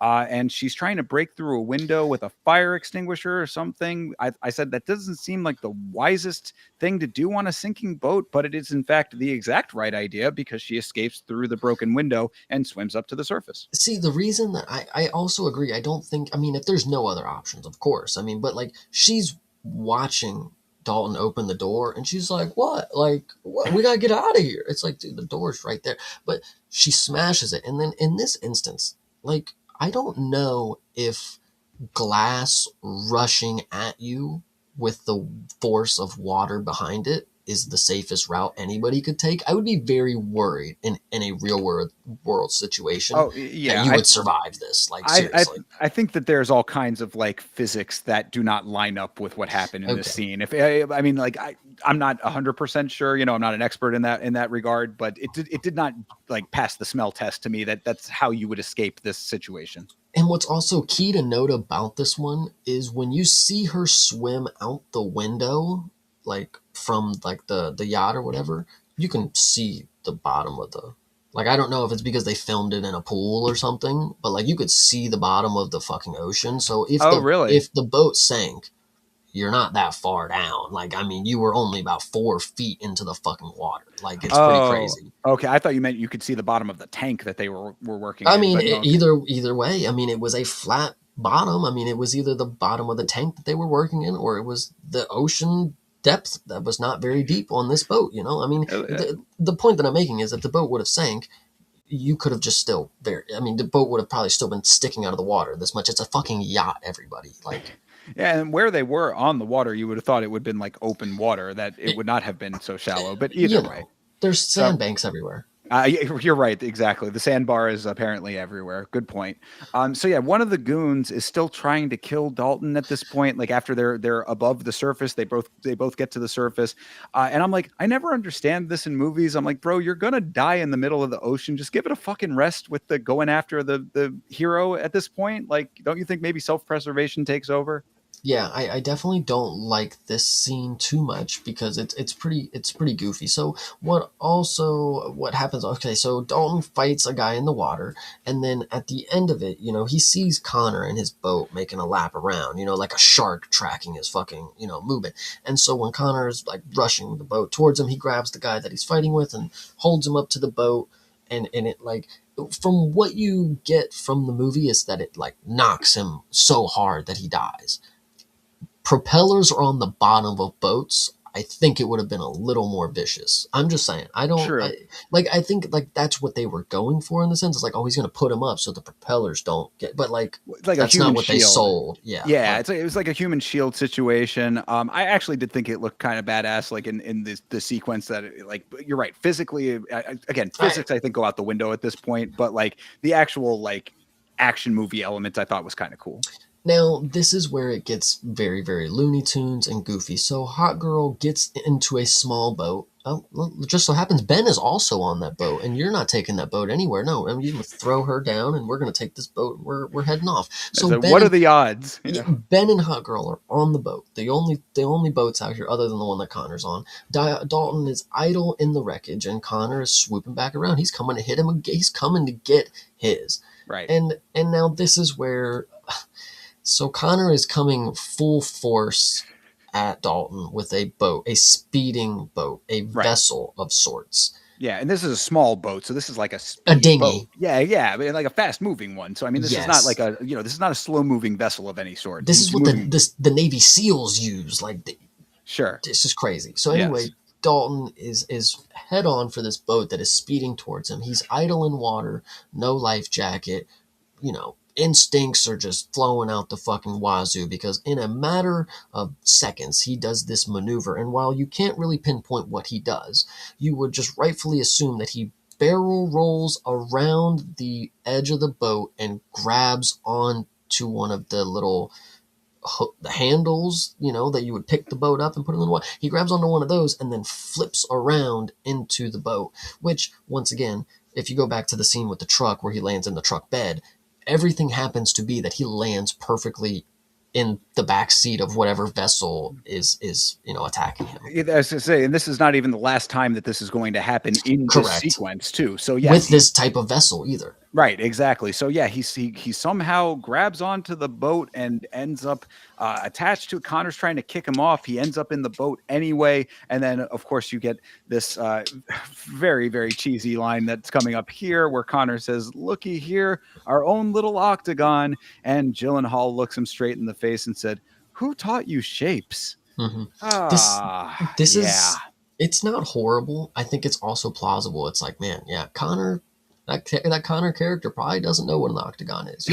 He was never in the UFC, as they said in the movie. We don't know if he was in the UFC. They don't use octagons in street fights wherever he comes from. Well, So and it's also just an extension of this constant quippy dialogue back and forth between these two that's going to extend into the last it sequence gets here. worse. Yeah. Yeah, I was going to say, and this is also the part of the movie where I was kind of like starting to feel like, okay, when is this? Let's move this thing along here. Yeah, so Connor has the anchor in his hand, which Right. if you look at this anchor, I mean, it's clearly light enough for Connor to pick up and swing about, but it is also supposed to be heavy enough to hold down a speeding boat. Interesting enough, so Connor swings his anchor and misses, and now he's in the water holding on to the anchor, and Jake Gyllenhaal, Dalton, excuse me, turns his speedboat on, and now I think this was an action scene that Connor probably wanted to do. Like, it looks like, one, Connor's having a really fun time doing it, but I think it's also like he knew that he could do that. Like, oh, I can hold on to that boat while it pulls me. And I think I don't know. I think this one was a Conor thing. I feel like this was a Conor moment. Like, Yeah, I don't know how much of it was actually him like legitimately doing any of the stunt elements of it or well, whatever, but yeah, so yeah, Connor's out on the side now or under the boat and he's like holding on to it and because Dalton had turned the boat rapidly. It sent him over the side. But then off on the other boat with Brant and Spanish baddie doctor, he sees he was going to go to the Roadhouse. He was going to ram the boat to the Roadhouse, but he sees that this is what's going on their boat, and he turns the boat back. So now they are coming directly head on head to each other in a direct collision course. this is so crazy about this because it is so fucking funny what the hot girl does. She, so the boats are coming right at each other. You have Ben over here and you have Dalton over here, Ben and the hot girl. Hot girl goes to distract Ben because she's like, we got to pull him off course. We got to do something. She does nothing. She like stands up and then gets like punched and then like now the boat still goes straight. It's like, why even add that scene of nothing happening? You give her the moment just to shoot her down, and then even when you watch the end of the movie, there's no redemption to stuff like that either. Like, that was a stupid scene to add for you to add the stakes of like, oh, maybe she's gonna have some sort of like, maybe she's gonna pull it off trajectory. She doesn't even touch the wheel. She doesn't even come close to it. The boat never steers out of misdirection. I So think that they just needed her to be doing something in the time, but before the collision actually happens, is what I would think there. But yeah, yeah, either way. So but yeah, Dalton, they those boats are on a collision course. They do end up colliding, and Dalton somehow jumps from his little boat onto Boss Son's boat as they collide because action movie. yes, and that is the key. The key thing to say is that he jumps. Yes, he actually leaps right as the boats hit each other. So when his boat goes flying, he jumps and gets a double jump boost kind of thing, and then lands in the back of Ben's boat. Perfect. No harm, no foul. He just lands there. Never once even fell awkwardly. He lands perfectly on the seat cushions. It's absolutely insanity. Sticks the landing. He must have been a gymnast in a past life. And then Hot Girl again tries to attack Ben. He punches her. She kicks him back. Punches, not very effective. He swings again, but Dalton catches the fist. That was the moment right there. Like Dalton, he's good now. He landed in the boat, but he's back. Why did Ben not consider that was a possibility when he's tussling with the girl? Now that he can clearly see there's another man inside of his boat, did he not feel a 200-pound man land in his fucking shit? Like it's just questions that like do some thinking every now and then, people. But either way, so the boat is now headed towards the Roadhouse, and they're going very very fast, and so your hot girl knows all, so she tells Dalton, we gotta jump. We're jumping out of this bitch. And you know what they do? They jump right out of that boat, and the boat goes right into the docks and crashes and flips right into the patio of the Roadhouse. Indeed. Yes, it does. Yeah, Dalton, after the little fighting there, they jump out the back and and the boat crashes into the Roadhouse, sending Ben flying somewhere off onto land. I said the boat kicked a field goal with him the way he arced. And, and we'll obviously mention it here in a few, but to no avail did that mean anything to the rest of the story. I mean, he gets thrown off of a boat. Normally, like, oh, he gets sent off. Like, that's the end of that character arc. Like, it's like, oh, he got what he deserved, finally, kind of deal. Or he gets thrown into the Roadhouse. It's like, oh, well, he wanted the Roadhouse. He got the road. It's some Right. sort of, like, irony in the situation. But no, that doesn't happen. So Yeah. either way, what you get next is you get a scene of Conor swimming. Apparently, he swam from the middle of the ocean. He did not have a boat anymore. He was slung off of his boat while he was holding the anchor. Now he's able to swim to the nearest bridge. Yeah, and I said that really the invincibility and indestructibility that Dalton has had throughout this film rubbed off on these other characters because everybody somehow makes it out of this thing alive. But yeah, so I mean, you're right. Connor somehow survives the collision unscathed. He climbs the rebarb ladder up the highway bridge, and then he stops a truck in the middle of the highway by holding his hand out in front of him, and the truck does indeed stop. Also, Sheriff Big Dick survived too, apparently, and the boss son also survived. Like I said, everybody has a little bit of invulnerability after this very destructive episode in the water. Yeah, and so the next scene, Ben wakes up on the roof of the Roadhouse and he climbs down, and then Dalton walks up and looks at the boat carnage and he's looking around and he's investigating. Where is Ben? That's who I assume he's looking for. Obviously there was no real treasure or anything on this fucking boat. So he looks around and he peers around the corner and holy shit, a spear was almost shot into this dude's fucking face. Ben, one last ditch effort. He's got a spear gun and he shoots that motherfucker right at Dalton.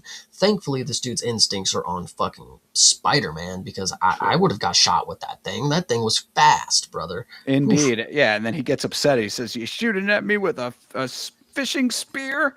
And I just said, I have in big capital letters, just let this fucking movie end already. Is what I had Yes. at this point. I was like, oh my God, come on already. But nope, because we still need to have, of course, the final big showdown. But yeah, so before Dalton can finish off the Brant, the boss's son, Conor comes smashing through the Roadhouse in the truck that he stopped, sending Dalton flying. And then now we're going to get Conor versus Dalton 3, if you count the first interaction in the Roadhouse and then on the boat interaction here, this is The the third. octagon in the boat. Exactly. So I said that, Dalton got the trilogy before Nate did, which is unfortunate for him, I suppose. But punches flying both ways. Conor hits a very nice spinning back kick to the body. I said, okay, there's an actual MMA move, at least in some little extent. Dalton executes a wild toss takedown. He does a cross body. I actually had to rewind two of these takedowns because they were crazy. He goes across body and then flips Conor over himself, like in midair almost, like bam, and then like that. It was kind of very strange that he was able to execute that. But again, action movie. Pro wrestling moves. True, too. Very true. What I think is what is also key about this is you get a bad quip line in this whole ending fight sequence. You get a lot of different comedic relief moments that do not land. So the one specifically that starts out here is Conor says, "Looks like I messed up your leg." And he's like, "Bad driver." And he's like, "What can I say? It's the wrong side of the road." And, You know, you referenced Who Framed Roger Rabbit earlier. If you recall in that film, The Dueling Pianos with Donald Duck and Daffy Duck, this is what this scene basically reminds me of. It's you've got these two essentially fighting each other, and then they have to stop for a little back and forth banter every once in a while. right, right. You got to take your little timeout water break, of course. Yes, Sure. and so yes, so it knees him a few times and then ends with a spin kick. This is the scene where obviously you can see Conor. The striking that once was an MMA gold, standard, you can see it on film right here. Conor is still got the kicks. He still looks as picture perfect as he once did when it came to utilizing kicks and the way they did it. Dalton does a WWE move. That's the one that you were talking about, I'm sure. And then Mhm. they both end up on the ground and get up. Conor throws Dalton down again in a sort of double leg throw again. He loves this little double leg throw. Dalton gets up and they have a little standoff. And then this is where Dalton gets to take his fucking shirt off. He's finally we're ready, of course. Yeah, And then this they is both intense mode now. yes, and then they snarl at each other and they're circling and then they start trading some punches. And then I said right here, great camera work to showcase the action and moves. Like this is what we were looking for mixed martial arts. The movie is about mixed martial arts. I know not this one specifically, but the way that we are supposed to be watching them in the lens that we are seeing is for mixed martial arts. This right here, great camera work, showcased Conor using a lot of good striking that can be implemented in mixed martial arts. I love Yeah. that. I say that's the only thing that's unfortunate about these otherwise well choreographed fight scenes is that they didn't incorporate more actual MMA moves into them because there is actually one point coming up where you see Dalton almost start to set up a triangle like it We'll get Conor, into it. yeah, I was going to say, but so anyway, at one point here, there was another crazy takedown for Conor where he does like a reverse head and arm It's a triangle, and headlock, and yeah, and it, like swings him up and over his head. I was like, damn, the fight choreography is kind of cool in this scene, no lie. and then then more punches. Dalton throws more punches. Throws a kick, and Dalton catches it and throws Conor down. Then we get more WWE moves. Conor punches from the ground, and then Dalton backs off. Conor stands up and lands a sick sidekick, like this sidekick that he lands right into the fence for Dalton. That was Right. pretty cool. Really like that one. And then tackles him into a drum set, which it's, we're at the Roadhouse, so I mean, this is the band. The resemblance of what the band used to be, they're still there. We're out here just destroying everything, so we get Yeah. more punches. And then this is where you get your, I said, Dalton attempts a triangle choke. Conor picks him up and slams him into a piano, which again, I think when it, like, you talked about that triangle attempt right there. We're going to talk about another one later when it comes to the grappling of mixed martial arts. But the striking, I think, perfectly fine for what we're seeing. The grappling, I think, definitely can have some, some work on it. But I think for the instance right there, not many people would know what Dalton was trying to do, other than the people who know what a triangle choke is, of course. Like, you clearly, oh, he was trying to set that up. Like, in any other way, you would probably see that and be like, what the fuck was he doing there? If you were watching it and didn't understand what a triangle is, So I think that was great. And then you get a Looney Tunes moment where Conor opens the piano, or no, it's on the keys. He's got Dalton's head on the keys, and he's punching him, and it's making the notes. And I think it's really funny because you get a goofy moment from fucking what the fuck is it, Dalton, and he says, "This piano is out of tune." Like, he's like supposed to be like seeing stars and dazed and concussed kind of thing. And Conor, Right. looks fine to me. Like, just Sounds pretty good to me. I said dueling one-liners appropriate on a piano, perhaps. These two have really been going band for band with snappy dialogue. what I want you to know also is after that, you genuinely do, and I'm telling you this for a fact. The move that Conor does is a 100% WWE move. There is a fighter, or a wrestler named Jordan Grace, and that is her finisher right there that Conor does, where he's got her in like the John Cena thing, and then he like does Yeah, the that is Jordan. fireman's carry. That is Jordan Grace's finishing move, and they stole it from her. I'm just saying. Either way, you get to see more WWE. More WWE is like, and even I said this, they're selling good for the crowd too. Like, they're really selling these moves like it is no other. And then, you get Dalton, he gets up, and now he's bleeding from the mouth. I don't know, I'm not a doctor. Listen, if you are bleeding from your mouth profusely and it is not anything to do with your teeth, I don't know if that's a good thing. This dude is probably in some bad, but he's been stabbed already. So what do I have to care? Whatever. And then Conor, again, we just get more. This end sequence, I just have Conor again. Conor punches. They both punch. Dalton clinches. The striking is very, very good here. Up until this next moment, you get they both punch, and then Conor kind of falls down on one knee kind of deal, and then Dalton swoops around to take his back, and he's kind of got him in a half Nelson kind of choke at first. And if you notice, he gets one hook in, and then when he flips him over, he gets the other hook in, and then what?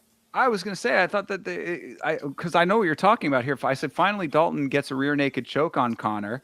I said Conor definitely having Habib flashbacks. So that was the big meme that was going around before this movie came out, because there was publicity photos of Conor in that rear naked, and everybody was like, haha, Conor in the rear naked. But I said Dalton keeps good control of it, but doesn't lock up the body triangle.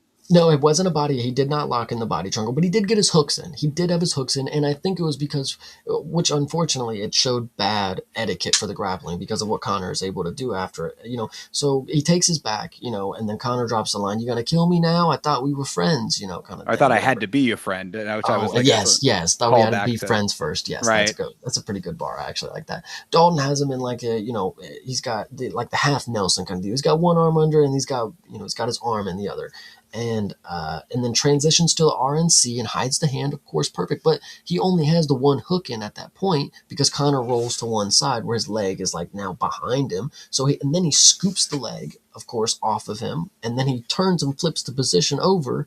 And it's like, well, damn, if we were teaching anything about mixed martial arts, you got somebody's back in an RNC and you let them stand up and you are still on the ground. Holy shit. Because this is not only just a point where Conor stands up, this is the point where Conor flips over, grabs a stake, and is about to stab Dalton in the face with it. So yeah, no, exactly. Yeah, that's what I'm saying. I mean, like, the one time that you get like an actual MMA related move or sequence here, and it's not a great representation of MMA. I was like, he's supposed to be the trained fighter versus a non-trained fighter, but regardless, action movie. But yes, Conor picks up a piece of a broken chair, stake of some sort, which forces Dalton to break the choke to defend himself. That's when he's about to get stabbed, and then you get the classic fight the knife coming directly into your face inches away kind of moment.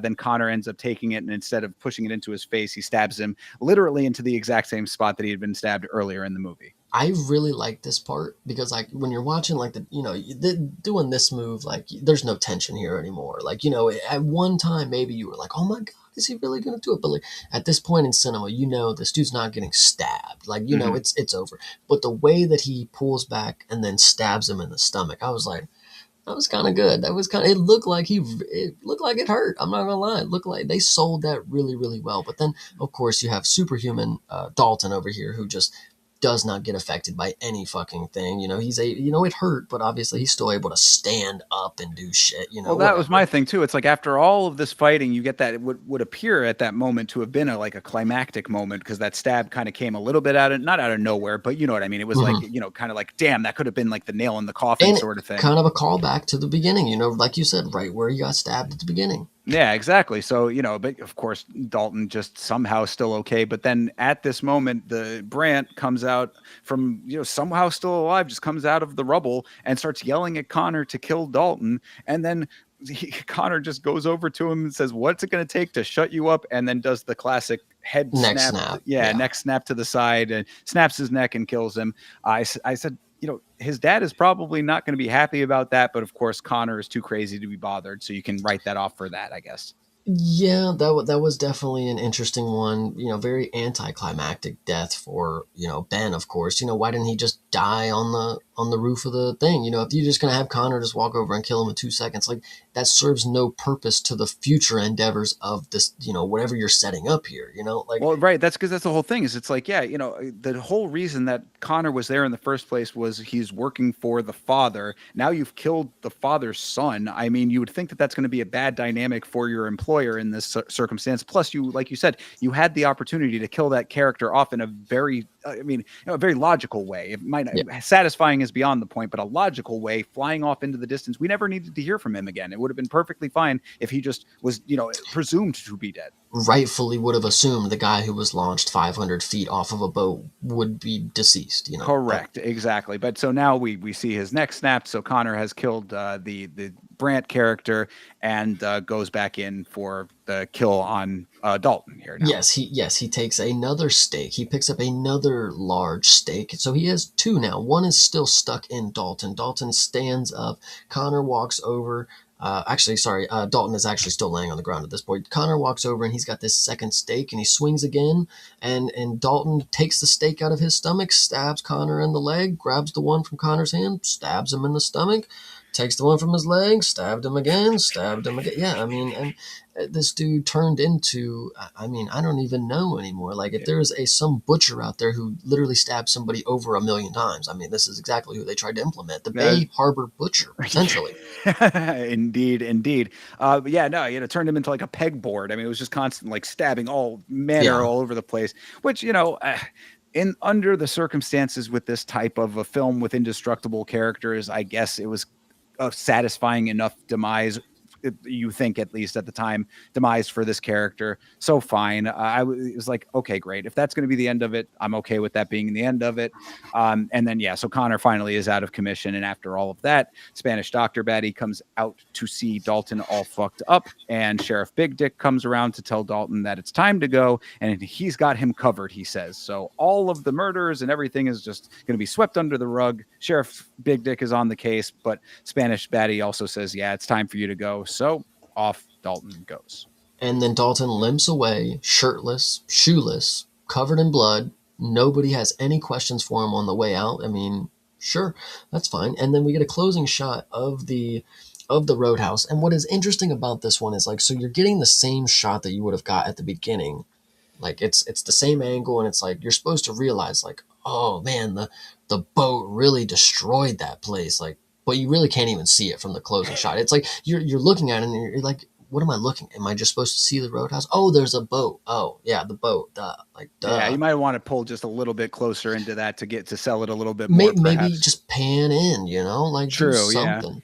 But so yeah, so you see that there's destruction on the Roadhouse, but owner Frankie and the bar team are back in to clean the place up, and they're saying, it's not that bad. And that Reef says, there's literally a truck in the bar currently, which is Connor. Had rammed the truck in there, of course, but they say no. We're gonna rebuild, and elbow grease will get this whole thing good. And then while they're cleaning, some kids come into the bar and ask if they're open, and Frankie says, yeah, we're always open. They're always open. The Roadhouse is going to live on.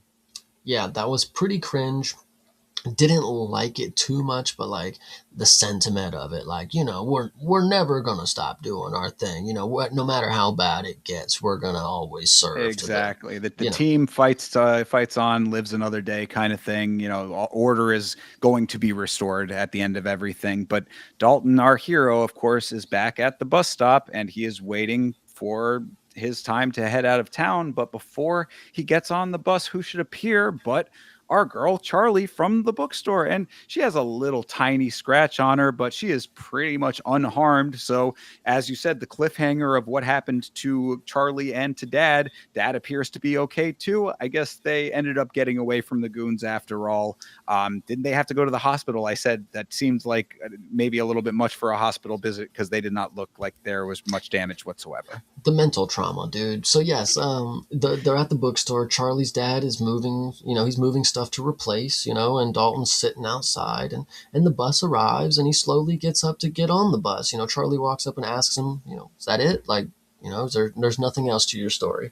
And Charlie's dad at the same time is walking in the store. He sees a case, sitting on his counter, and what could that be? Interesting. And Charlie's words about staying a hero. You were the hero all along. She's saying some nice stuff to him, and Oh yeah, she says, he's like, I'm not the hero of the story. She's like, you may not be the hero, but you're not the villain either, yeah, Dalton. Nice yep. sentiment, I suppose. And yes, inside the bookstore, Dad opens up this very mysterious large case, which of course is filled with a large amount of money. Of course, good guy Dalton leaving the money to these nice book owner people that he was friendly with. Never was the villain, or really even close to being one, I said, aside from the murder in the octagon. But, you know. Well, no, I mean, he murdered 3 people in this movie. But those were justified murders in the film world, perhaps. The murder in the octagon, we still, we're going to find here. Of course, yeah, Dalton rides off. He's back on the bus with the hoodie on once again. Greyhound bus travels back away from whence we came. Of course, we see Fred the Tree as the very last shot, and roll credits. Yes, absolutely.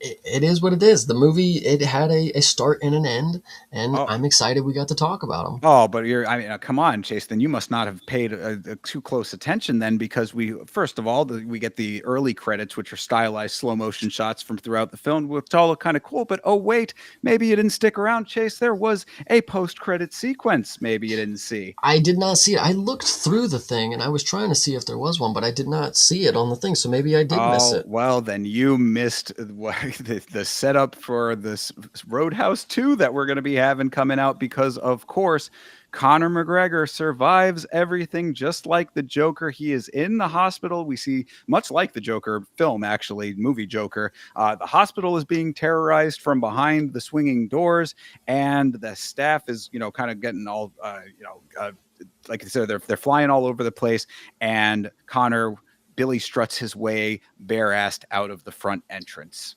Nice. I actually think I do remember that from the first time that I saw it around. But no, I did not stick around for that this time. But damn, that does sound like a pretty good ass shot to see on the way out, I say, just what you needed. Connor's ass to close out this film. Pure cinema, if I ever have seen it. But that is Roadhouse, indeed. That is the deal there. So my closing questions here, my little post wrap up was: so we never find out why he killed his friend in the cage. We said, that was a legitimate murder. Did he get to keep his belt from that? He won the fight. He was the middleweight champion of the world after that fight, unless there was some fallout from the murder part. Also, Dr. Batty, like I said, she knew about his past because of the internet. She didn't know that he killed the guy in the cage. Maybe she did. Maybe she didn't care. Did Frankie know too? She seemed to also know a little bit about his past. The guy Billy, Big Dick the sheriff, just gets to keep being a giant dick to all of Glass Key, why the fuck did he have an equal sign tattooed on his neck? We never found that one out either. We didn't say anything about that, but yes, they made very sure to show you that he had an equal sign tattooed on his neck throughout a lot of this movie. No reasons, I suppose, but whatever. These are the questions. Anyway. Potentially, to go backwards, I think the equal sign. I'm not saying I know anything about the story relation to what it was supposed to be, but I've definitely seen people with semicolon tattoos. Maybe it's something of that sort. Like an equal sign. It's just to resemble something. I don't know. Sure. If you want, dude, I actually, because I was so curious about it, I thought my theory was that the equal sign might have represented the train tracks from the time where he was about to die on the train tracks. Except I went back to the scene before that, and he had the equal sign when he was fighting inside the bar earlier. So I don't know what the answer to any of this is. Anyway, these are the questions that I am left with. Many of them, I said. Also, this shares a lot of similarities with KO, that I think that, again, if you turn your brain off and watch this film one time, it is a fine enough fluff film. Could have been about a half hour shorter. I think also we should have gotten a reprisal moment for Post Malone in this one. I think he should have been in the Roadhouse doing something. Maybe But he'll be in the sequel. That is a good point. yeah, maybe. I think also another thing about the best friend thing. I think that's also maybe just like part of the story. Like, so if in the story he kills a guy, what way to make it sound worse? Oh, it was his best friend too. And Sure. like, No, dude, he of was a course. teammate. But like, I think that's also just like the characters in the story. Like the bad guy is like, yeah, I heard that was your friend too, dude. Wow. Like maybe it really like, how would he know? It could Like, have been. I mean, yeah, fair. That's. I didn't even think about that aspect of it. That could very well have been, I guess. But then Connor did call back to it, so he but had I to think it's tell him that. also maybe just like a rumor thing. Like, oh, dude, he killed his best friend in the cage. It Just could. Fair either way. Like there are movies that will say, again, I brought up Fargo on a different review, and I'll bring it up again here too. There are times in certain films where you have important aspects that you don't know about and they don't necessarily matter. I don't know if this is necessarily one of those cases. I think it might have been a little bit more satisfying if we actually got some discussion about what happened at all anytime. Like I think because it's so central to this character and the conflict that he has about himself, it might have made sense to get a little bit of an explanation. I don't care what the explanation was, just something to acknowledge it in an actual legitimate way, aside from him being shown it on the phone, might have been a little bit more satisfying, but to each their own if you don't agree with that, I guess. I think once you start questioning a lot of different things about this movie, and like we did, of course, you will see that you can't make everything add up. And as great as you think you are as a director and a writer, sometimes things just won't add up. And you'll have somebody who doesn't know shit about movies making it seem like these are the easiest things to cover up and to make work in a film. And they're just not, unfortunately. So, yeah, I say the more that you start pulling at the strings, the more things unravel very quickly, perhaps. But so, with all of that being said, Chase, as a film, what would you rate Roadhouse? Rating it comparatively to like objective filmmaking, like does this all make sense? Do the actors put on performances? Does this and that matter? Like if I, nothing too crazy, 6 or 7 of course, but entertainment value, this is an entertaining movie. I mean, the things that go into this movie, once you're able to actually agree, because the movie does a very good job of jumping off the deep end with it. It's not bouncing back and forth between a little too real and not real at all. It's like it's just completely off the deep end. So it's very easy to be able to turn your brain off, because if you don't, you're gonna not have a good time. But if you're able to just sit through this and get to the part where Connor comes in, because it relatively is like halfway through the movie that Connor shows up. But once you get there, I think that really does showcase like they kind of messed up by making him only the latter portion villain. Like he could have been doing some fun stuff the entire time. True. So you said your number is which, 6 or 7? 6 for a film, 8 for the entertainment value. You get 1 for this. No, but like, if okay, so 6 if we're talking about a film objective to other great films. But I Okay. personally, my entertainment value, I would say, was an 8, but Okay. So then 6 eight's for a the film. answer. Yeah. Well, No, yeah, I I'm don't know. confusing you. It doesn't I matter. get exactly. 6 or 8. It's fine. Okay. We'll do Either a way, 7. Sure, 7 sounds good there. I would give it a 6 personally. But yeah, no, I do agree with you though. Again, like I've been saying over and over again, watch this film one time without overthinking anything. It is over the top. What I said in the Yammer review about it, I did a little very minor, small little instant review of this thing, 30 seconds, and I said it is very fun in a dumb way. And Mm. that's perfectly fine. You know, there are movies like, again, this is why I compare it to KO in a lot of ways, because it's like KO is this is a serviceable film with it's comedic throughout because it's not taking itself very seriously. So if you don't take it very seriously either, there's a lot of fun to be had. So as you were saying, comparatively to cinema, yeah, it's a 6. You know, it's this is where it is, but 6 is a very solid number for this film. It is certainly worth a watch. Yeah, you know, I'll check out the second one for sure. Oh, I mean, of course, we're going to have to. You know, I don't think that we cannot after this thing. But that being said, then, Chase, what would you rate this as an MMA film?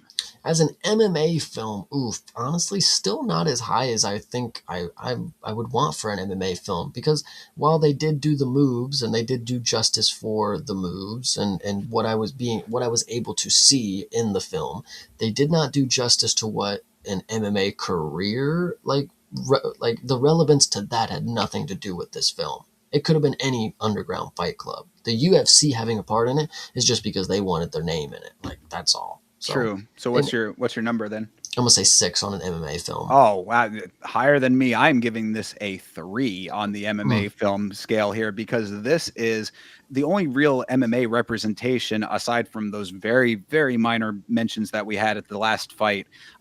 Is just the fact that UFC is connected to this film at all. So it was very cool to see the UFC actually fully represented in a film like it was. This, I mean, really, all I think that aside from mentions of it in The Cage, we haven't actually had a film that has really gone this deep into actual UFC. You know, I mean, like, Bruised.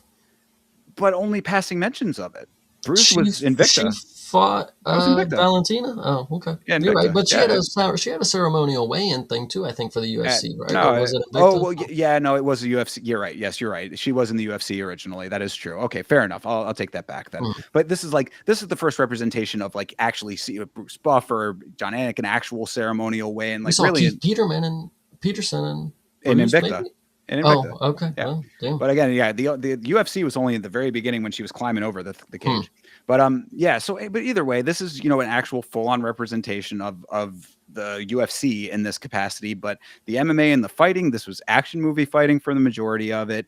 And then like you were saying, fight culture is not represented at all really in this film. So it is pretty low on the MMA film meter for me for those reasons. Yeah, I definitely agree. Like when I look at something like the Cage, when we were watching that series, there were things that I could say like, oh, this is like fight culture related. Like these are what these guys would be going through. Like when you look at what Taylor was eating and like how he was working out and like the way that he had his schedule set up, I think represented something of like a lower level amateur fighter kind of deal. This did not represent to me the ex fighter. Like Chael Sonnen is not doing this out here. You know, Anderson Silva is not living like this. You know, like it's just like a very abstract story universe. Maybe if he was young and like, you know, was trying to get into the UFC and had this crazy backstory, I don't know. But like him being an ex retired UFC fighter and now he's just like, I don't know. It just doesn't work for me too much. Yeah, and also I must still stress that Dalton murdered a man in the cage. By the way, you know, again, a poor representation of MMA in that circumstance as well, because it was unnecessary for this story since it did not actually play a role, and people I think just were going to be okay with that because they maybe didn't equate that to what it was. But the fact that he hit that final hit after the fight was over turns that into a very different situation. And I don't think that was a good representation because if it was going to be in the movie, it should have been properly represented. So that's another reason why I got to rate it so low. So, Yeah, absolutely. all right. Well, so all of that being said, I have a little bit of trivia and then we can close this thing No, out you're if you're good. all Go right with for it. it. Okay, so first piece of trivia here was that Ronda Rousey was originally supposed to star in this film, not in the Conor role, mind you. She was supposed to star as Dalton in the original version of this film. So, good Lord, that would have been something completely different. Of course, you know, films go through many different iterations before they get made. That all broke down over time, and obviously, we got the film that we got. But so that's piece number one there. Any thoughts on that?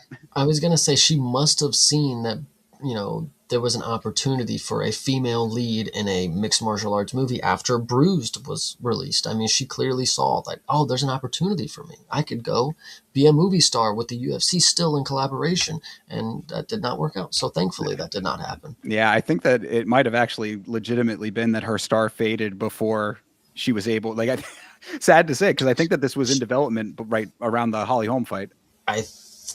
No, No, no, no. This Roadhouse 2024. yeah, but I No, mean dude, the development of it when it was no. when she was initially attached to it, I think it would have been around then. Holly Holm and Ronda Rousey fought when I was in high school. I'm pretty sure. Like that's way long ago. I would say this was back when Ronda Rousey was like in WWE. Like after No, her. but that's what I'm saying. I think the original version, like it got scrapped, is what I'm saying. Mm, Like, but the original version of it, I think was rumored for her in it at that point, and then when she started on her career downcline, they were like, all right, let's switch the thing up here. that's a long time ago. If this movie was in development for that, but yeah, Yeah, I mean, I don't sometimes doubt it. they take a long time, for sure. But either way, I mean, maybe I'm wrong about that part, but either way. So that's number one there. The second point that I have is that Amazon gave the filmmakers a choice between $60 million as production budget and a theatrical release, or an $85 million production budget and the film to go straight to streaming. Apparently, the director, Doug Lyman, did not get the memo on this because he boycotted the film premiere over this not getting a theatrical release. Jake Gyllenhaal said basically, I respect the guy, but Amazon was pretty clear about this going to streaming. So there was some kind of weird disconnect with the director on that one. Just an interesting note. But my thing was, I think they should have taken the $60 million production budget and trimmed down about a half hour out of this movie. Yeah, I think. Well, to be fair though, when you bring up that point, I don't think this movie. It does drag a little bit when we're sitting here taking notes for it, but like I think when you're watching this just like straight up, like I think this kind of breezes by. Again, once you get to the Connor part, the movie kind of flies Yeah, by. I'll allow for that because I don't remember feeling like it dragged the first time that I watched it. So it might just be the fact that I've seen it 3 times now. Yeah, So fair enough on that then. Maybe trim it down by like 10 minutes. How about that? but still take the 60 grand and still do the theatrical release. But I mean, did this feel like an $85 million movie to you? You know what I mean? Like it's so small. I can't even imagine what they needed $85 million to do aside from the CG. well, the problem is when you ask a question like that and then you look at the cast. I mean, you have an A-list celebrity in Jake Gyllenhaal. You have the $1 million man Conor McGregor. I True. mean, you can only pay so many people in this, And Yeah. when you look at the budgeting that they had for the areas that I mean, it's clear the budget went other places. True. We had 7 locations in this movie total. Yes, indeed. Yeah, absolutely. So okay, so there's that. The fighter that Jake Gyllenhaal fights in the UFC scenes is MMA fighter Jay Hiron. He is a 30-fight veteran with a record of 23-7 who fought in the UFC, Bellator, and Strikeforce. He retired from fighting in 2014 and went on to do stunt work. So good deal there, an actual MMA fighter for that portion of it. Um, Filming for the UFC scenes took place around UFC 285, which was Jones versus Gane. The weigh-ins were from the ceremonial weigh-ins in front of that crowd, and the in-cage fighting was shot during the intermission at the actual event. So, Mhm. so Yeah, that I was kind of remember cool. seeing that. I do too. Yeah, I remember seeing like all of the behind the scenes stuff, people taking like screenshots and stuff on their phones and whatnot when it was being filmed. So, cool. Again, actual legitimate UFC representation. I thought that was cool. The sequel in the works has Jake Gyllenhaal returning, and your dude Dave Bautista might be in it. So that could be kind of cool for you. I thought you'd be interested in that. That is cool. So what about the end credit scene with Connor still being alive? Has this been I mean, this is a very good question now with Conor and everything that's been going on. I'm glad you brought that up because that is a big question mark right now. This obviously was before Conor and all of his legal troubles that happened recently. He obviously lost Proper 12 over that. We're going to have to see if he ends up coming back. That is a little bit up in the air right now. Who knows? So I don't know what the answer to that is, but we shall see when the movie releases, I suppose. No, Dave Batista will be pretty cool for it. I do like him. Yeah, I don't, they haven't announced if he's actually if he is going to take Right. a part or what his part's going to be or any of that kind of stuff. He's just attached right now. That's So cool. there's that. The film was shot primarily in the Dominican Republic. Shout out to the Vitz King. which apparently has a very large film complex down there now. I guess one of the studios or a couple of the studios have like a filming co-op in the Dominican Republic. So filming location, the only shot that was actually done in Florida was Fred the Tree.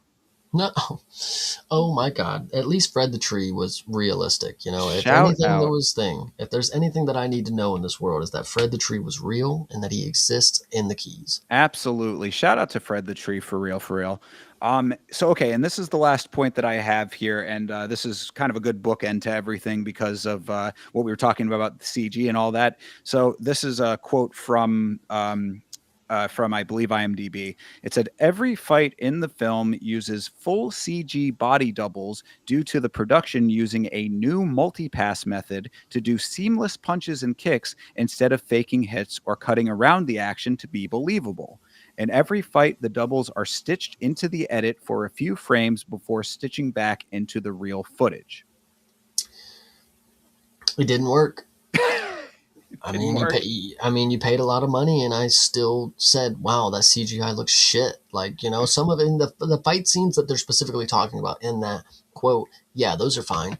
The boat, the truck, the boat again, the truck again. I mean, dude, you boats and trucks. Could you guys flip it around maybe once or twice? But like, they all had shitty CGI moments because you wanted to invest in something new. Everybody thinks that they got something new that's gonna work.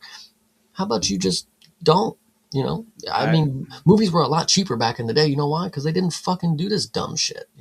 I mean, and you're speaking how a lot of people feel directly about AI right now. So good point there. Yeah, I said that explains why every fight looks like it's somewhere inside of the uncanny valley. But for the fights, like again, it didn't take me out of the movie so much. So whatever. I don't think it's the worst problem that this film had. No, this movie definitely had some problems, but I would like to believe that, a lot of the action scenes and the fight scenes specifically, I don't think those were necessarily the worst parts of it. Indeed. So with that, yet another long one, but that was our review of Roadhouse 2024 for MMA on Film. Chase, any final thoughts?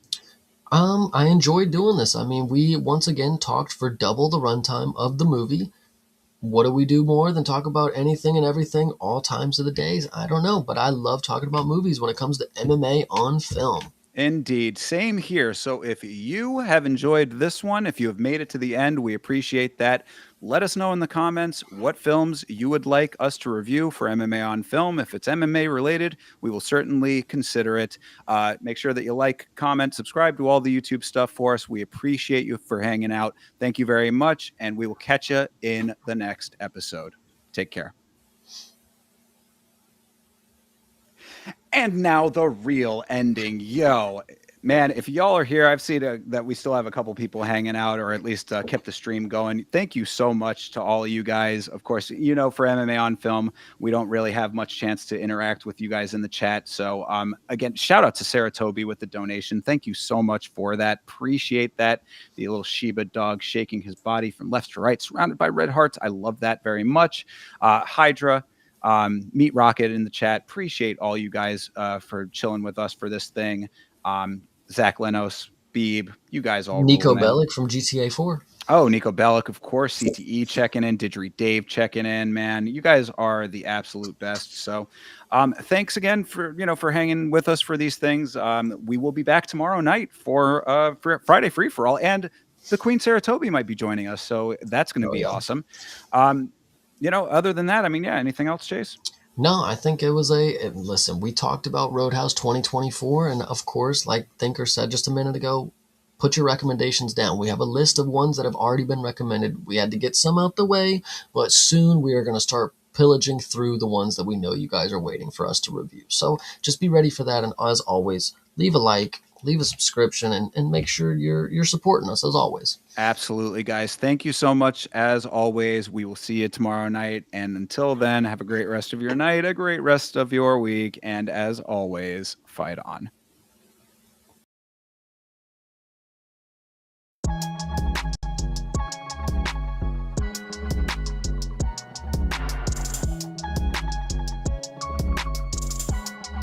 It's